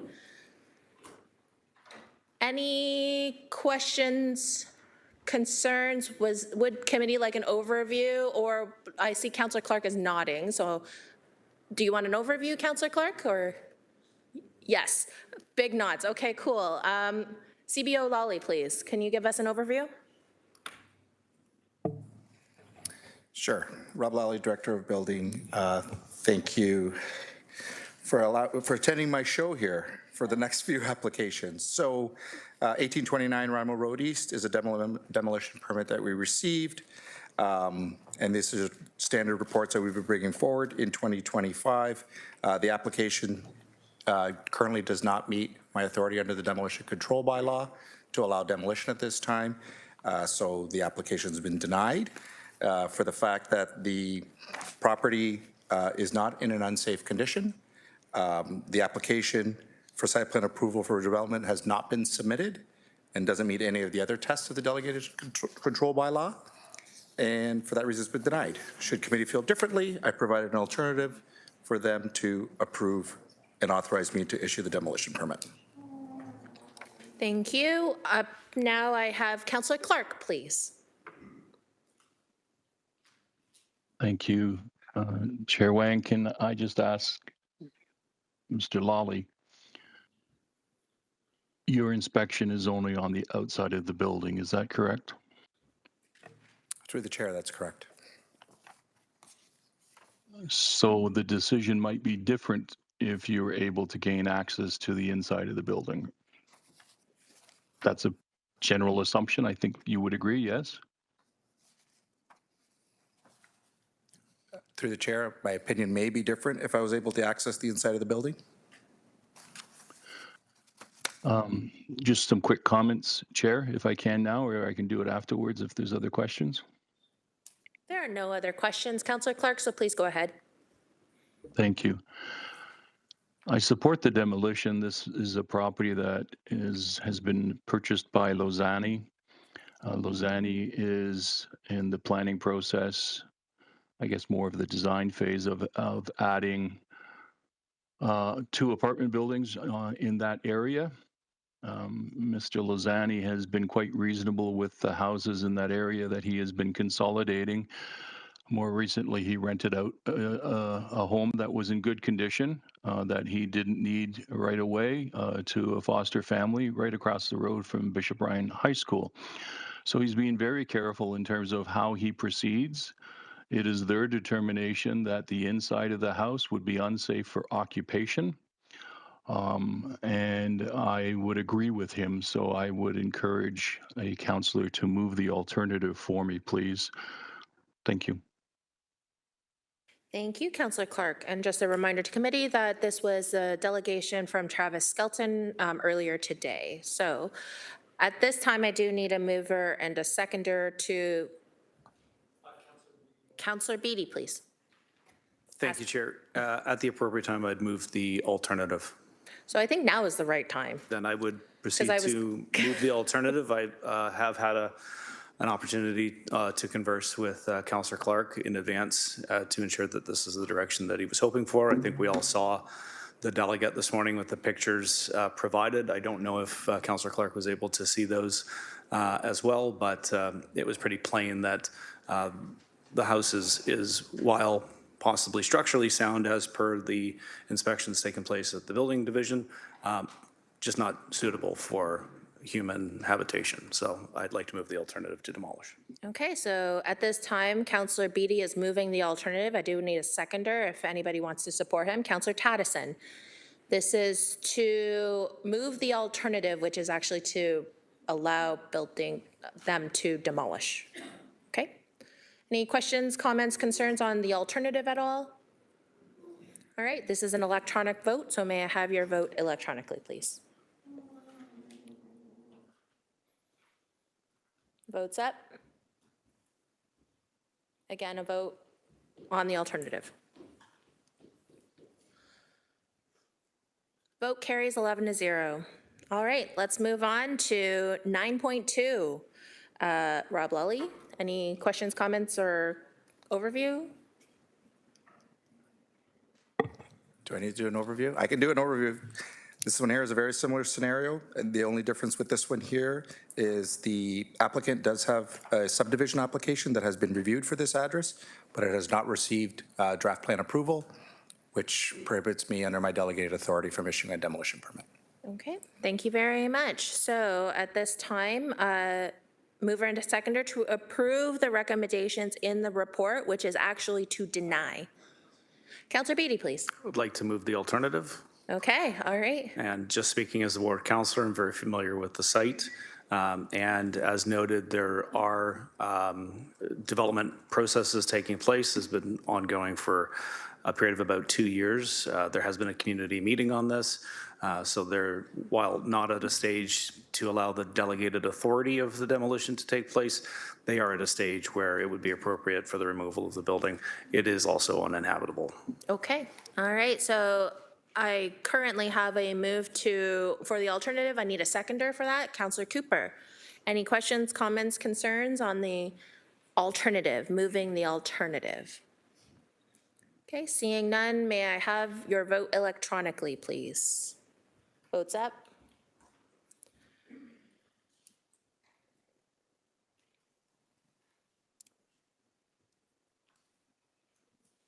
Vote carries 9-2. Thank you. Let's move on to 9.3, which is PED 25246. This is a demolition permit for 959 Highway 5. And see Councillor Alex Wilson, please. Thank you. As we discussed earlier, I asked the question of our chief building official if under the new proposed building demolition control bylaw coming forward as item 9.6 on our agenda today, how these applications would be assessed. It was a different answer than in the report today based on today's bylaw. Welcome the chief building official to offer any additional comments on either 9.3 or 9.4, but it's my intent to move the alternative based on that understanding. But if there is any other context, happy to hear it. Okay, so at this time, I do have a move for the alternative, but I don't know if chief building official, you have any, nope, okay, cool. Is there a seconder? Councillor Maureen Wilson will second. Questions, comments, concerns? At this point, we are talking about moving the alternative. Okay, seeing none, may I have your vote electronically, please? Yes, A. Wilson and M. Wilson. Votes up.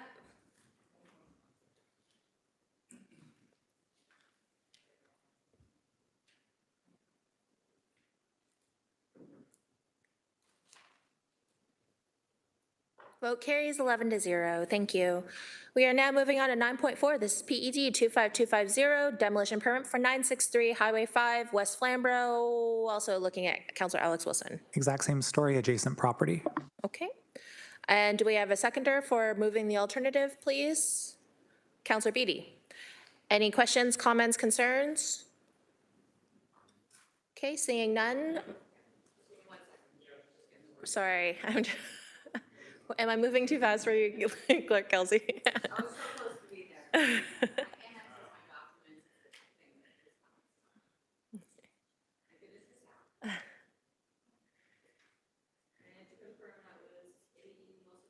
Yes.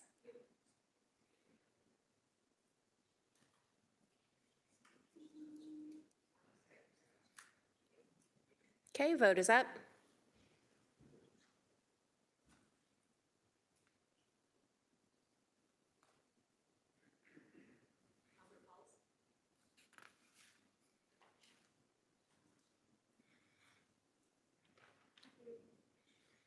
Vote carries 11-0. Thank you. We are now moving on to 9.5. This is PED 25256, demolition permit for 81 Wilson Street in Ward 2. I'll see if Councillor Crutch is going to make that motion to move it. And do I have a seconder? Okay. Oh, Councillor Nan. And again, this is to approve the recommendations within the report. Any discussion on 9.5 at all? Okay, seeing none, let's move to the vote.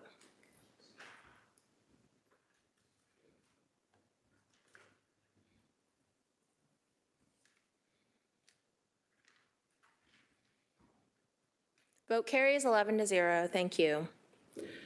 We are on to 9.6, which is PED 24075B, demolition control area bylaw.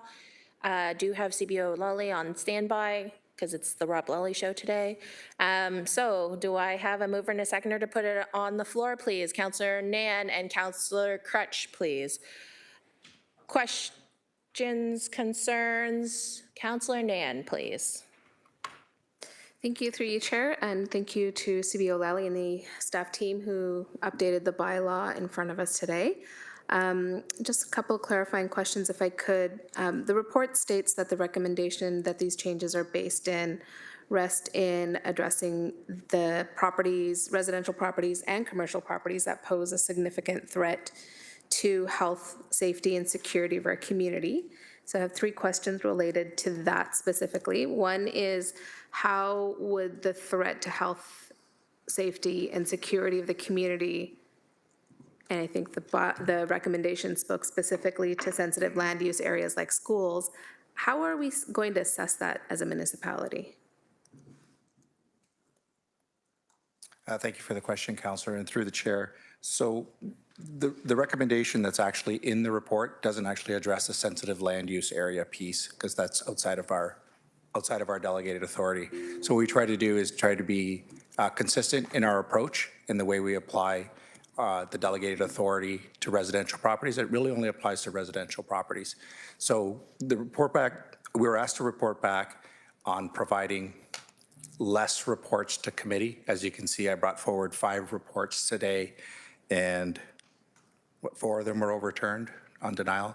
That takes staff time in order to go out there, investigate it, prepare a report, and it also doesn't contribute to our efficiency as well. For us to bring forward a report to committee is about an 8-week turnaround, just following the committee cycle, working with the applicant who's not familiar with our processes.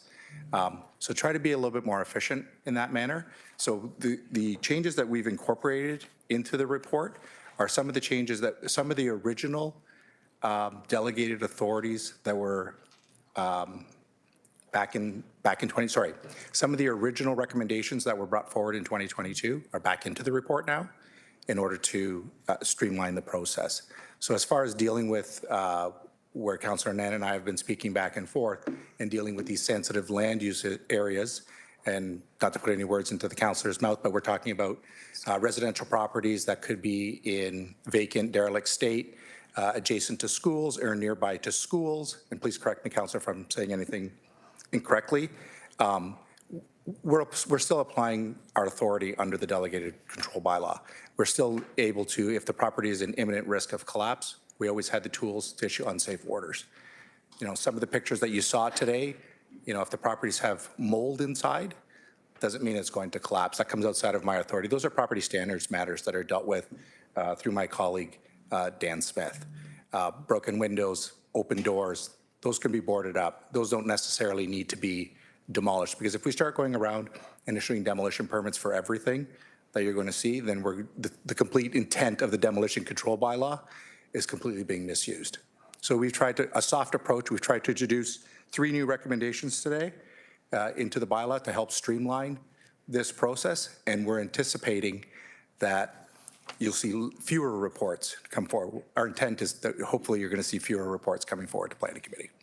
Thank you, I appreciate that. Then maybe perhaps through you, Chair, if I could get anybody else from the bench to respond to the motivating factor for that recommendation that this control bylaw is partially addressing, right, is around the safety, security, and health of our community in the face of buildings that are at a state that they are attracting pests, that they're attracting unwanted activity, and or otherwise pose a physical concern to our residents. And part of the commitment of myself and other council colleagues has been to our residents to say we, as a municipality, are going to find a way to prevent this kind of scenario from reoccurring. The 2 infamous ones in Ward 3 being on Ottawa Street and King Street East, where the facade broke down. So if I could, through you, get comment from, I'm assuming, Acting Director Smith, please. Thank you, Councillor, and through you, Chair. Dan Smith, Acting Director, Licensing and Bylaw Services. So just building on the health and safety portion of that and how property standards can be utilized as a tool associated with demolition control. I think first what's important to remember is property standards bylaw is a minimum maintenance bylaw. The purpose is ultimately not for demolition. However, in the bylaw, we do have the authority to issue an order for demolition. There's a number of thresholds that need to be met. I agree with what the councillor had said, that maybe that they haven't been utilized strongly in the past, and we're certainly looking at opportunities to do that where appropriate at this time, and we've recently done that at a property that was earlier mentioned.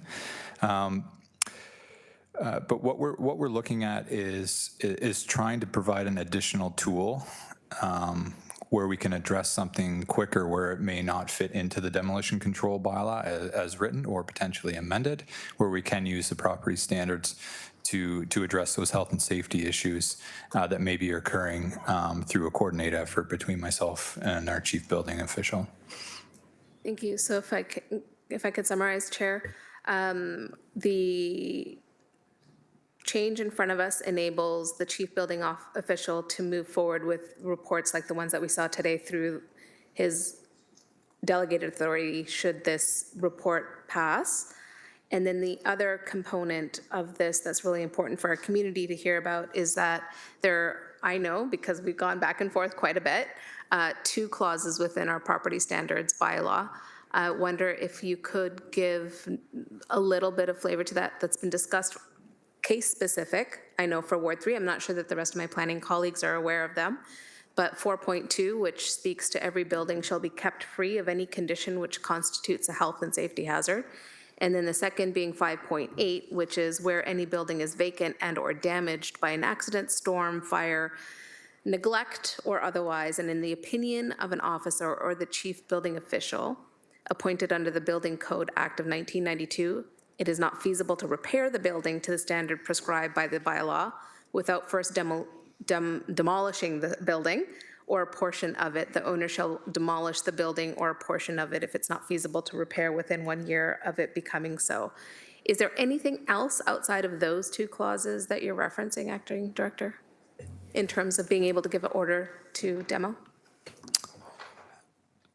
Through the chair, no, that 5.8 is ultimately the section that we're looking at. 4.2 is a supporting section where if we have another official within the city, fire or fire department specifically, has assisted on a few.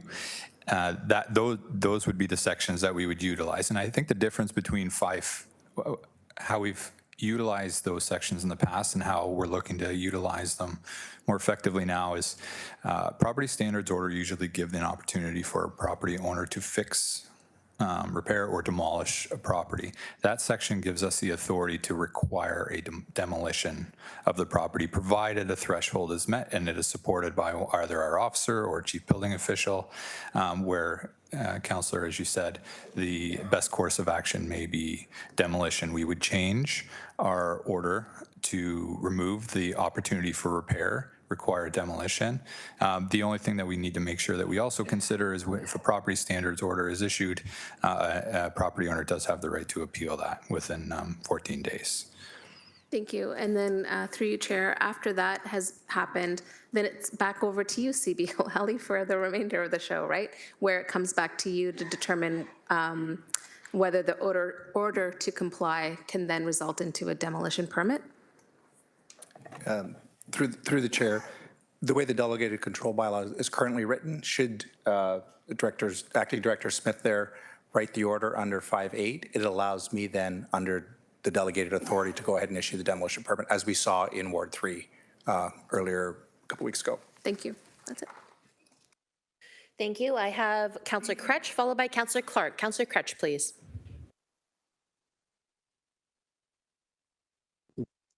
Yeah, I'll keep my comments brief. I just want to thank staff for this. The goal I was hoping during this term of council was to get to this place where we could see the process and how it works, have some demolition control bylaw applications come forward to this committee, and eventually get recommendations from staff to say, look, you know, we can do more here if you'll delegate some authority to us. I don't really think this is something we should be going through every single meeting. I do think this is something that staff should be doing and have delegated authority to do, especially in routine situations, without it being brought to a councillor to bring forward. So I'm appreciative of the whole process here, right? Like, we've had a real arc of a process. We've had, starting the term of council, it was a bit weird. Now we have reports actually coming back from staff that comment on things, whether they should be recommended or denied, and now we're at a place where we're amending our demolition control bylaw. So this has been a slow process of policy changes, but I think they're all really positive and I appreciate them. Thank you. Okay. Councillor Clark, please. Thank you. So just a couple of questions, Chair, if I may. So the bylaw as it is written still gives the property owner 2 years to proceed to a conditional site plan. Is that, am I interpreting that correctly?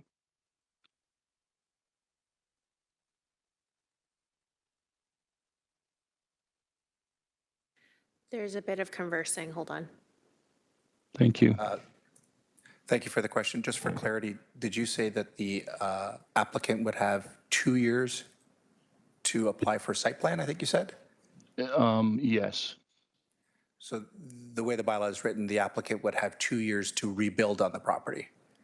If the rebuild requires a site plan, then they would follow through site plan, but should it not require a site plan, then they can apply straight for building permit. Okay, so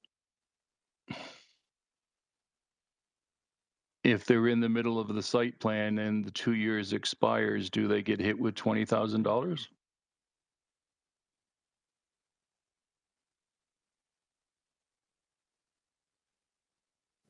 Through the chair, the answer to that would be no. And normally within the 2 years, they would receive conditional site plan approval.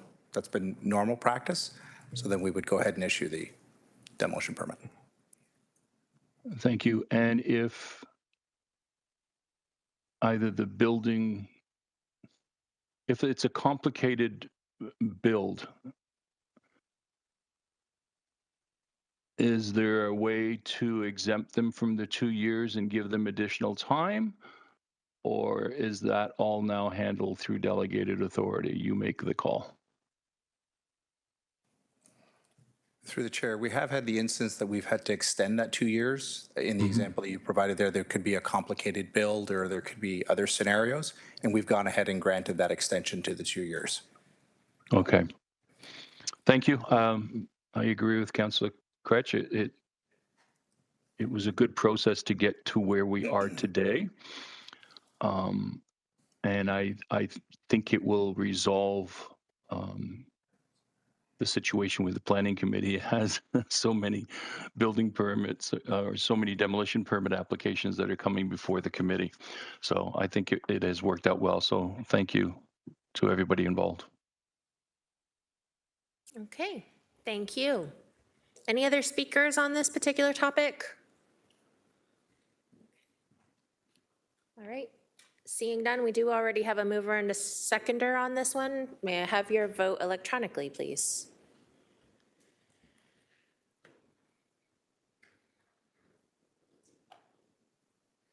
Votes up.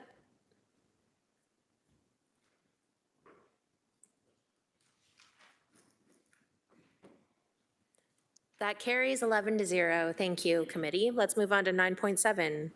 CBO Lally, I think you're done here, right? Cool. All right, so 9.7 is PED 25271. This is the Enhanced Parking Enforcement Services. At this time, I do see James Buffett here. I also see Director Malloy ready to push the button to speak. So let's ask Director Malloy first, please. Sure, through the chair, Acting Director of Transportation Planning and Parking, Steve Malloy. This report is in response to a motion to committee, excuse me, to look at enhanced parking enforcement services on Sundays. We currently do not have 7-day-a-week enforcement. So the approach that we are taking to collect better data and to inform a committee on a decision is to conduct a 6-month pilot and to gather data and to conduct on a complaint basis to understand what the full impacts are. What we've identified here is using existing resources of our current complement, as well as an upset limit through support through the Customer Contact Center, and all revenue collected by fees through the fines would then pay for that service and understand what the full implication would be for future considerations for budget. Thank you. Questions, comments, concerns? Councilor Cassar, please.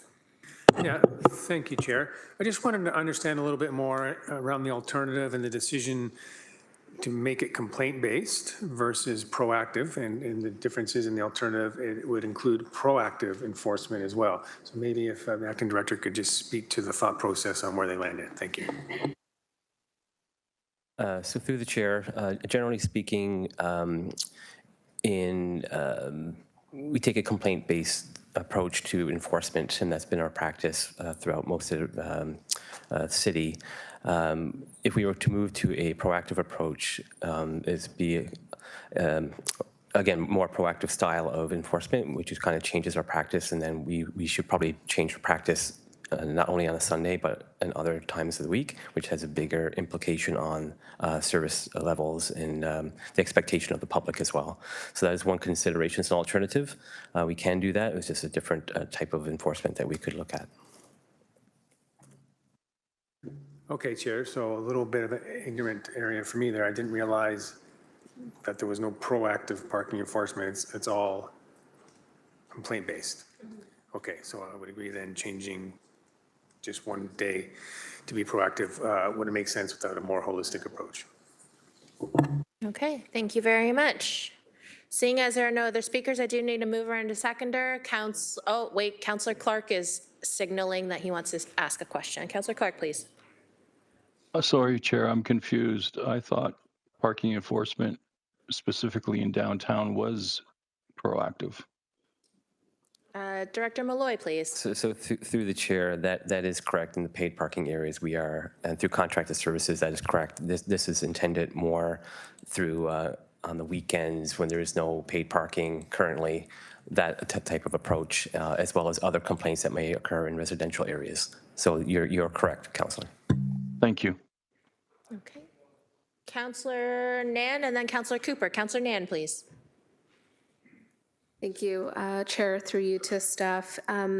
So appreciating that's complaint-based, but there are still some parking enforcement that's done at a kind of informed way, right? When it comes to large-scale events, the stadium precinct, for example, when there's a Ticats game, we know that the officers kind of roam around that neighborhood specifically. Other areas include the waterfall. So just to speak a little bit to that, if you could, to clarify the public record. Through the chair, James Buffett, Manager of Parking Enforcement and School Safety. Yes, this would be in addition to the other services that we do provide for special events and other kind of peak event seasons like Wyoming Peach Festival, the waterfalls. Those would still be covered through our existing resources. Thank you. Councillor Cooper, please. Thank you, Chair. Through you. I am aware of the fact there is proactive parking enforcement between the hours of 2 and 7 on through streets, even though it's not posted and it's not in the city limits. And I wouldn't actually mind at a future point bring that back and understanding the cost and the revenue. I think it's a revenue generator. So there is, I know there is proactive parking enforcement going on in the city. Okay, so I think that perhaps Councillor Cooper, if you wanted to work with staff offline to actually bring back a report or some sort of motion that could do that. Okay, fantastic. Thank you so much. Councillor Alex Wilson, please. Thank you, Chair. I did hear your last comment. It is just on that exact thing. Could staff maybe talk about the evaluation process of some of these things? So this is a recommendation coming forward from staff in the process of doing some continuous improvement work. I think there's been an interest from other people about what the next step in maybe that continuous improvement framework looks like, specifically looking at more proactivity outside of the places where it does happen, paid parking, et cetera. Is staff's thought the best way to move forward with that continuous improvement? Councillors reach out offline to say, hey, let's talk about direction to do that, or could they just maybe offer a comment? Is a review already happening? Are we getting a report in Q1? Just trying to understand what's already in the works with respect to reviewing this and reporting back. Director Malloy, please. So through the chair, I'll start and I'll let James supplement anything I might have missed. So the intent of this pilot is to report back by end of Q4 with an understanding of all the data is collected and how to move forward. If there are other continuous improvement or interest from individual councillors, I do encourage conversation that we can take a holistic review of certain issues because we're always looking for continuous improvement opportunities as we should, and that's something that we would take under consideration for to understand what the needs are and to address in the future. Okay. Seeing as there are no other speakers, I still do need a mover and a seconder for this. Councillor Nan and Councillor Kretsch. Hopefully there's no other comments.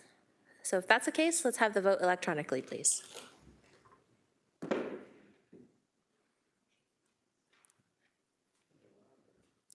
Votes up. Councillor Cassar is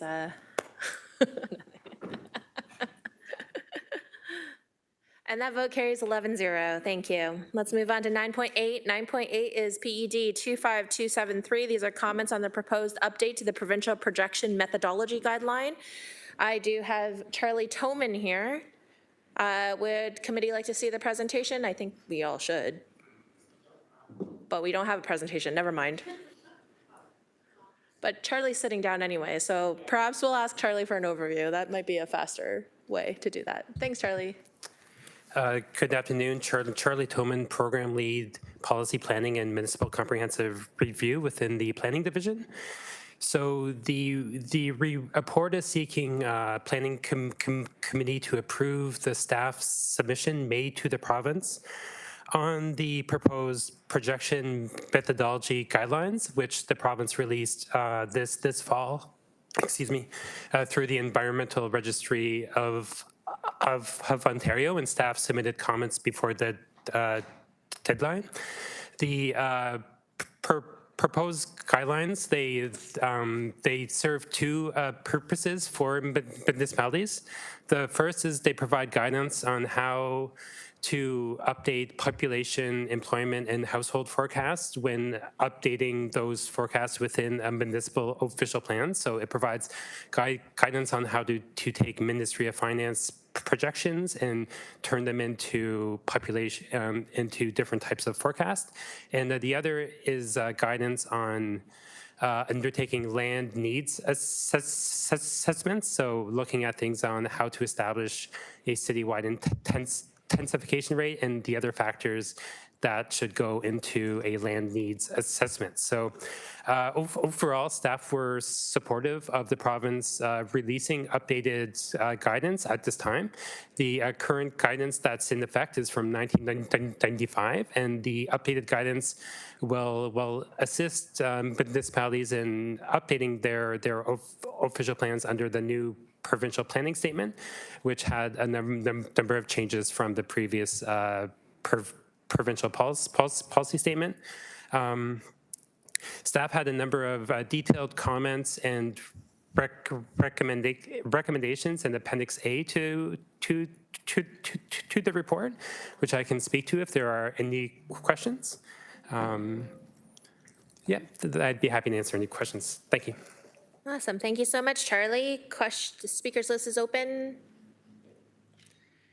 Okay. I'll pass the chair to Councillor Taddison. I have a couple of questions for myself. Charlie, could you give us a sense as to what the province has outlined for employment lands, and how do they fit in today's day and context, and whether they're actually feasible or not? Through the chair. So the guidance does provide a number of different options that municipalities can choose to use when determining their employment forecasts, and also for planning for the amount of employment land that they need to meet the identified forecast. The different tools that a municipality can use at a very high level. The guidelines have a very kind of simple way of determining what those employment forecasts are, but they also have a very detailed process for undertaking that forecasting that looks at different employment classes and the types. So at a high level, the guidelines do provide different options, and it's up to municipalities to sort of choose when they undertake their own forecasting to apply those. Okay. Thank you. As a follow-on question to that then, as municipalities are changing, and I see from your commentary that it's going to be you recommending the use of the NAICS code, so the North American Industry Classification System. However, we do know that there are so many burgeoning industries that are coming up that NAICS codes don't necessarily cover off, but they might be high energy uses or high water uses, or I'm thinking about how data centers, which are probably classified under warehouse, but really are a fairly new and burgeoning industry sector.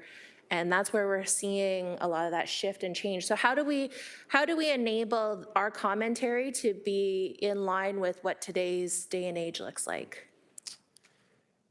Through the chair. So the proposed guidelines are that they are guidelines that the province issues, and the guidelines do make reference to municipalities being able to take different approaches, provided that when we update those forecasts to take a different approach, to go off menu, so to speak, we provide that background and rationale on why we think that is appropriate in the local context.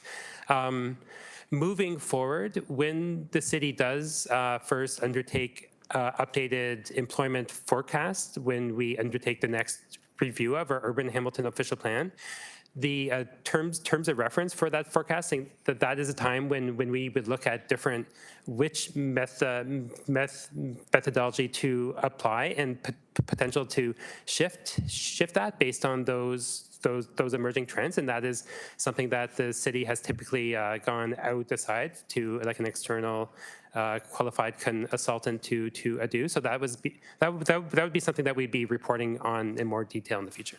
Great. So my last question is just a reminder of when we're doing the employment needs, the employment lands survey again.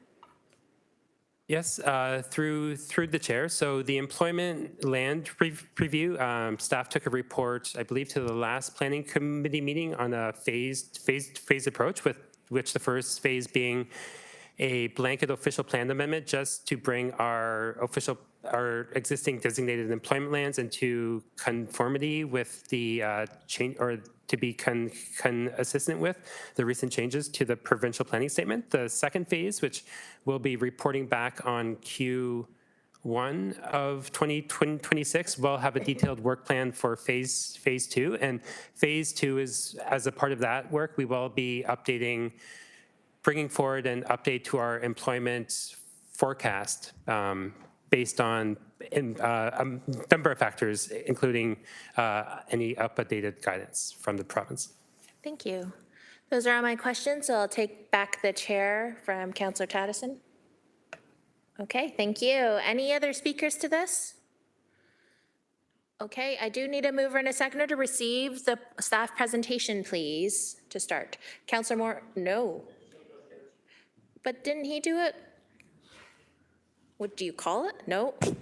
Really, the specific rule is that if the staff presentation has been noted or included on the agenda, then we need a formal motion to accept, receive. That's the word. Cool. So okay, we can skip it if you prefer to do it. That's fine. Let's skip it, because you know what? Why don't we go on to get a mover and a seconder to approve the said recommendations in this report? Councillor McMeekin and Councillor Cooper.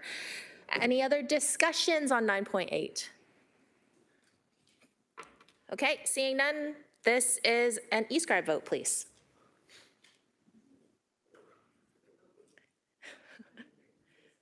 When Clerk Kelsey puts it up for us, that's, oh, and there it is, vote is up.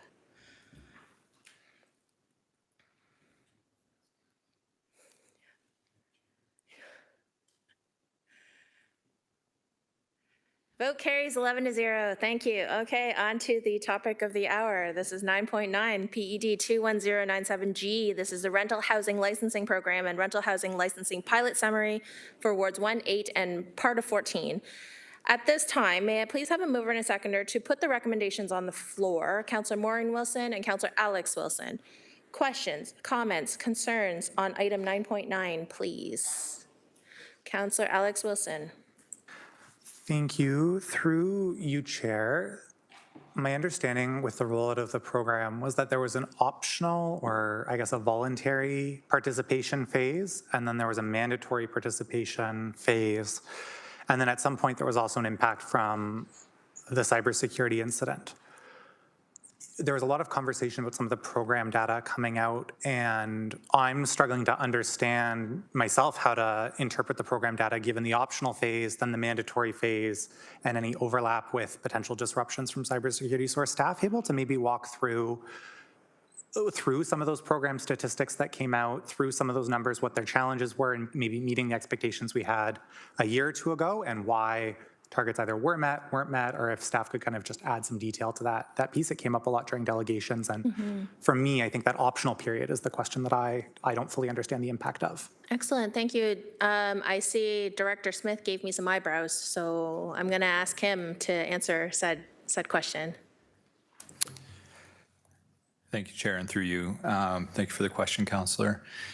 So yes, I would agree with some of the comments from the delegates related to the data that is back. We certainly don't have the data. We initially anticipated having the data as a result of our cybersecurity incident. We lost over 500 applications. We have lost time and the ability to build on metrics associated with that due to the loss of our file management database.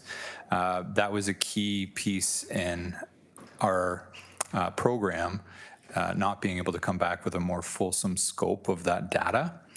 I'll speak briefly to the phase-in period, which I think, Councillor, you referred to as the optional period.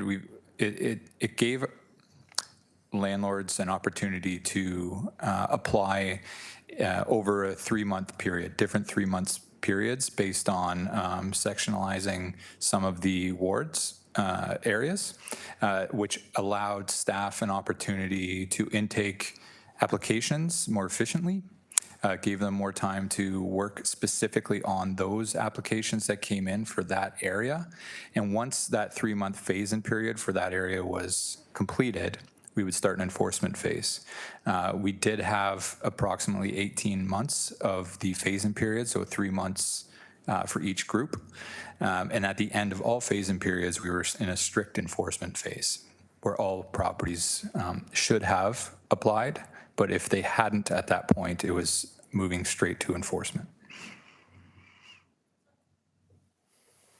Thank you. So given that all properties haven't complied, could you just like materially, what does that mean? What does it look like for those properties in enforcement? Could you talk about the numbers? I think there's been, for example, if only like the comment earlier this morning was, well, only 400 properties are registered. Well, could you speak to what's happening with the properties that are captured in the pilot, haven't met their obligations, have moved to enforcement? Just what's going on with those? Are we still seeing outcomes? Are they lost? Are we getting fire inspections? Like I'm not sure I have a line of sight as to what's actually going on with those properties in that class.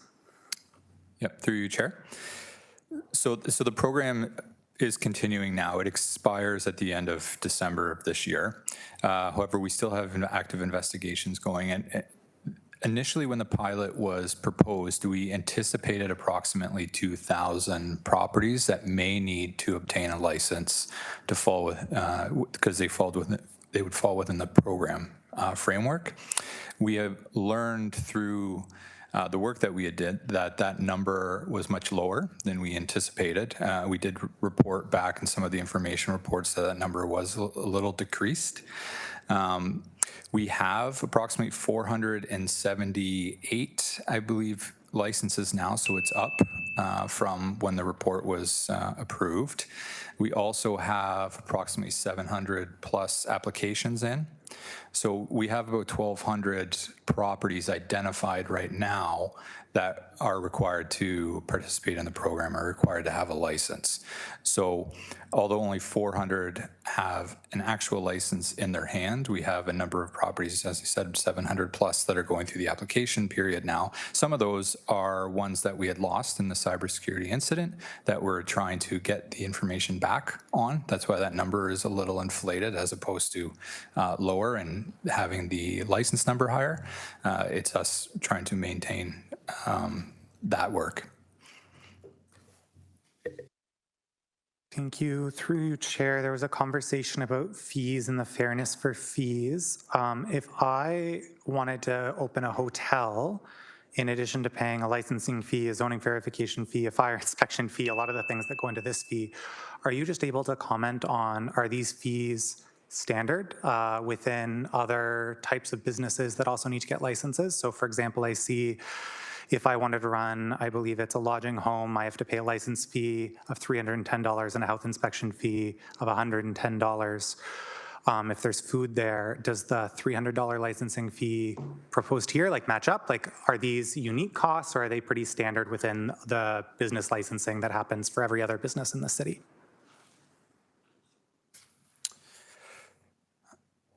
Through the chair, the fees are all individually based off of a cost recovery model. Licensing is built off a cost recovery model. So it's the work that goes into having a property or business licensed would be where the fee number comes from. I would say the types of fees that this program has are similar to other programs out there. However, the difference here is we have a fire inspection which is occurring annually. It's some of our other businesses that occurs every 3 years. That's one difference. So that fee would be required every year. But everything else would be fairly similar. There are no public health inspections at this property. It would be a certificate of compliance through property standards and a fire inspection. We also require an electrical safety authority inspection, but that is not done through the city, but it's documents that we require as part of the application. Thank you. Thank you. Up now we have Councillor Nan, followed by Kassar, followed by Councillor M. Wilson, and then Councillor Cooper. So Councillor Nan, please.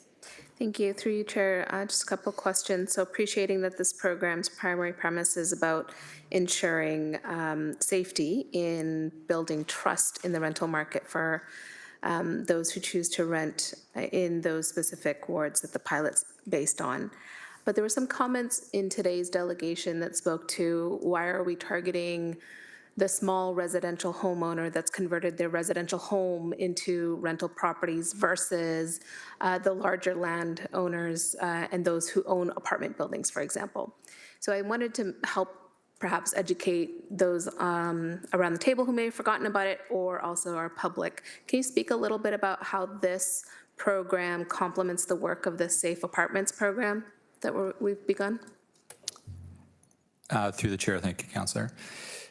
Yes, it does complement it. They're separate programs, though. So I think what's first best to describe is that the rental housing licensing program is a smaller, it's based off a smaller dwelling size. So 5 units or less within a dwelling. It is more single-family dwellings that we're looking at with this program. The Safe Apartments bylaw are purpose-built apartments or rental units. So right now within the wards that the rental housing licensing program is running, and then concurrently with the beginning of the Safe Apartments bylaw, we don't actually have a gap in the rental unit inspections that we would do. They're covered under 2 separate programs, but inspections occur at each. So that would be ultimately how they would complement each other. I will say, just to provide some clarity on something that was mentioned earlier, just related to the student aspect of this, just that the rental housing licensing program wasn't solely based just off of student rentals. It was based off of areas that had a high concentration of single-family dwelling properties that were being used as rentals. I know the city has a lot of them. This just had the highest concentration, and it happens to be in high student areas. And I think there's just some confusion as to that, but the program was not built based solely off of student rentals.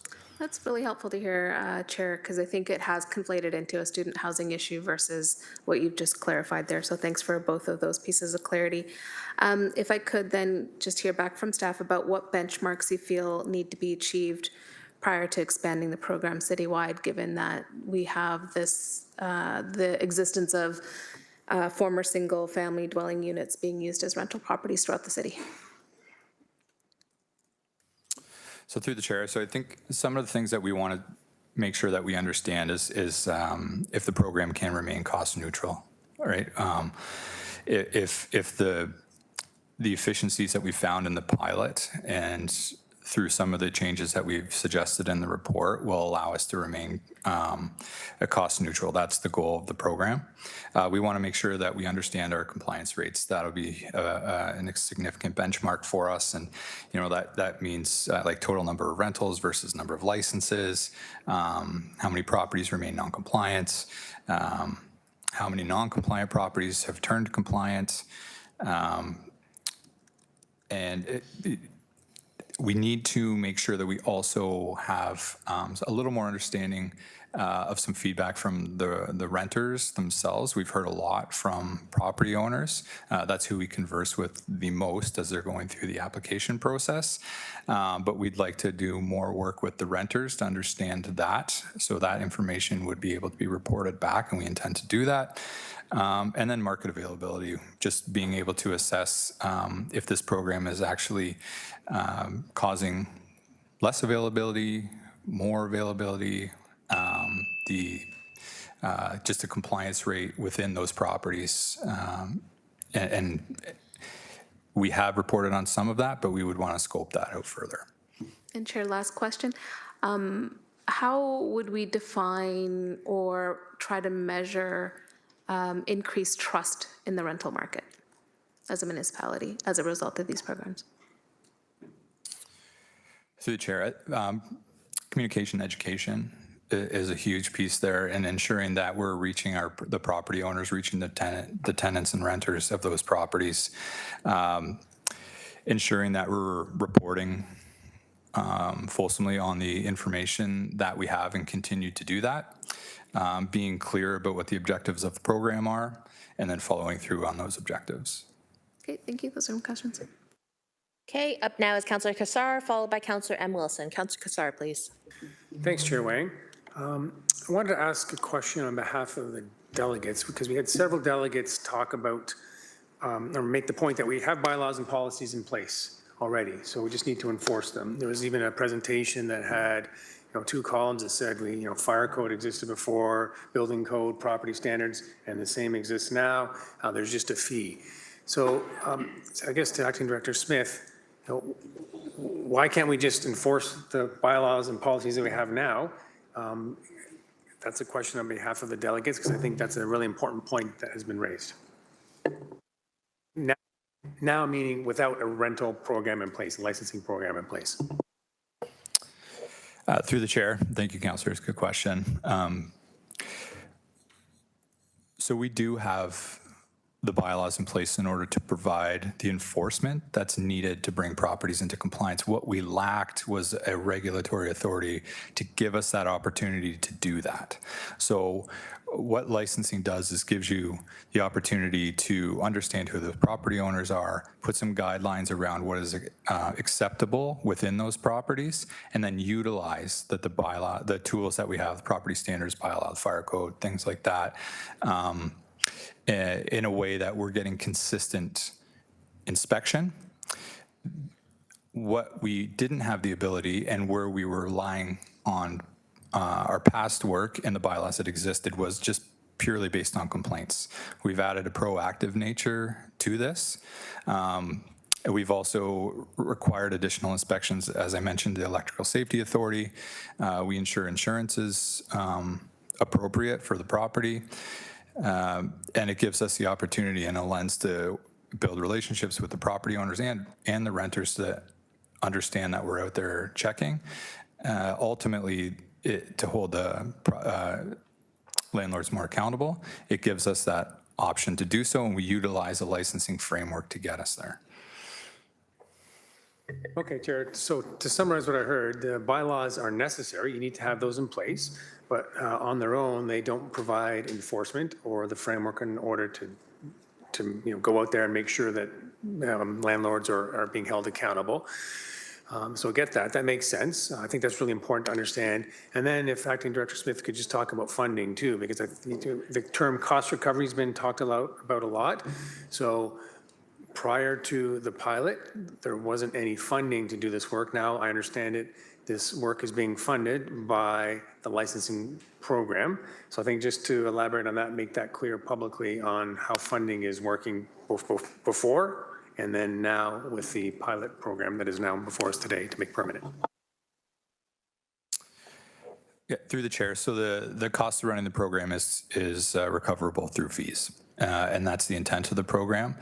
Initially, when the pilot was presented, we had identified, as I said, approximately 2,000 properties that needed to, or we believe needed to be licensed.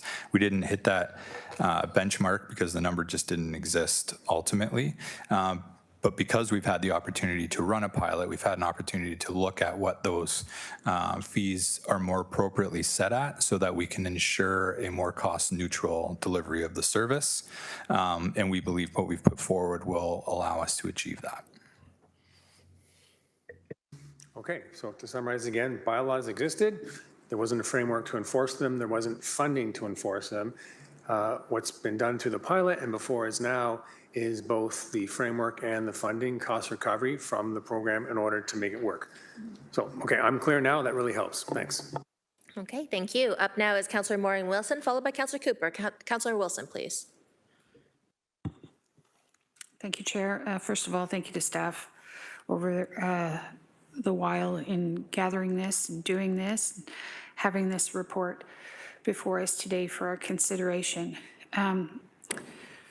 This morning during the delegation period, I heard some suggestion that this isn't the right program and we need to get back to consultation again to come up with perhaps incentive programs. I heard that this just isn't the right tool for the right time. And I also heard suggestions also around this horseshoe that it's this or encampments, and that there is a direct correlation between licensing and people who are deprived of housing. So let me start with the last one first. I could ask the bench for confirmation, but share it with you, Chair, now.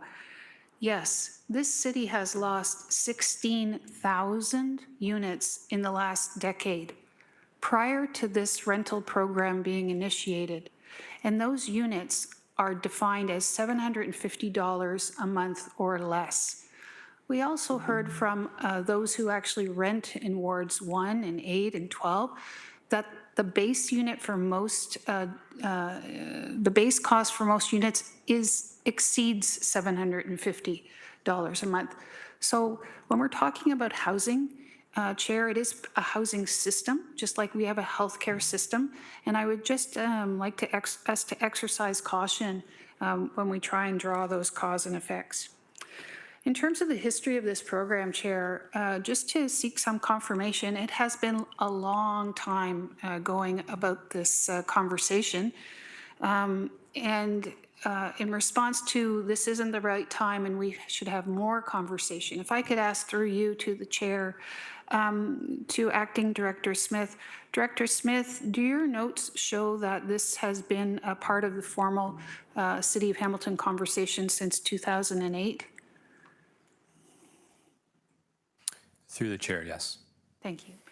And can you share with us that at that time in 2008, it was suggested that we don't go for a licensing program, but we commence a pilot project for 18 months called Project Compliance.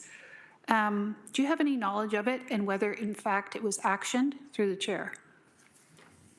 Through the chair, I do have knowledge of it. It was actioned, and it ended approximately 2017 or 18. And what it was a proactive property standards team, ultimately, that were going into purpose-built apartment buildings. So not single family, not what were once single family dwellings. Through the chair, correct. Okay, so that project as a pilot did not apply to the rental stock which we're speaking about today. Okay, fast forward to 2013, where council voted not to license and instead was going to adopt a proactive property standards enforcement program. Is that the same project or program through the chair? Through the chair, it is. So I can provide a little bit of clarification. So the project compliance team that you had spoke to earlier was a group of staff that were separated, and I'll use the encampment situation as an example. We have a group of encampment officers that are called the Coordinated Encampment Response Team. We pulled some officers aside to do some purpose-built apartment inspections. The one that you're speaking to more recently, 2013, I believe you said, that actually formalized the program. Thank you. There was a subsequent report because of the unwillingness to enact rental housing licensing for this unit size. And it was suggested that there was an acknowledgement that, yes, what we have now is not working, but what if we did X? And I think there were 25 recommendations for X, including that Hamilton adopt a new program where tenants can request a free tenant safety inspection. Through the chair, was that ever enacted? Through the chair, I don't have knowledge of that. The answer is no. Thank you. The final question I have, if not now, when, there was also recommendation that we establish a rental housing roundtable, perhaps similar to that which was struck in the early 2000s. Was that ever enacted? Through the chair, no, I do not believe so. Thank you. So in summary, Chair, I appreciate the other questions that sought clarity. I appreciate that this proposal before us today is to be paid from licenses like any other licensing program. In response to, well, we should just have more enforcement, yes, I'll wait for the amendment to the budget to provide and fund from the tax levy more enforcement. I haven't seen one yet. And to the discussion that this is just not the right time, there has never seemingly been a right time. As acknowledged by one of the delegates from the Hamilton Apartment Association, they have been dead set against any licensing regime from the get-go. And so I think we need to acknowledge that there is a need here. There has been a need acknowledged for something else, but this is what is before us now. I appreciate that the pilot served its purpose and gave us the information to help rejig and re-engineer, and I will strongly support the staff recommendation. Thank you. Okay, thank you. Up now is Councillor Cooper, followed by Councillor Crutch. Councillor Cooper, please. Thank you, Chair. Director, through you, Chair, Director, what do you see as the objective of this program? Through the chair, ultimately what we're trying to ensure is the safety of renters and compliance with municipal bylaws. Thank you. We heard about 390 units being lost today. How do we deal with displaced people resulting from this program? Oh, sorry. Yeah, sorry. My question was, we know 390 units were lost as part of a presentation today. How do we deal with people who are displaced by this program? I'm not sure if they can answer that, but I'll ask Director Smith to try. I mean, through the chair, the city has a number of support options in place through our housing team. And if certainly we were notified that there were some difficulties, struggles, or risks for renters that may be displaced, we would certainly make sure that we were connecting them with those services, but what they are specifically would be slightly out of scope of my role. When it comes to costs, do we know this program, I'm unsure, I hear different dates and stuff, but 3 to 5 years. Where are we in terms of costs and the reimbursement of those costs? Do we have a general sense of where we are overall in the 3 or 5 years, whatever number we're going to go with, where we are and all that? Through the chair, so that's one of the difficulties that we had as a result of the cybersecurity incident, is that we weren't able to provide full scope and full overview of the data associated with the costs of the program. I can say, based off of how the program was created and what the objectives were, we did not meet that full cost recovery model. There were pressures in our budget for us as a result, which is ultimately why the program has been scaled differently, so that we can ensure that there is the offsetting costs going forward. Okay. So we heard from delegates, in particular folks at McMaster, in a lot of detail of all the issues that still exist. How do those issues get addressed?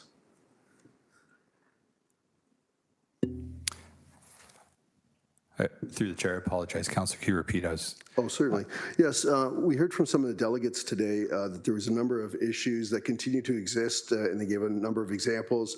It almost sounded to me like things hadn't really improved. We heard stories of people that are doing it the right way, saying we're doing it the right way, but we seem to miss all the people that aren't doing it the right way. So how do we address this with the program? The intent was to deal with making it safer. I didn't walk away necessarily with the feeling that anything got safer. So what's your thoughts on how we address this? Through the chair, so I think one thing, so I'll start with the number of licenses that we have. So we know that there are 498 licenses that have been issued. We know that those properties are meeting the municipal the compliance with municipal bylaws, that they've received inspections for property standards from our fire department, from the Electrical Safety Authority. So we know that those properties are in good standing and safe for renters in the city. We have an enforcement team that is out there proactively following up on complaints, but also looking for additional rental units that are maybe existing, which may need to fall within the framework of the property. And once those are identified, we do require them to come into compliance with the bylaw. And if they don't, we have opportunities through utilizing fees and charges to get them there. But the work will have to continue with it. We're not at a place where we're finished and that we feel that we've captured all of the locations. We have done a significant amount of work on the proactive side of this program, which is ultimately, I think, got us into a better position. But that work needs to continue, and the inspections need to continue, and the follow-ups at the properties will continue and ultimately lead to more application. So thank you for that, through you, Chair. So how would we measure whether this was successful, not successful, maybe neutral? What would we look at to really be able to walk away? Because there's a lot of differing opinions. What, in your opinion, obviously made a recommendation that they should be permanent. So why do we find ourselves here when we see well, anyways, leave it to you, just in terms of how do we measure success on this? Through the chairs, by having properties licensed under this licensing schedule, that we know those properties are safe for habitation for renters. And the more properties that we can have licensed and ensure inspections are completed, the more properties we know that will have availability of safe rental options for individuals in the community or people traveling in. Thank you. I'll just come up a second time. Done. Yeah. All right. I see Councillor Cretch followed by Councillor Clark. So Councillor Cretch, please. Thanks very much. A couple questions from me, specifically with respect to how we understand a little bit of sort of similar to what Councillor Cooper was speaking to. There's a lot of properties in places like Ward 2. I know we're not going there yet in terms of expanding it citywide. That's my second question, but there's places like multi-residential units, we find out, for instance, that they're not in compliance. What steps are taken if, for instance, there's a multi-residential dwelling, it's not in compliance as a multi-residential dwelling? Exactly what do you do in bylaw services to address that? And then I'm looking to understand what happens next. Through the chair, so our officers that are out investigating properties, if they identify a property within what is still currently the pilot, they would make contact with the property owner. They would explain the pilot and make sure that they understand what the requirements of the pilot are and what the requirements of themselves are moving forward. We would give them an opportunity to come in and apply for a license, which would start the process to get inspections scheduled, but also the proper documentation turned into our team. If we don't see that they are moving forward with an application, we will issue them a notice of noncompliance, which will have a deadline as to when that application is required to be made. If they continue to not follow through with that order, our team would have the opportunity to issue charges to that owner for failing to be in compliance with the municipal bylaw. We would continue the work to get them there, or we would escalate our enforcement if it continues to be an issue. And what does that escalation of enforcement look like? Does it look like potentially us having the authority to evict folks? I just want to understand.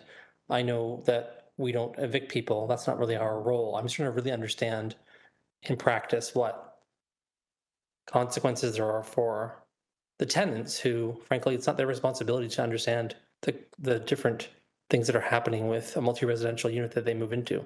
They're not looking these things up in the city's registry to figure out if they're compliant. But I presume there are consequences for the tenants. I'm just trying to understand if you can explain what the consequences for tenants are through this program. Through the chair, so consequences for tenants would just, I'm trying to figure out how to explain that. So there's an expectation on the landlord in order to comply with municipal bylaws. If they're not complying with municipal bylaws, for instance, if there are property standards orders at the property as part of the application process we go through as a result of the inspection that may have occurred, we have the authority to go in if they don't follow through, and I say they, but the landlord, to make those corrections. So we can get ourselves to a point where the living arrangements within a unit are improved because we've identified them as part of this licensing regime. The risk to tenants is, I would say, more minimal once we identify that the site is required to be licensed, because then we can ensure that inspections are taking place or any orders that were issued are complied with. However, one of the risks identified in the report is that some landlords don't want to comply with that, and they may elect to change the model of their home and not have rental units available, and that may result in an evictions. Right, and so I'm just wanting to point that out because I know that that's an impact for renters, generally speaking. My second question is really about the timeline here. So a frustration for me during this entire process has been how long it's taken to get from one step to the next, to get from the pilot to the grace period for the pilot, to the evaluation period for the pilot, to the the permanency of the pilot. This has taken many, many years. And I've seen other similar programs rolled out that have not taken this long. And now we're saying before it gets to Ward 2, which, by the way, in Ontario is one of the most renter-dense parts of this entire province, we're going to have to wait 2 more years. And when I heard the questions that were asked in terms of what evaluation was needed to roll this out citywide, I didn't understand that was 2 years worth of work. I just didn't understand that. So I'm wondering why this can't happen sooner than December 2027. I ask because this isn't a student issue, as far as I'm concerned, actually at all. This is an issue for tenants and people who rent their homes. And as a councillor who represents the most people who rent their homes, this is hard for me continuing to watch this stuck in wards 1, 8, and 14 and not citywide. So I'm just trying to understand why we need to wait so long to do this.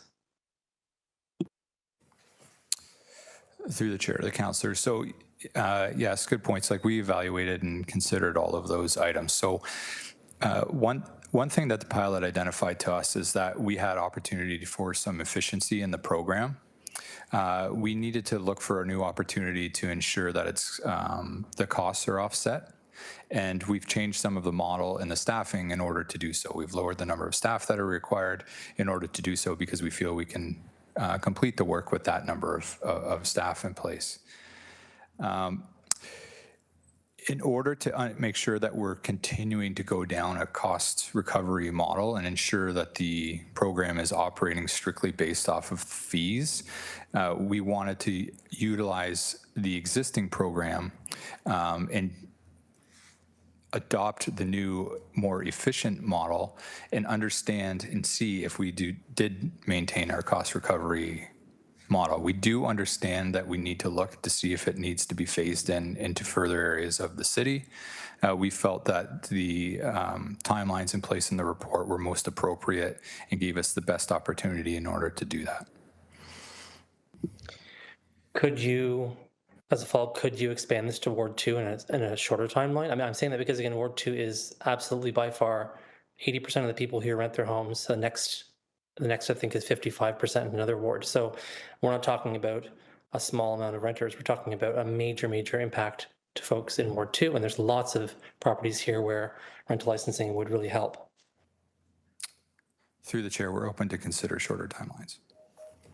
Okay, I'll connect with you offline about this before council, perhaps, to talk about that, because I do think this is something I'm very supportive of, by the way. My last comments, just after my questions, I'm very supportive of this. I think it's really, really important to have a foundation for how we understand tenancy, landlord and tenant relationships, compliance with the city's rules and regulations. And without a rental licensing program, without something we can actually force people to have to register with, and without that kind of clear oversight, the rest of our rental programs that we're trying to build in the city to protect tenants don't have a solid foundation. The basic thing we need to know when we're thinking about tenants and tenancy in our city is who, what, are they in compliance? Is this really a bona fide rental? Without that information, a lot of the other information we're looking for just doesn't make sense. And renters should also have some certainty or some ability to understand and know who their landlords are to the extent that that's possible. I'm hoping eventually this creates some type of database or some type of education for everybody around the city about how this all works, that we can have a really clear list of who owns property where.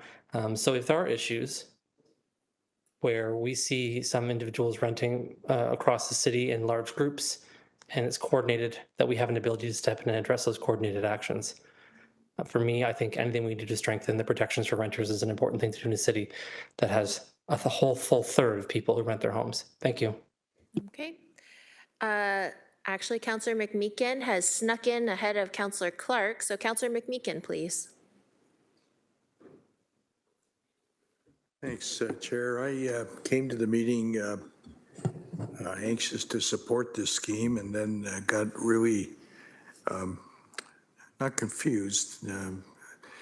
What did they say to Daniel Boone once? Were you ever lost? He said, no, I wasn't lost. Confused once or twice, but was never lost. I got confused with some of the presentations I heard around duplication and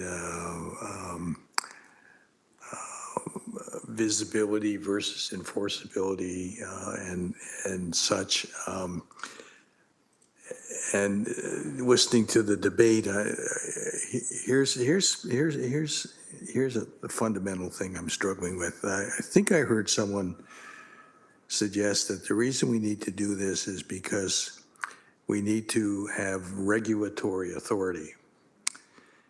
And so I guess my question is it common practice for our municipality to pass bylaws for which there is no regulatory authority to enforce? That just seems to be a pretty basic question. Do we have regulatory authority with the bylaws that some of the presenters were saying we should be enforcing instead of moving into a new direction?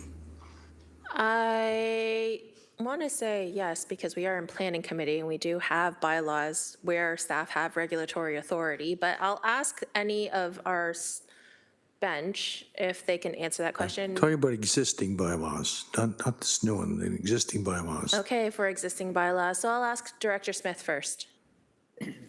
Through the chair, we do have a number of bylaws that we've created to give us more authority and create an opportunity for us to enhance the tools that we have already available to us. That's it? The Safe Apartments bylaw. So we have a bylaw that was created in order to require registration of purpose-built apartment buildings. That is beginning in January of this year. It will utilize the existing bylaws that we have, such as property standards, vital services, yard maintenance, things like that. But what that does is it creates that authority for us to ensure that inspections are occurring, to ensure that a number of things within the common areas are posted for tenant information. So there are a number of paths that were developed in order to allow us to use our current bylaws more efficiently.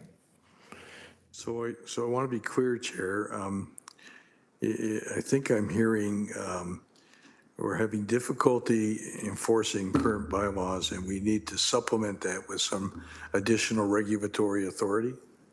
Would that be a fair summary? Through the chair, yes, it gives us more opportunity to not just rely on complaints. Okay, I'm on side. I'll support the bylaw.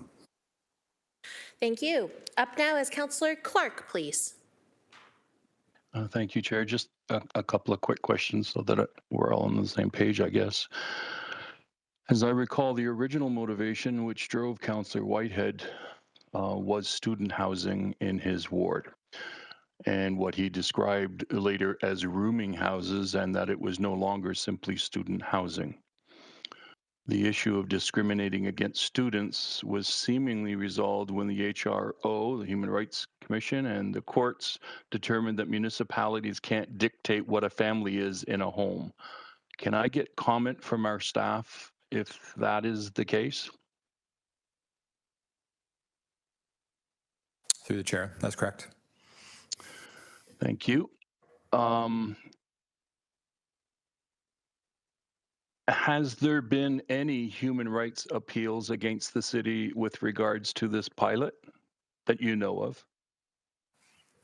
Through the chair that I know of, no. Thank you. Can I ask, I've heard a few comments today about evictions as a result of the bylaw. Do we have any data that confirms that that is the case?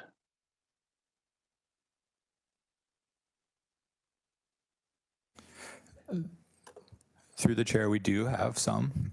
Sorry, I was just scanning through one of the appendices to see if I can find that for you, if you give me 10 seconds. No problem.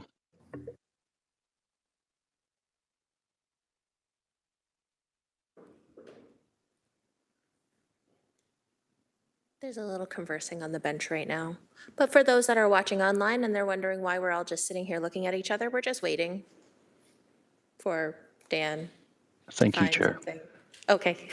Thanks, Dan. You're back. Okay, cool. Sorry about that. Thank you for your latitude, Chair. So what I can say is that we don't have confirmation of evictions taking place. What we know is that 65 applications that were submitted were canceled and they didn't move forward. And that may have resulted in that, but we don't have confirmation that it resulted in that. So we don't know their motivation as to why they canceled, correct? Through the chair, that's correct. Okay, so we can't really take that as gospel that the pilot has caused evictions from homes.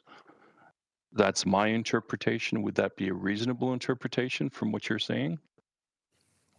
Through the chair, I would agree. Thank you. Last question, Chair, if I may. There has been consternation, and I was one of the ones who raised the issue.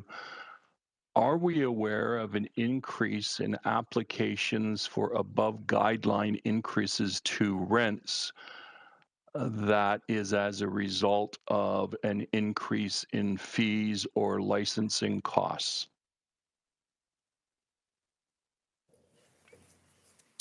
Through the chair, I mean, the information that we have there is solely just reliant on communication we've had with tenants, but that is not something that was raised as a concern from the tenants we spoke to. So they have not seen an increase in their rents as a result of this program? Through the chair, not that we have heard directly. Thank you. Those are very important points. Okay, thank you. Any first-time speakers at all? Because we're going on to second-time speakers. So up now is Councillor Nan, followed by Cooper, followed by Alex Wilson. Councillor Nan, please. Thank you, Chair. No further questions, just a couple of comments. Wanted to acknowledge that today, providing rental housing, including 5 units or less, is a business. And like any other business in Hamilton, as a city, we have an obligation to ensure that the business is operating in a manner that is compliant and safe. Programs like this one, along with our Safe Apartments program, which has just begun, enable the city to inspect all rental housing as a business. Licensing helps ensure that units meet fire, building, and property standards. They help improve safety for tenants, and they give landlords the opportunity to be verified. Verified, you are a compliant property, which ultimately increases confidence and trust in the rental market here in Hamilton. Those are necessary things. We know very well as a council and committee how important trust, transparency, and accountability are. We're measured on it every single day. We're also measured on it every single time we door knock. The private market doesn't get as many opportunities to demonstrate with accountability assurances that they are in compliance and meeting the standard of quality housing that every single Hamiltonian deserves. This program isn't a nuisance. This program is an opportunity. It's an opportunity for a private market that says we are wholly invested in providing safe, dignified housing in a city where we have chosen to set up shop. That's what this is. To spin it any other way is literally spin. This is where private sector and public government work hand in hand to address the security for future generations to have housing in the city that we can say definitively as a government is worth the check. Non-compliance should never be an option. Inhumane conditions should never be an option. The cost of a license is a small price to pay compared to the cost of the loss of life, illness due to exposure to mold, pests, or worse. I've unfortunately known people who've died in our city, children, as a result of no smoke alarms or dysfunctional smoke alarms as renters in the wards. At least one of them was in the ward where this pilot actually covers rental housing. Chair, I support the recommendations in the report today, and I really, truly look forward to moving this program citywide. Every Hamiltonian deserves it, and all the landlords who do the good work of staying in compliance and proactively providing healthy homes for Hamiltonians, I salute you and look forward to your continuous engagement on programs like this one across the city. Thank you. Okay, thank you. Up now is Councillor Cooper, please. Thank you, Chair. I will give you a little bit of lived experience. So when the pilot was coming in, I jumped on one of these calls and I asked the question, what happens when someone gets displaced? The call was closed down. It said it was over, they're adjourned, that was it. What happened a few years later, a gentleman living underneath my porch. So crazy. So anyways, I reached out to my counselor. He tells me to have him arrested. Private property invasion. I said, homelessness is not a crime. So I call around, I call the city. I'm told the city, we're not funded for you part of the city. How is that possible? You got millions of dollars more, you're not funded for my part of the city. After begging, pleading, finally got him some help. This is what we do too many times as a city. We don't think about these people that are impacted by this. The fact today, we have no idea what we're doing to displaced people tells me we haven't been thoughtful in this program. It's not about displaced people. The reason we have 2,000 people in our parks is because of things like this. I want an answer on what we're going to do with these displaced people. And shame on us if we support this without that answer. Thank you, Chair. Okay, Councillor Alex Wilson, please. Thank you. Through you, Chair, just some comments from me. A third of the program licensing fees goes to the fire inspection.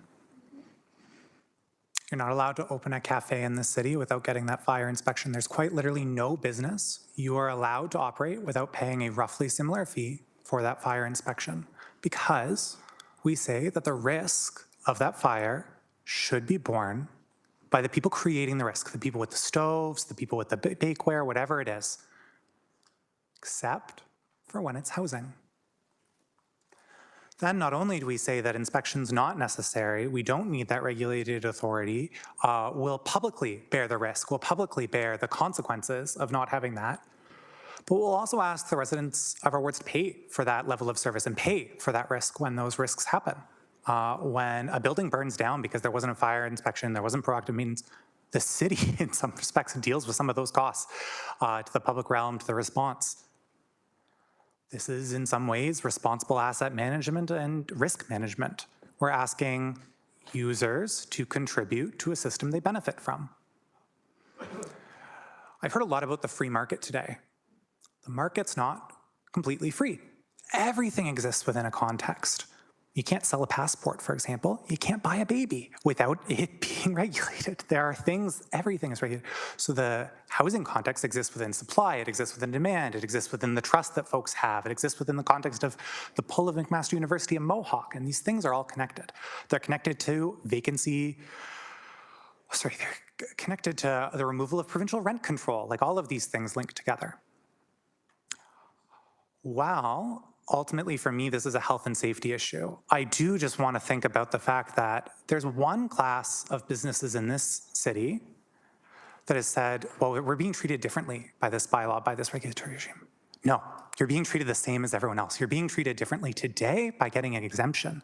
You're getting treated differently today because the $800 licensing fee that every other business has to pay in this city, instead those services get paid for by the general tax levy if you're running a small business. We've said that the financialization of housing is a problem. So if we believe in the free market even a little, why are we subsidizing the cost of some businesses? Why are we subsidizing the cost of some providers of housing and not all? If we want to get into this conversation about how do we partner with landlords, let's have that conversation holistically. But the idea that we can have one class of business that we just ignore, or that bringing them up to the standard that we treat everyone else at is somehow targeting them or being unfairly punitive, I just can't get on board with. We're asking for a fire inspection. It's the same $300 that everyone else in this city has to pay. Let's do it. Seeing as there are no other speakers, we do already have a mover and a seconder, so I'd like to call the vote, please. The vote is electronic.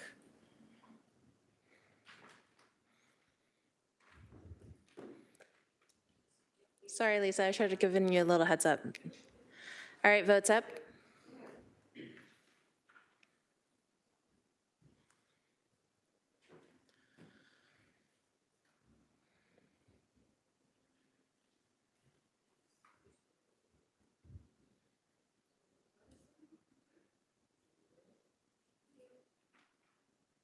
Vote carries 9-2.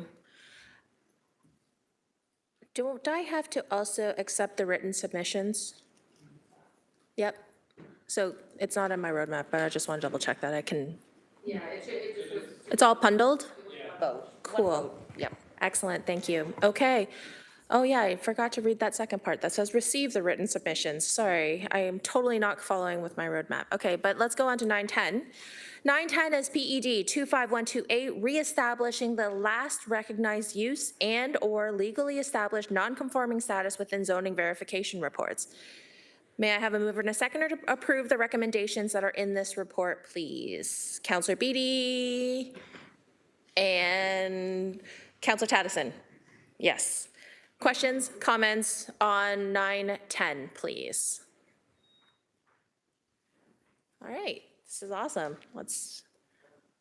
Emily's here and she was just, now she's upset and she's a little sad now. Okay, but I think that this looks really good. So let's go on to the electronic vote, please. Votes up. Emily, and you were worried.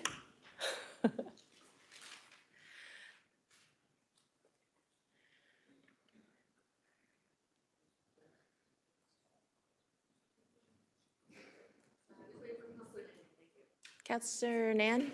Okay, vote carries 11-0. Thank you. Emily, you're off the hook. Thank you. All right, 9-11 is PED 25281. These are comments in response to ERO 025-1257, consolidation of conservation authorities. I think Sarah Marshall is here. Hi, Sarah, come on down. There is a quick presentation. This is a controversial issue, and AMO colleagues are also not cool with this, but Sarah, we're excited to hear your presentation.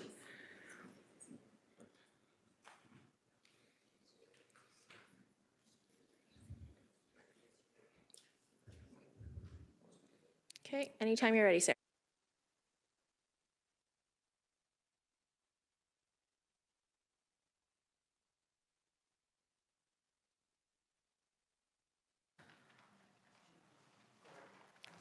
Okay.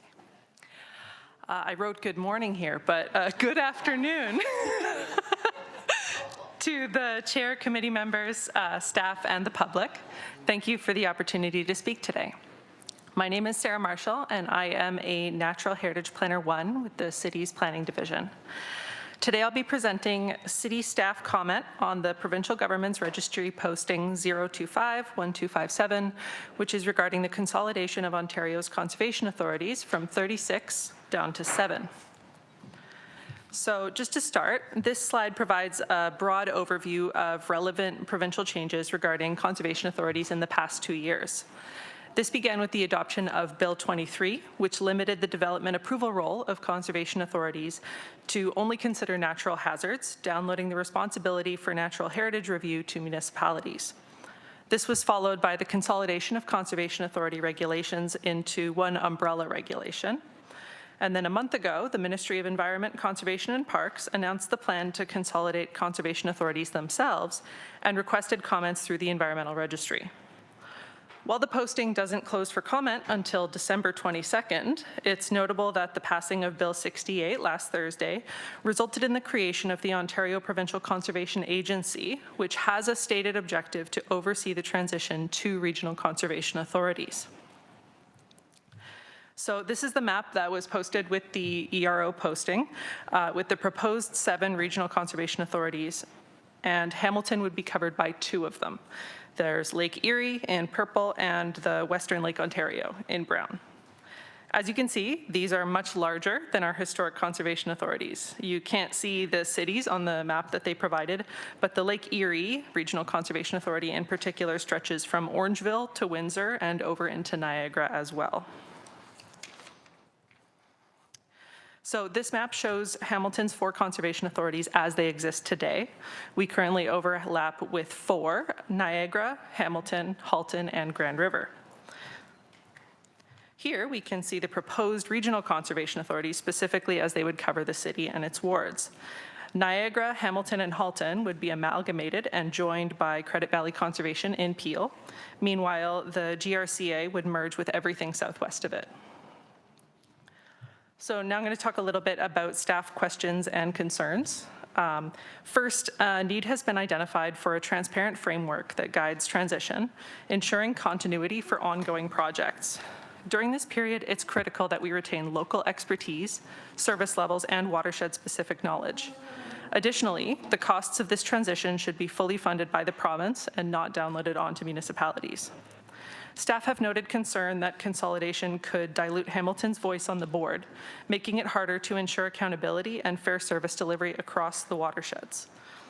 The Western Lake Ontario Conservation Authority will span 28 municipalities, and the Lake Erie one will span 83, a scale that can further dilute Hamilton's role in governance and impact local priorities. With this in mind, we want to see local representatives, technical experts, and opportunities for Indigenous participation in the proposed governance structure. The posting also leaves uncertainty about how consolidation will affect municipal funding agreements and the link to government representation. Municipalities already make significant contributions to conservation authorities. If governance is centralized, it seems fair that the province should increase its share of contribution, which is currently only about 1% for Hamilton and Niagara conservation authorities. Finance has flagged an additional concern that when boundaries change, cost sharing among municipalities can shift in unpredictable ways. This proposed consolidation could have similar unanticipated impacts. Another side effect of the regionalization is potential impacts on local relationships. Staff have stressed the need to retain local offices to ensure responsiveness and sustain trust with municipalities, residents, and agency partners. We need a better understanding as to how local projects and agreements will continue. Finally, staff have expressed strong concerns that this proposed consolidation has not allowed municipalities, partners, or the public to weigh in on whether this is the right path forward. Given that Bill 68 has already passed last week, there are concerns that the comments provided will not be taken under adequate consideration.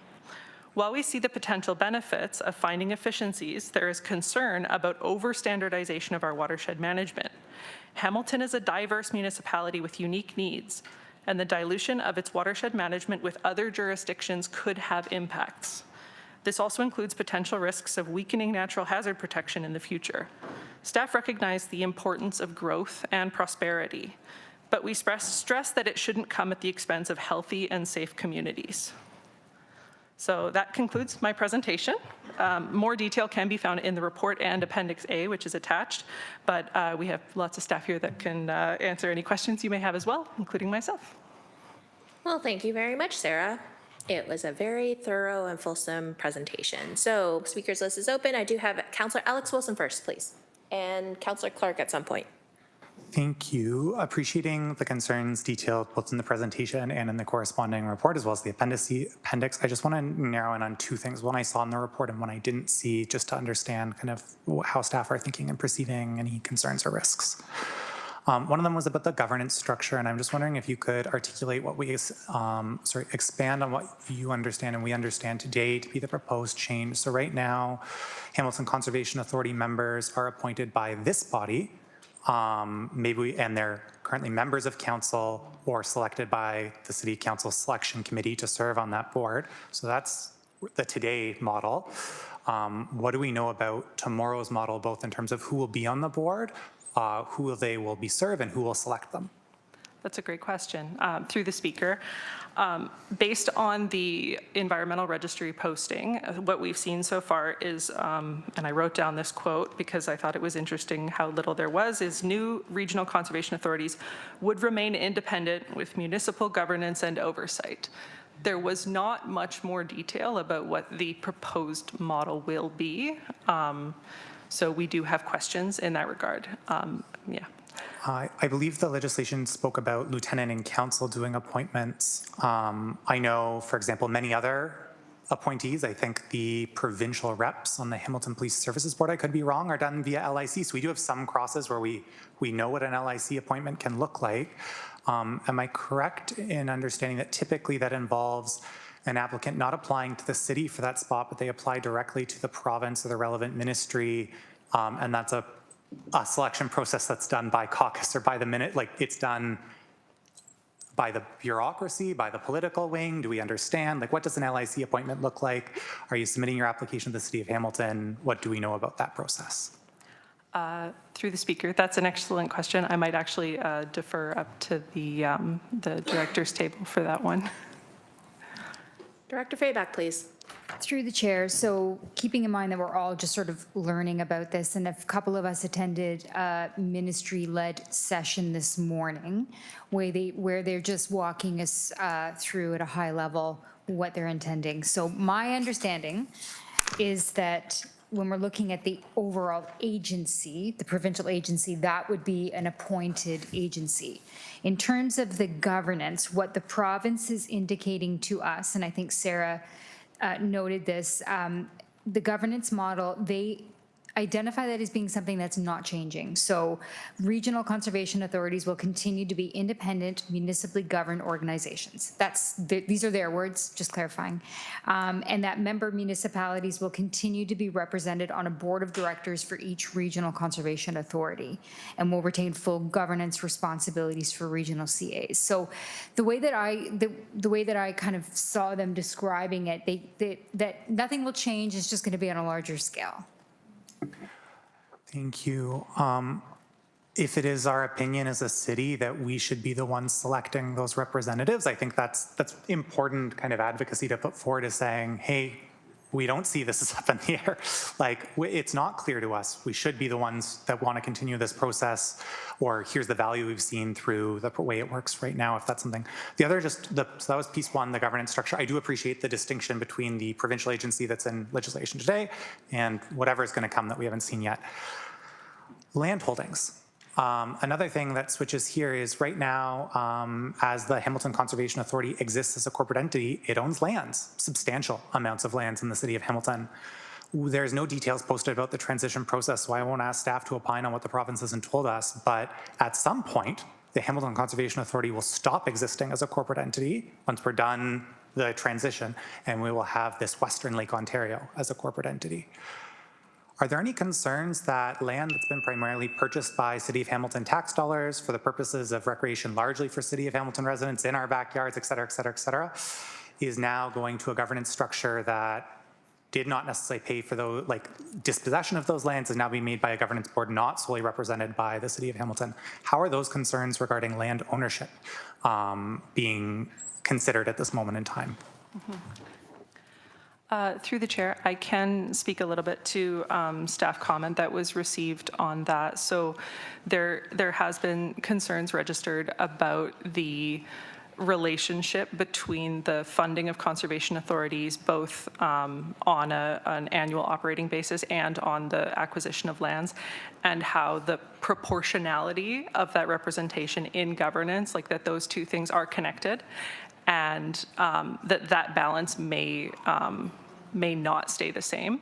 And that when we're talking about such a unique municipality as Hamilton that has such critical natural heritage, that has, world-class things like the escarpment, that there is a large interest in having local accountability for the area within Hamilton. So, maybe I'll provide an opportunity as well if anybody would like to add anything to that.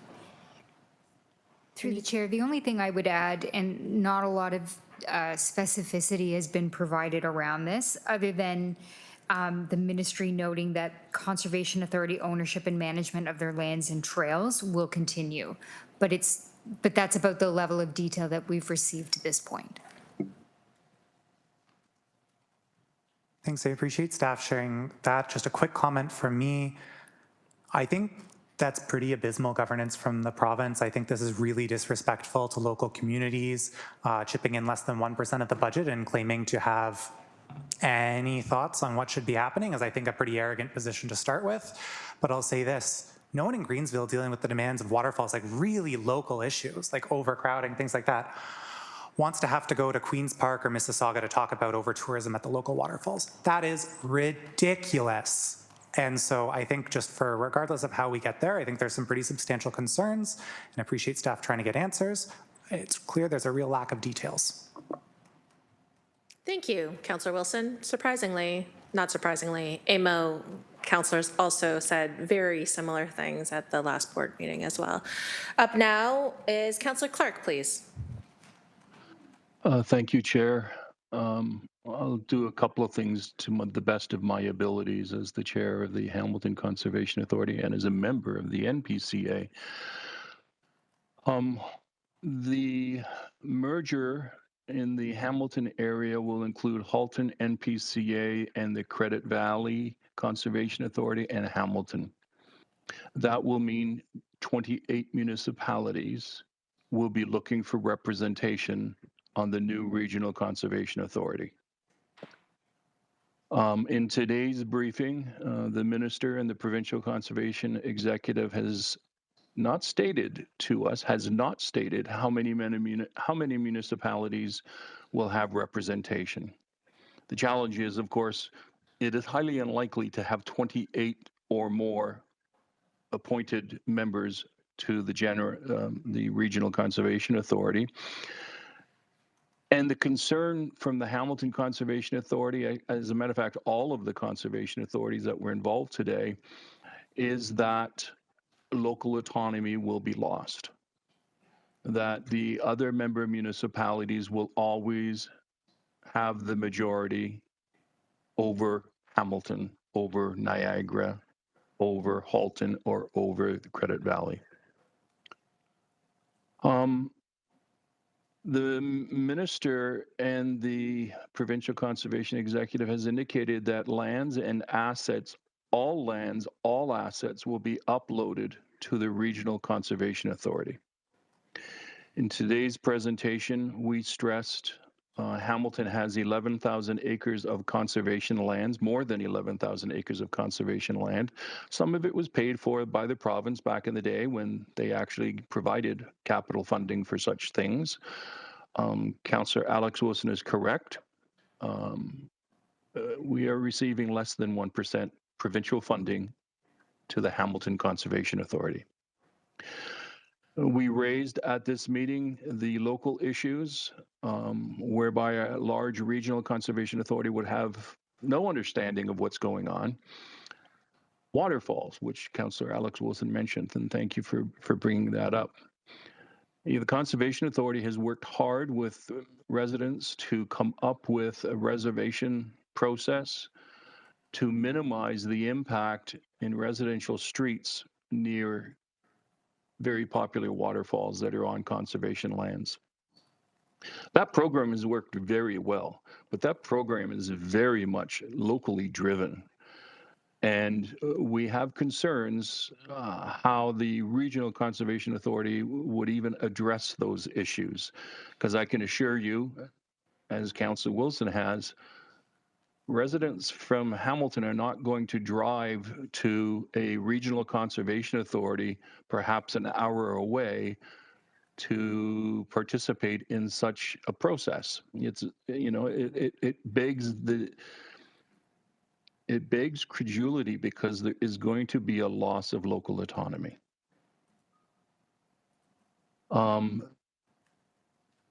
Bill 68 was proclaimed. That did create the Regional Conservation Authority. That's as far as it has gone so far. The member municipalities that were present in this morning's meeting, and Anita, I did indicate to the group that you're the director of planning and you had a planning committee meeting, so you couldn't stay for the entire meeting. So they understood why you had to skip out. But we truly did raise an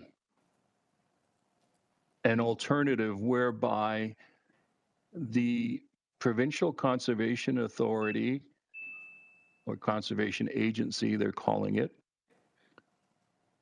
and the province could very clearly, by regulation, direct conservation authorities to create simple, standardized, digitize planning permits. As a matter of fact, the province could build a portal and drive each conservation authority to do things differently. All of the members today at the meeting, the minister left, he was there for about a half an hour and then he left. But the Premier's office was present throughout the presentation, and we made it very clear that we do not support the merger. We brought up the amalgamation of Hamilton, which allegedly was supposed to save money. It did not. Taxes went up because salaries went up. You have a larger geographical area now, and naturally the salaries would increase as a result of those responsibilities. That's what will happen if they proceed down this road. So we have indicated our opposition. We have indicated a willingness to work with the province to streamline services. But we highlighted that the Hamilton Conservation Authority, we have never had any complaints about our permitting process or what we do. We are held up as one of the icons in terms of the Conservation Authority movement. And in the Niagara Peninsula Conservation Authority, they didn't need the government help. They turned themselves around. They asked for an audit from the provincial auditor, and they did everything that the provincial auditor asked for and more. And we no longer have lineups of people wanting to complain about what the NPCA is doing. As a matter of fact, they now love the NPCA and they trust the NPCA, and that's the same situation that we have for Hamilton. Councillor Cassar has a motion, Chair. I and the CAO of the Hamilton Conservation have read it, and we suggested some edits which were made. We fully support this, and I will speak to it more fulsomely at council, and will support Councillor Cassar's motion. And I want to thank him publicly for drafting the resolution that is now before this body. Thank you. Thank you, Councillor Clark. Up now is Councillor McMeekin. Poor Sarah's been standing, so I don't know if you have a question for Sarah. No, well, let me take a stab at it. Okay. I know you'll rein me in a wink. Either way, or we could also ask Sarah to sit down. That way Sarah doesn't have to stand up that Why don't whole you sit down, Sarah? Whatever's up. I do sit a lot. I don't You're mind. okay? You're okay with I don't standing? mind Cool. She's okay with standing. All right, Councillor McMeekin, They please. also serve who sit, right? I may be wrong, and I think it was Aristotle a long time ago who said, if you want to know if the shoe fits, you need to ask the person that has to wear it, not the person that made it. This is a classic example, you know, the advantage of having, by the way, one of the big arguments I hear from my colleagues at Queen's Park, or former colleagues, and some who still talk to me, is that this is all about standardizing things. And that's problematic because every area of the province has differences. and it requires flexibility, be it rivers, streams, wildlife, wetlands, flood planning, you name it. There are different circumstances. We happen to be blessed with a preponderance of waterfalls, for example, that isn't replicated anywhere else in the country other than perhaps Quebec, which has a lot as well. So the whole issue of narrowing the number of people that you take advice from on something as important as conservation, heritage forests, wetland conservation, preservation, rivers, what have you, is very frightening. I just want to speak directly to the whole idea of appointments. I remember two things with concern. One was a piece of legislation that was passed by the province that allows them to take 100 hectares of farmland out of production in favor of development without any consultation. That exists right now. And you wonder why we're losing 361 acres of prime agricultural land every day. There's your answer. The other was when the Greenbelt Advisory Committee fell apart. It fell apart because some really prominent people like David Crombie and others who have dedicated their lives to conservation just couldn't stand it anymore. And when the government appointed new people there, they appointed some pretty difficult to defend appointments. Developers were prominent appointees to the new Greenbelt Environment Committee. So I think we're well positioned to try to marshal as much cumulative advocacy as we can through FCM, AMO in particular. You're our outstanding AMO rep. I know you carry the ball there. And rally the citizens who care about the quality of life, the air we breathe, the water we drink, the food we grow, and all of those things that really do make a country and a province worth standing up for. And the sooner we start that, the better. Thank you. Thank you. So at this time, we don't have any more speakers, so I will ask for a mover and a seconder to receive this presentation, please. Councillor Taddison and Councillor McMeekin. This is a hand vote, so may I have your vote, please? Looks like everyone, so that carries.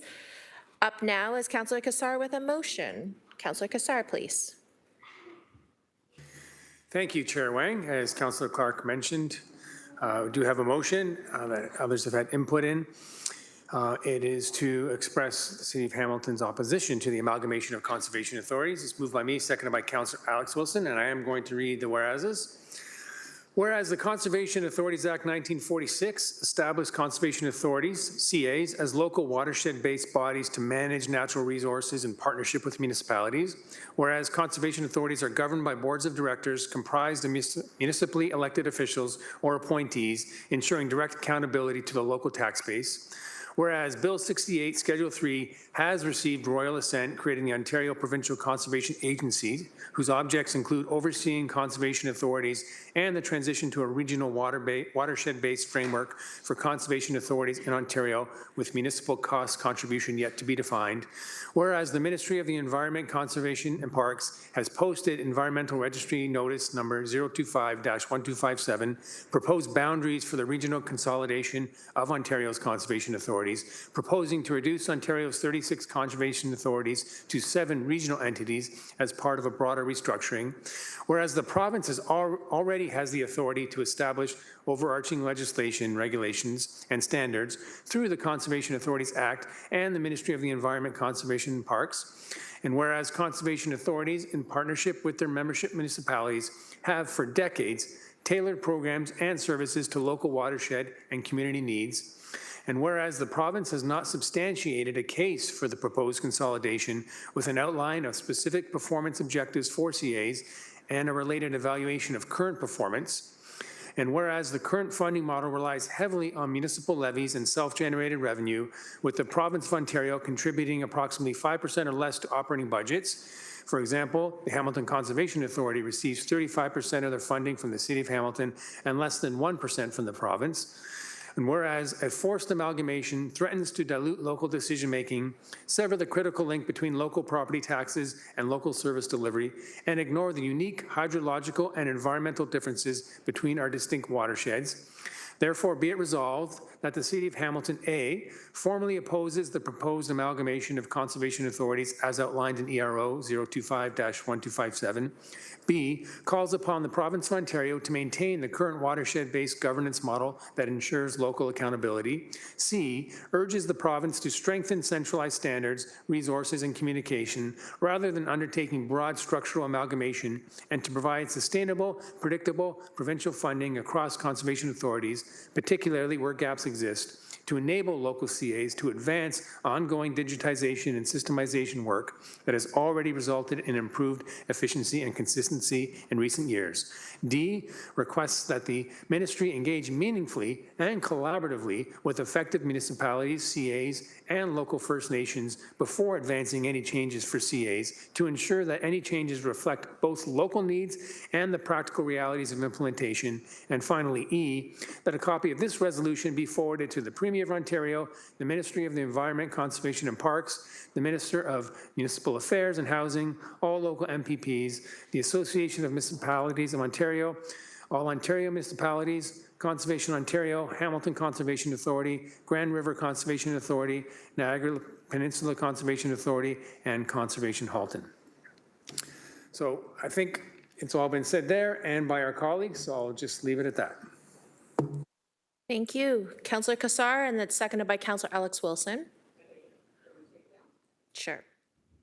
Okay, any questions, comments, concerns about the motion in particular? Yes, Councillor McMeekin, please. I think it's a swell motion, thank you. It is predictably, given those who generated it, outstanding and absolutely bang on.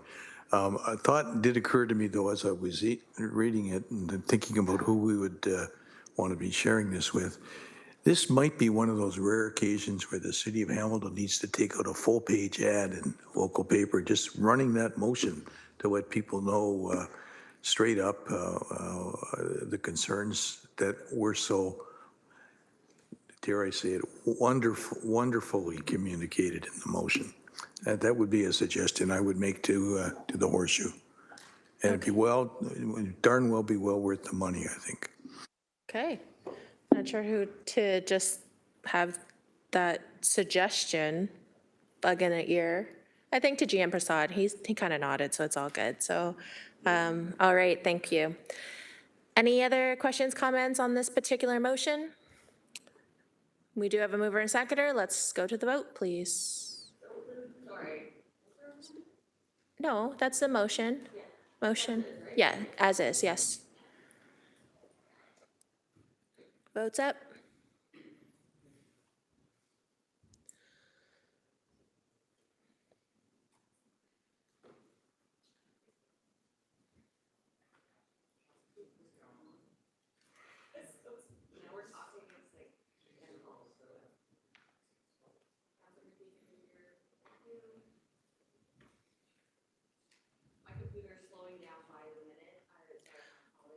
You said. It's carried 9-0, thank you. Now we are on to the report recommendations, which is to accept the report, to approve the report recommendation. So I do need a mover and a seconder to approve the report recommendations. Councillor Alex Wilson, Councillor Cassar. Questions, comments on the report at all? I think we did do a lot of good talking on this report, so let's move to the vote then. We cannot. Yeah. Clerk Kelsey is saying that eScribe does not like us right now. But it's coming. You're right. Clerk Kelsey, you can do it. All right, votes up, everybody.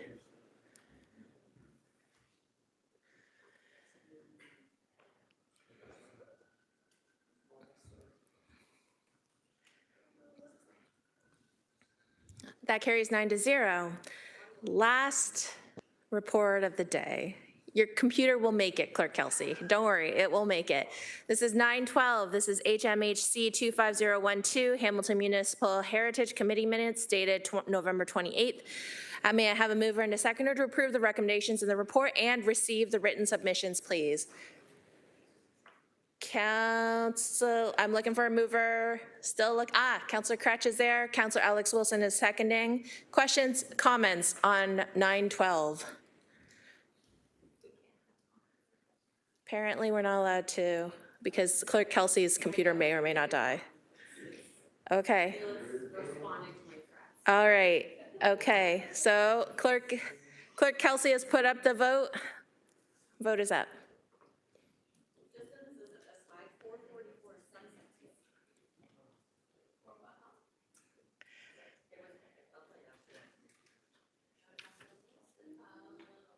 Alyssa, we don't need you today. Thanks. Thanks.